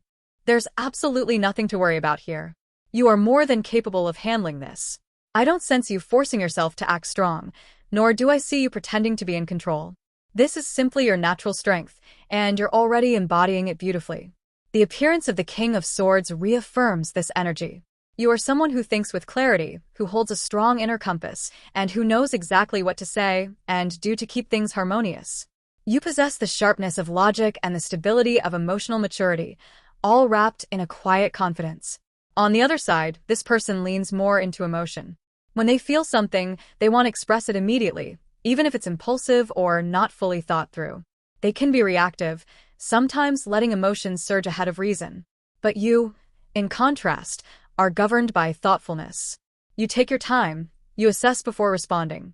And it is precisely this contrast, your grounding logic versus their emotional intensity, that makes you the balancing axis in this connection. What's truly valuable here is that this person does not have the intention to control you. They are not deliberately trying to take away your freedom. They simply care too much, think about you too often, and as a result, become very sensitive. They might not be skilled at expressing themselves, but deep down, they don't want to put pressure on you. They just want to be closer, to understand you more deeply, and to feel their place in your heart. In summary, this is a relationship that has the potential to continue growing positively because you, with your tact, intelligence, and emotional stability, are fully capable of guiding both of you through any minor issues to reach a genuine connection, without either of you needing to sacrifice yourselves. I believe that the reason this person asks so many questions is not because they want to control you or deliberately take away your freedom, but simply because they genuinely care and are focused on you. They can't hide their curiosity and can't conceal their feelings, so they keep asking questions, wanting to know what you're doing, where you're going, who you're with, and what you're thinking. And it's you who gently navigates, resolving these questions in a soft and intelligent way, so no one is hurt and you don't feel bound. The reading clearly shows that this is the type of relationship where you take on the role of the one who sets the pace. You don't avoid, nor do you become too passive, but you skillfully steer everything toward harmony. Therefore, the change that is taking place within this person, though on the surface it manifests as probing questions that might seem to invade your personal space, is actually just a reflection of a growing emotion within them. It's the desire to connect more deeply, to be sure that they hold meaning in your life. The final outcome shows that you are completely capable of handling this, not allowing it to become pressure or a burden, while still maintaining your natural rhythm. This is a very real and practical outcome, not embellished or sugar-coated. It's honest, grounded, and entirely accurate. When looking at the Ace of Pentacles in reverse near the near future, I see a signal that something is yet to take form clearly, an opportunity that's not fully ripe, a connection that's not complete. This suggests that even though you are doing very well at maintaining the balance in the relationship, in the near future, there may still be a few minor bumps or emotional challenges. As I had felt earlier, this person, true to that impression, will continue to move closer to you with more direct questions like, who are you going with? Or, is it really that important? Regardless of the current level of closeness between you two. I also drew more cards to clarify, and the Page of Swords reversed appeared. This is a clear sign that this person has a tendency to watch you closely, even obsessively. They might be prone to suspicion, jealousy, and misinterpreting information. They are the type of person who, if they see you post something seemingly casual, might imagine an entire story in their head and then want to verify it. However, on the flip side, you possess a high level of intelligence and clarity, which helps you avoid getting swept up in their emotions. You know where your boundaries lie, and you also understand the limits of what you're willing to share. This sets you apart, makes you stronger, and it's you who's steering this relationship away from emotional turbulence. In short, this person isn't bad, nor are they dangerous. They're simply overwhelmed by their emotions and don't yet know how to manage them. You, on the other hand, have the strength to understand, navigate, and keep yourself grounded amidst these feelings. This is a real, mature, and admirable outcome. In fact, everything is fine as long as you don't feel uncomfortable. I apologize if some of these observations seem uncomfortable or perhaps a little insensitive toward the other person. But truly, the core issue here is, as long as you don't feel disturbed, then there is nothing wrong. You have every right to feel what you feel and to respond in a way that respects your own emotional boundaries. The cross card appears, a symbol of profound meaning, sometimes representing an emotional burden or a mental challenge. I wonder, does this person have the courage to clarify things? And immediately, the following cards erupted, as if a burst of energy was unleashed. I drew the card of surveillance, showing that this person is indeed watching you very closely, possibly even obsessively. If you've ever shared that you read tarot or follow astrology, this person, based on the energy reflected in the cards, may feel uncomfortable about that. Not necessarily because they reject it, but because they don't fully understand it, and the fact that you might be getting advice from a source outside their control makes them feel uneasy. This is the type of person who wants everything to be clear through their own logic, and they might secretly feel jealous of things they can't control. The next card I drew represents deciphering mysteries. This person shows up like a detective, not just dealing with emotions, but also wanting to dig deeper, to know what you're thinking, who you really are, and if you're hiding anything. As a result, questioning, investigating, or even secretly following you may emerge, not out of malice, but due to an instinct to grasp, to control the situation. Next, I drew the skill number 3 card, a symbol of action, of the strength being exerted, as if this person is ready to strike, to take more decisive action in their interaction with you. And when combined with the Ace of Pentacles in reverse, I sense that this person is trying to do something to establish their position in the relationship, but they haven't found the right way or the right approach to begin. They might feel blocked, unsure of how to approach you, but internally, they are simmering with a desire to take action, to break through, to make something clear and tangible. In short, this is a person who is being driven by a series of emotions: longing, doubt, jealousy, insecurity, and a determination to understand you. They seem to be preparing to make a big move, but they are unsure whether they should go ahead or not. And you, the one in control, remain steady and calm through it all. You'll be the one to decide whether the rhythm of this connection will remain steady, slow down, or be subtly guided toward peace. I must admit, this part is a bit difficult to grasp. I apologize for taking more time than usual.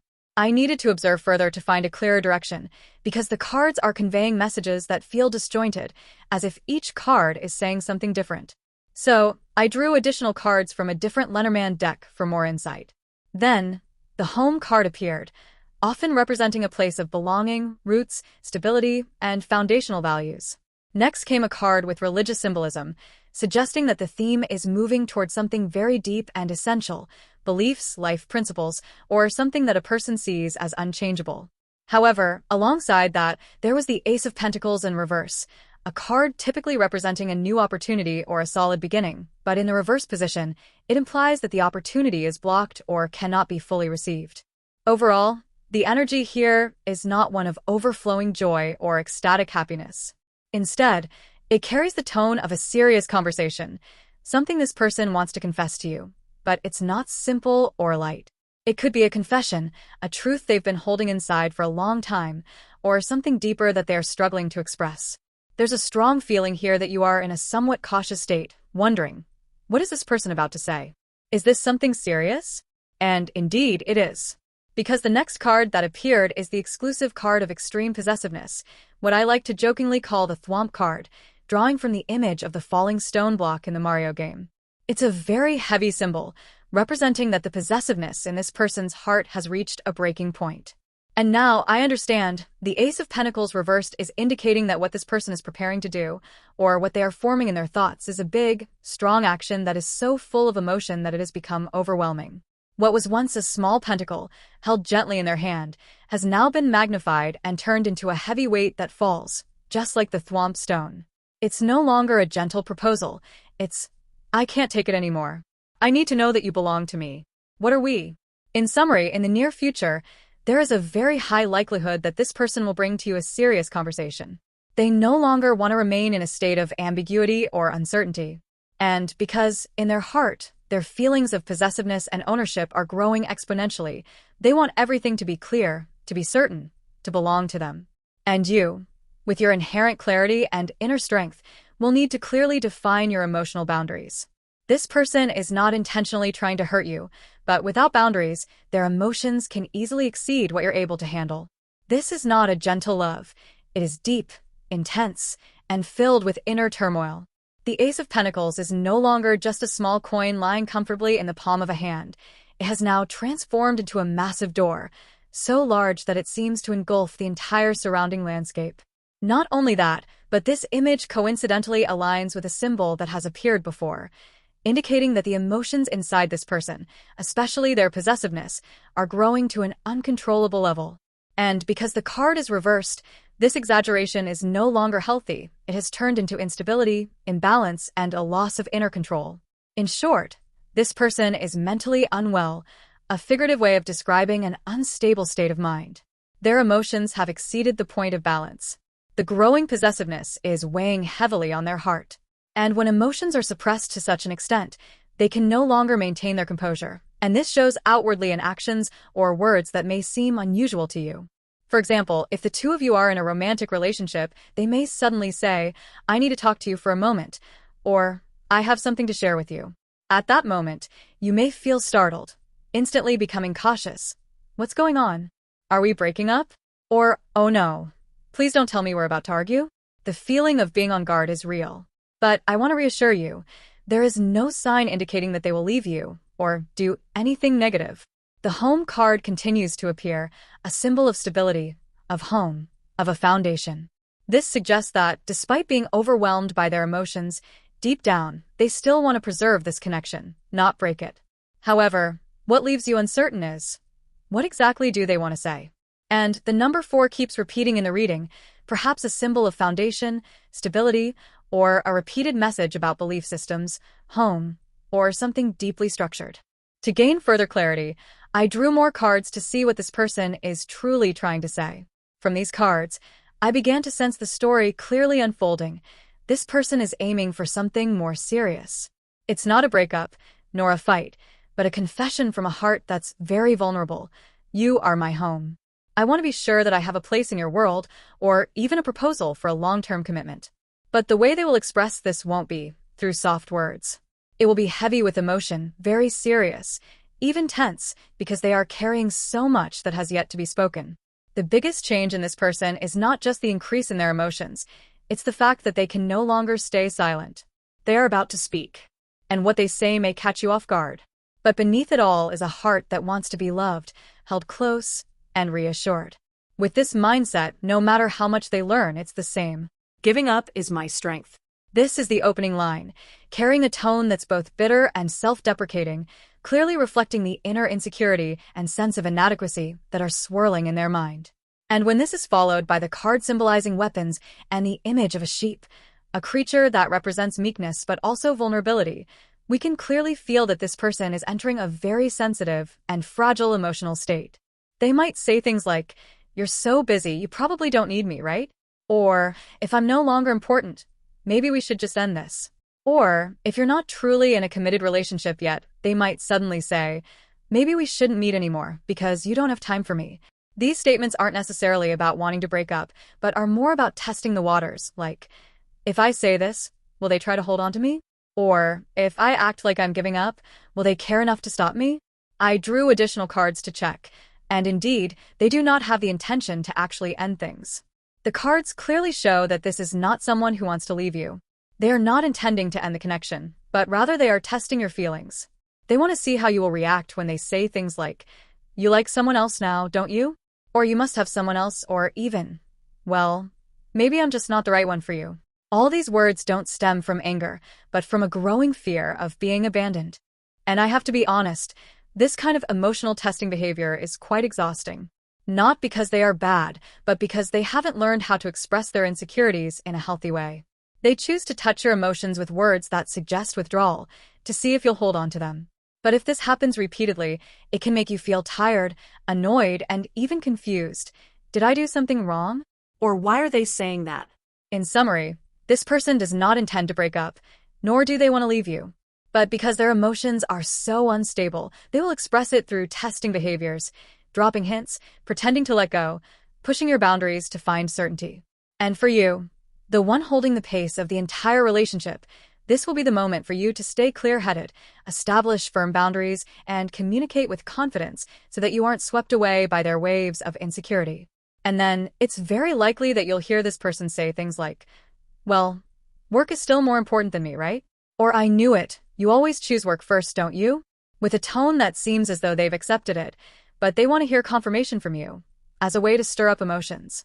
If earlier, they asked more specific questions like who exactly, where, what are you doing?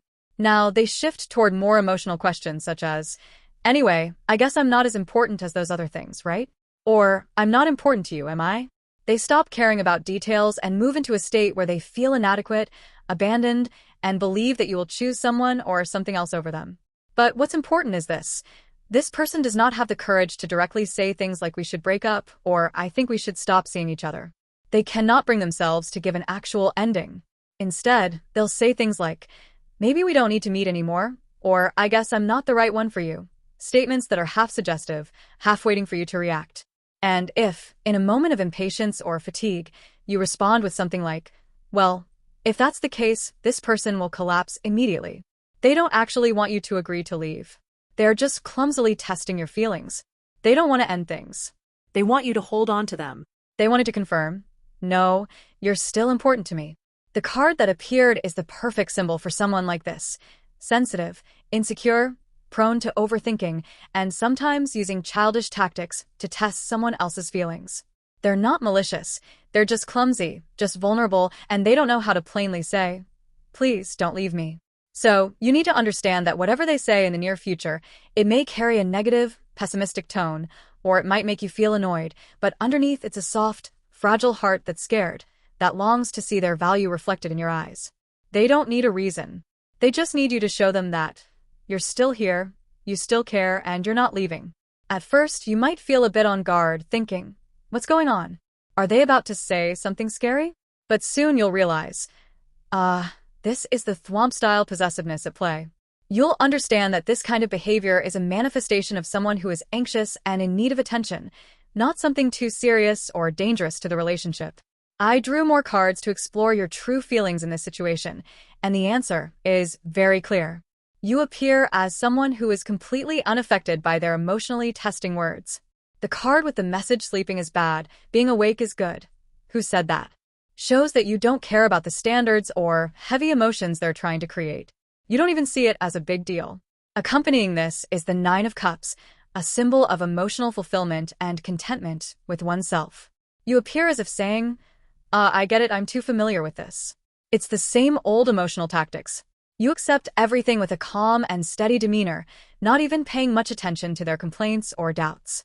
You aren't swept up by the emotional waves they're trying to create. You don't get knocked off balance.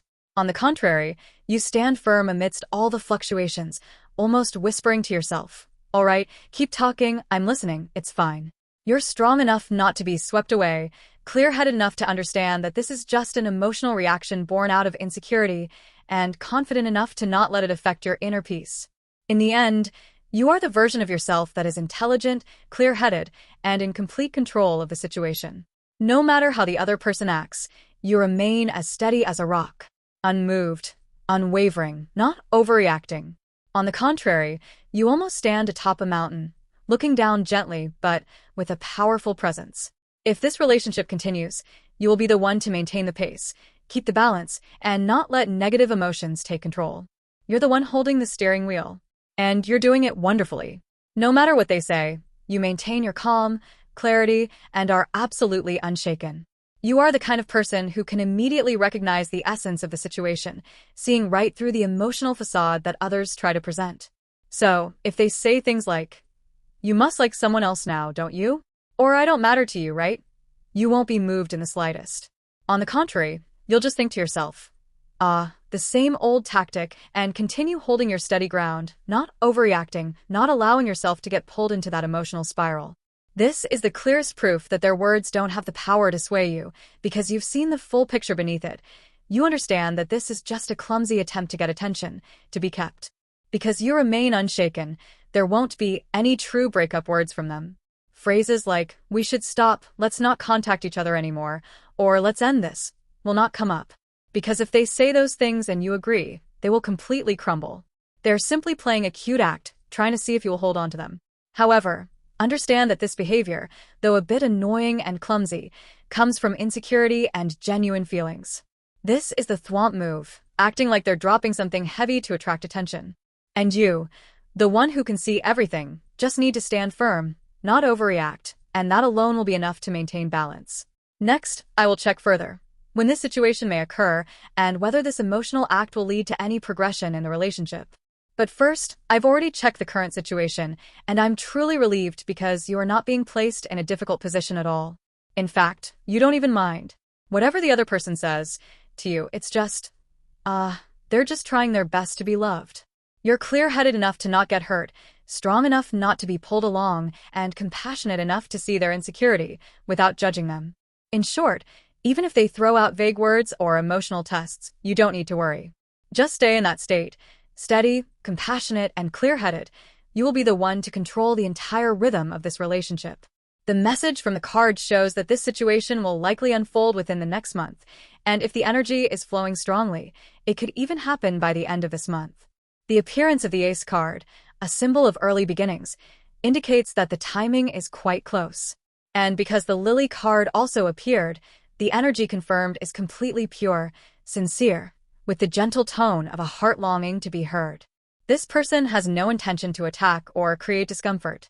What they're about to say is essentially just a very immature, very human way of expressing themselves, like a child wanting attention, waving their hand at you.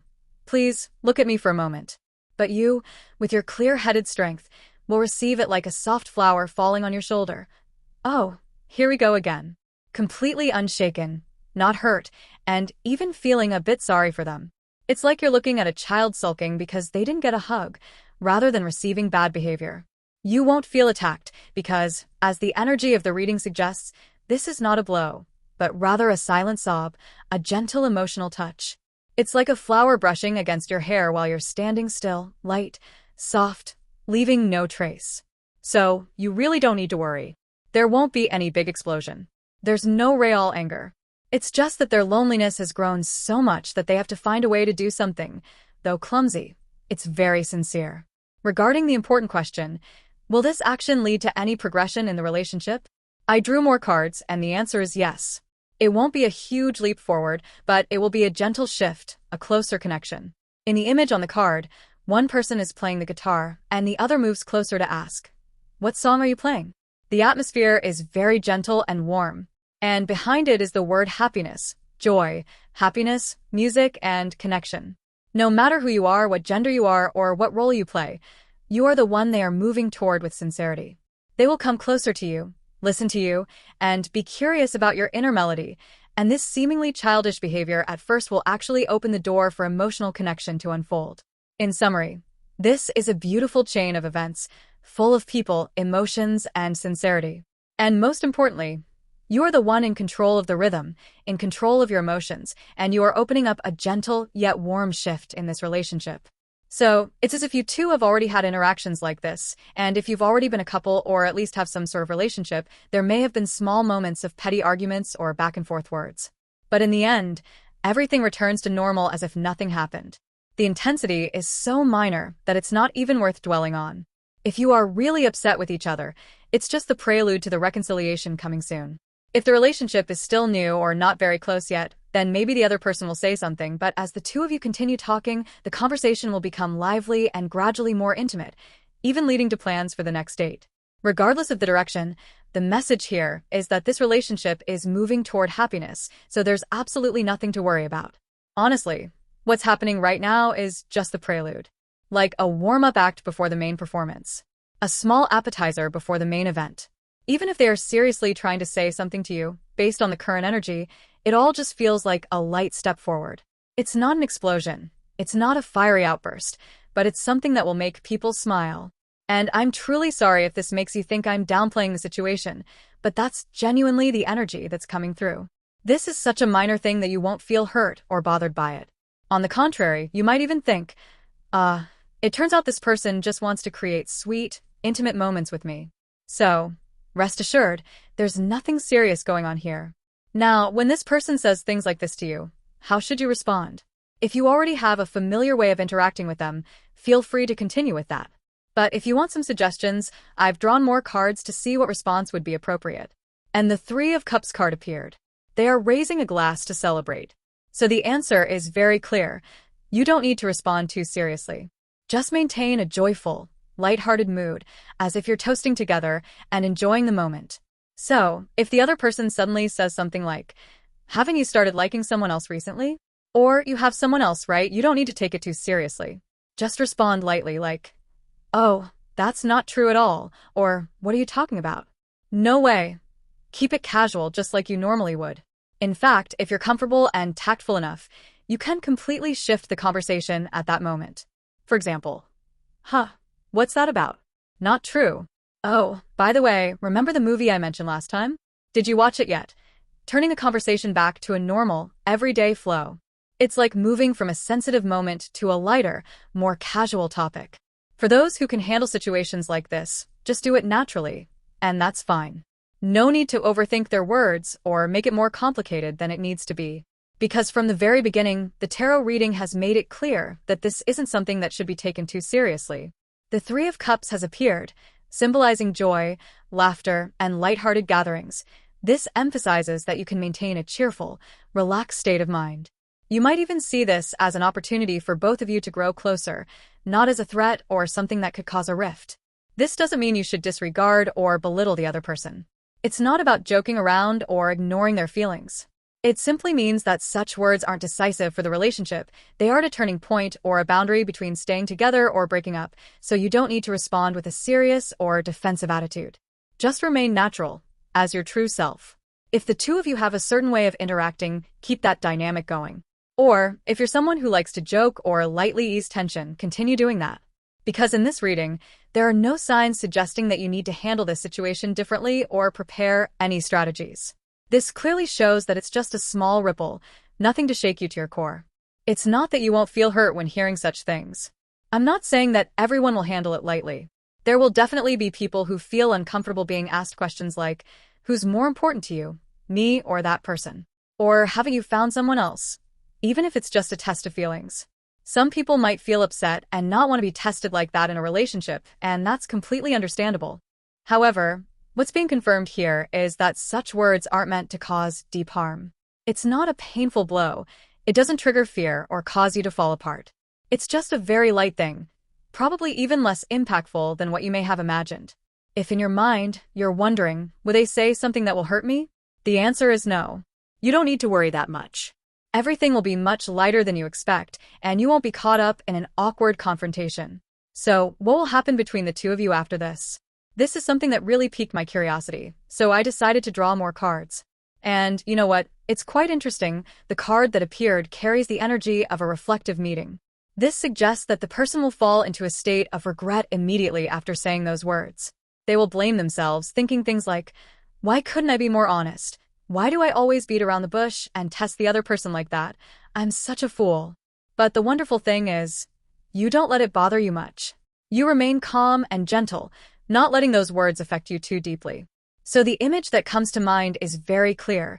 The other person is conducting an inner reflection, while you remain serene, as though nothing has happened.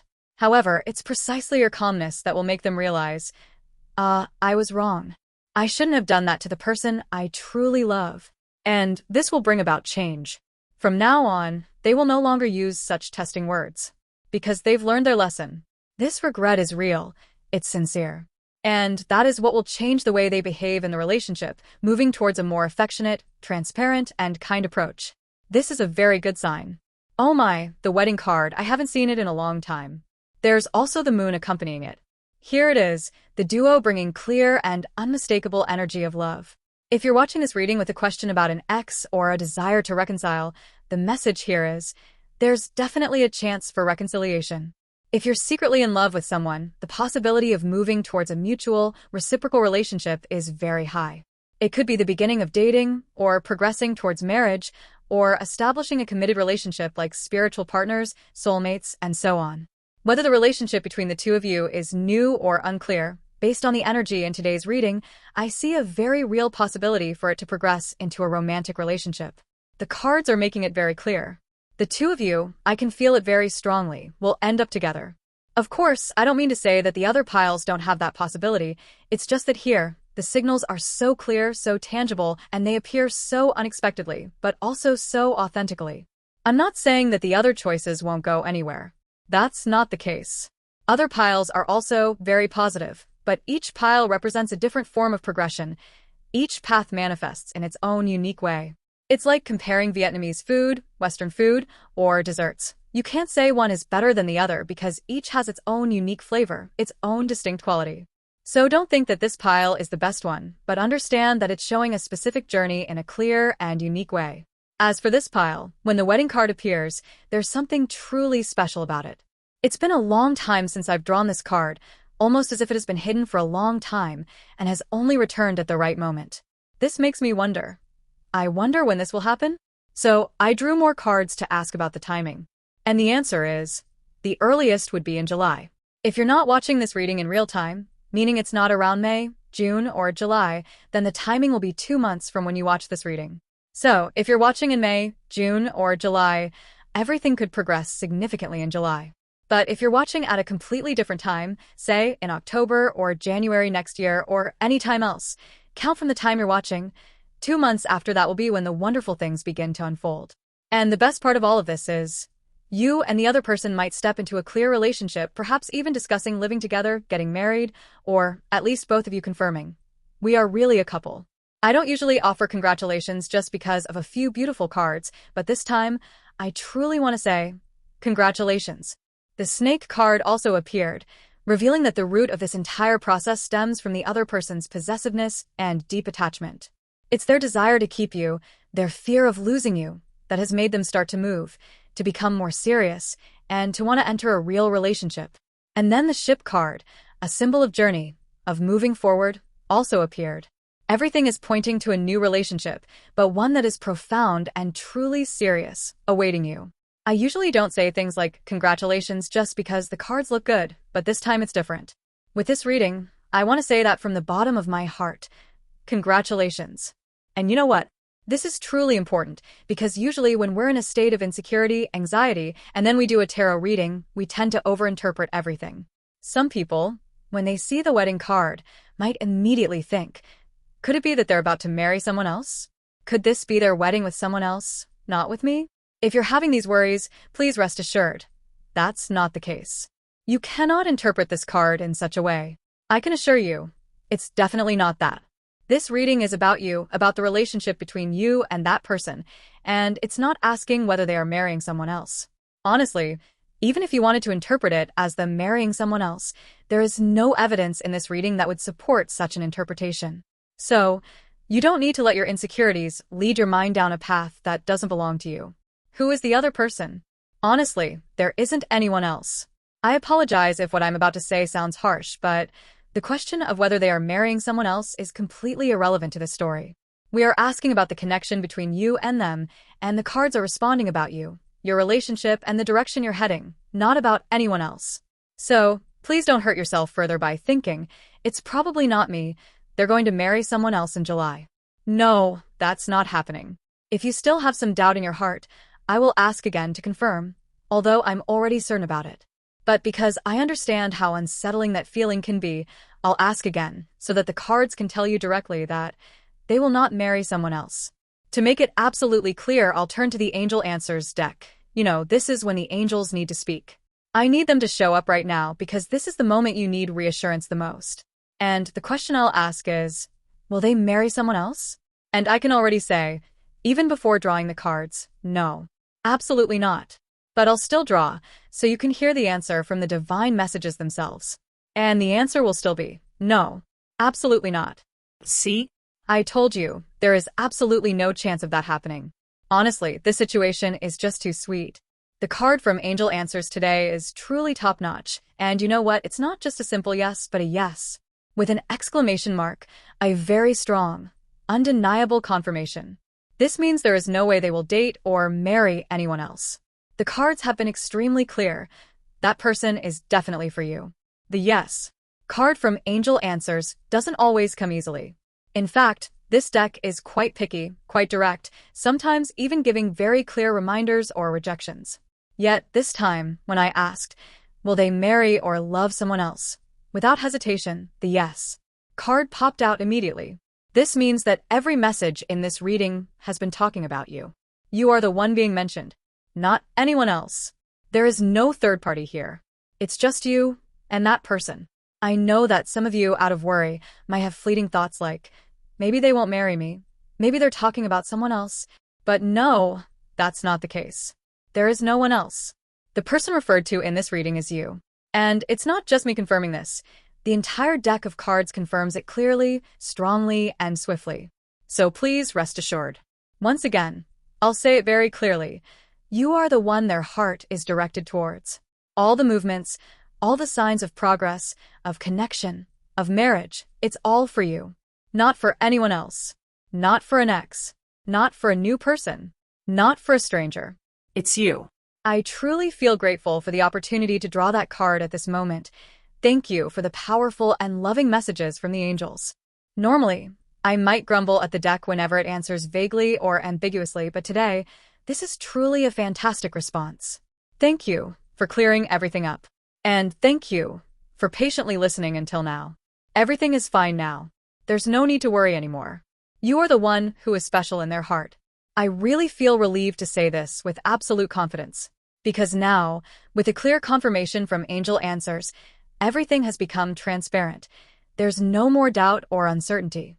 What is between you and them? It's definitely going to happen. The card has spoken. No more needs to be said.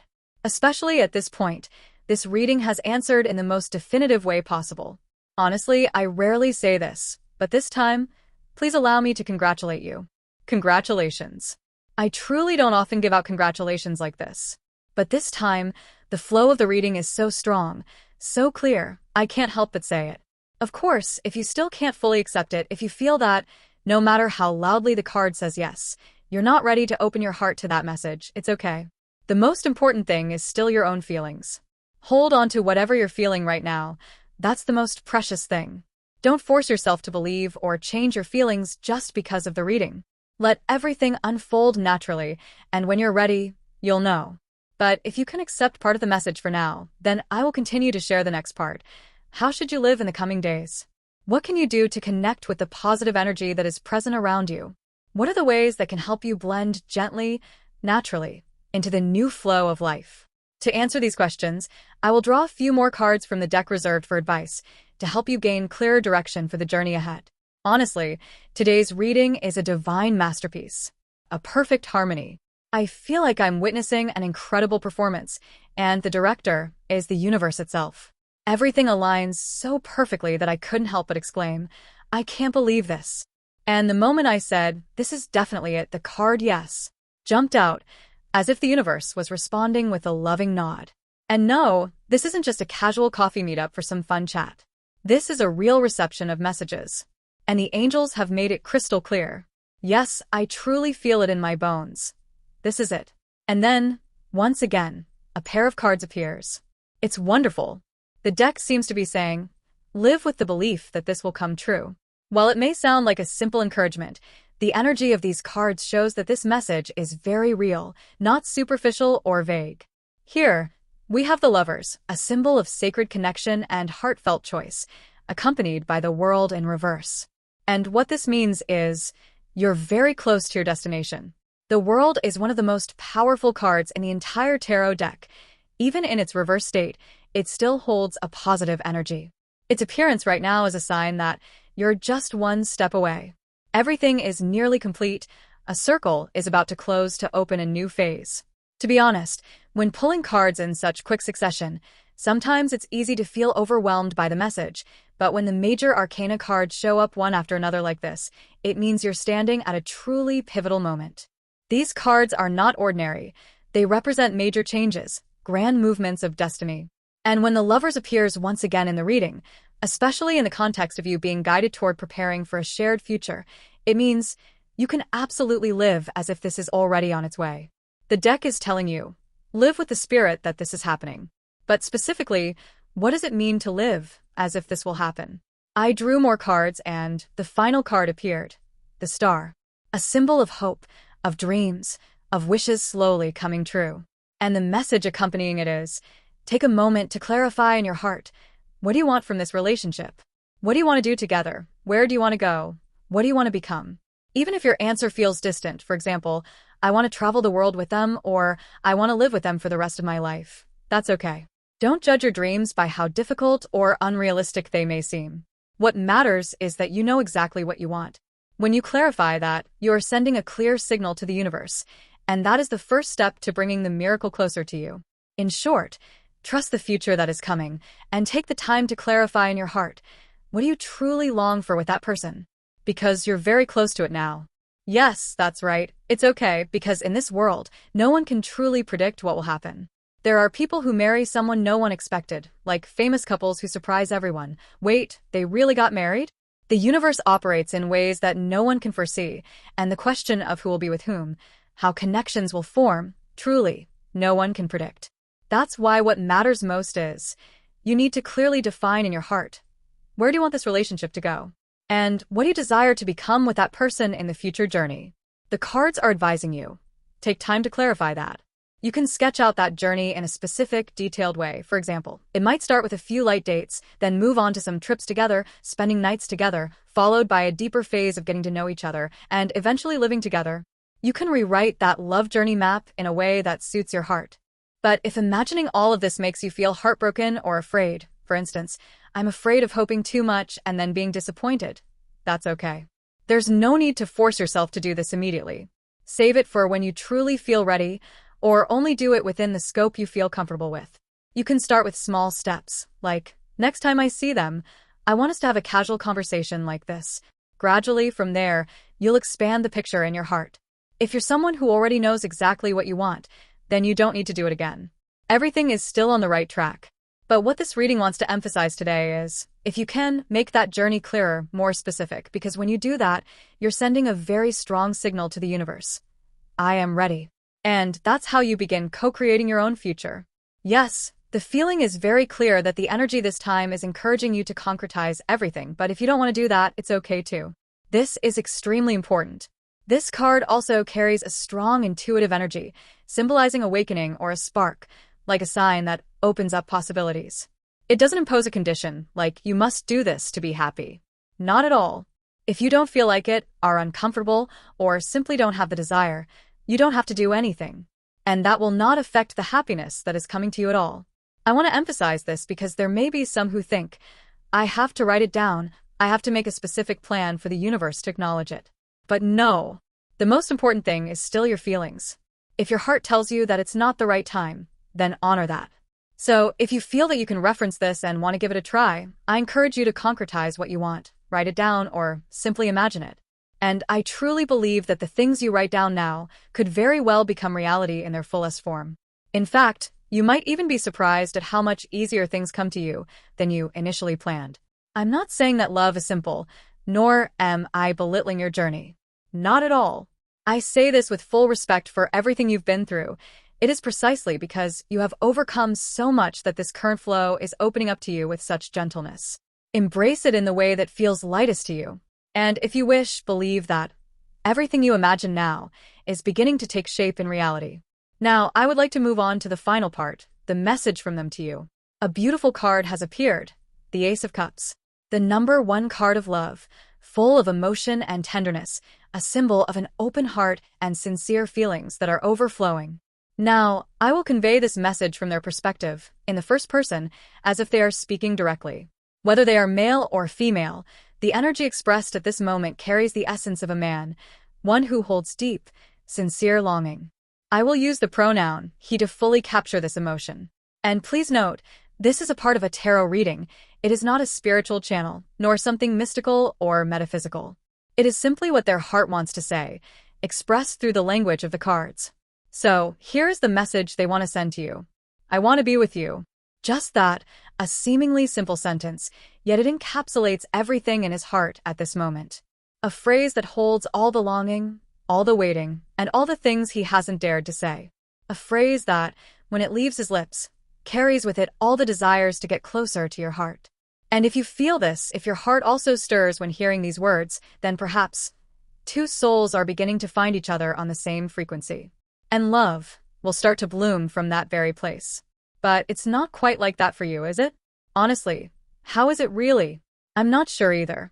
I'm truly serious about this relationship, but sometimes I don't understand you, so I don't know what the right thing to do is. Do you like me? No, I think you do like me. I believe you have feelings for me. As for me, I truly cherish you. I like you a lot. It's just that I'm not sure how to express it the right way. But honestly, I really value you. So, what do you want for us? Where do you want this relationship to go? I really want to know. If I could, I want to understand everything about you, every thought, every feeling. I don't want you to leave me. I don't want to see you look at someone else. I want to be loved by you. I know I get jealous. I can be a bit difficult. But if someone like me can stay with you, then please let me stay forever. That's how this person feels. Their emotions are intense, yet they can't directly say, I like you or I love you. It's like there's a protective shell around their inner feelings, but because they love you so much, they pay attention to everything about you. Every word, every action of yours makes them preoccupied. They want to be with you, to become the most important person in your life. This could be someone sweet, a bit awkward but sincere. Furthermore, the Ace of Cups has appeared, a clear symbol of deep love. Even though they may seem hesitant or awkward on the outside, their feelings are genuine. So, don't be swayed by their uncertain or shy exterior. The cards seem to be emphasizing this, with a clear and strong confirmation. Yes, they truly love you. And, even so, you don't need to force yourself to change your feelings immediately or try to control anything. Everything will become clear at the right time, and that time will come very soon. So, I believe this is just a matter of time.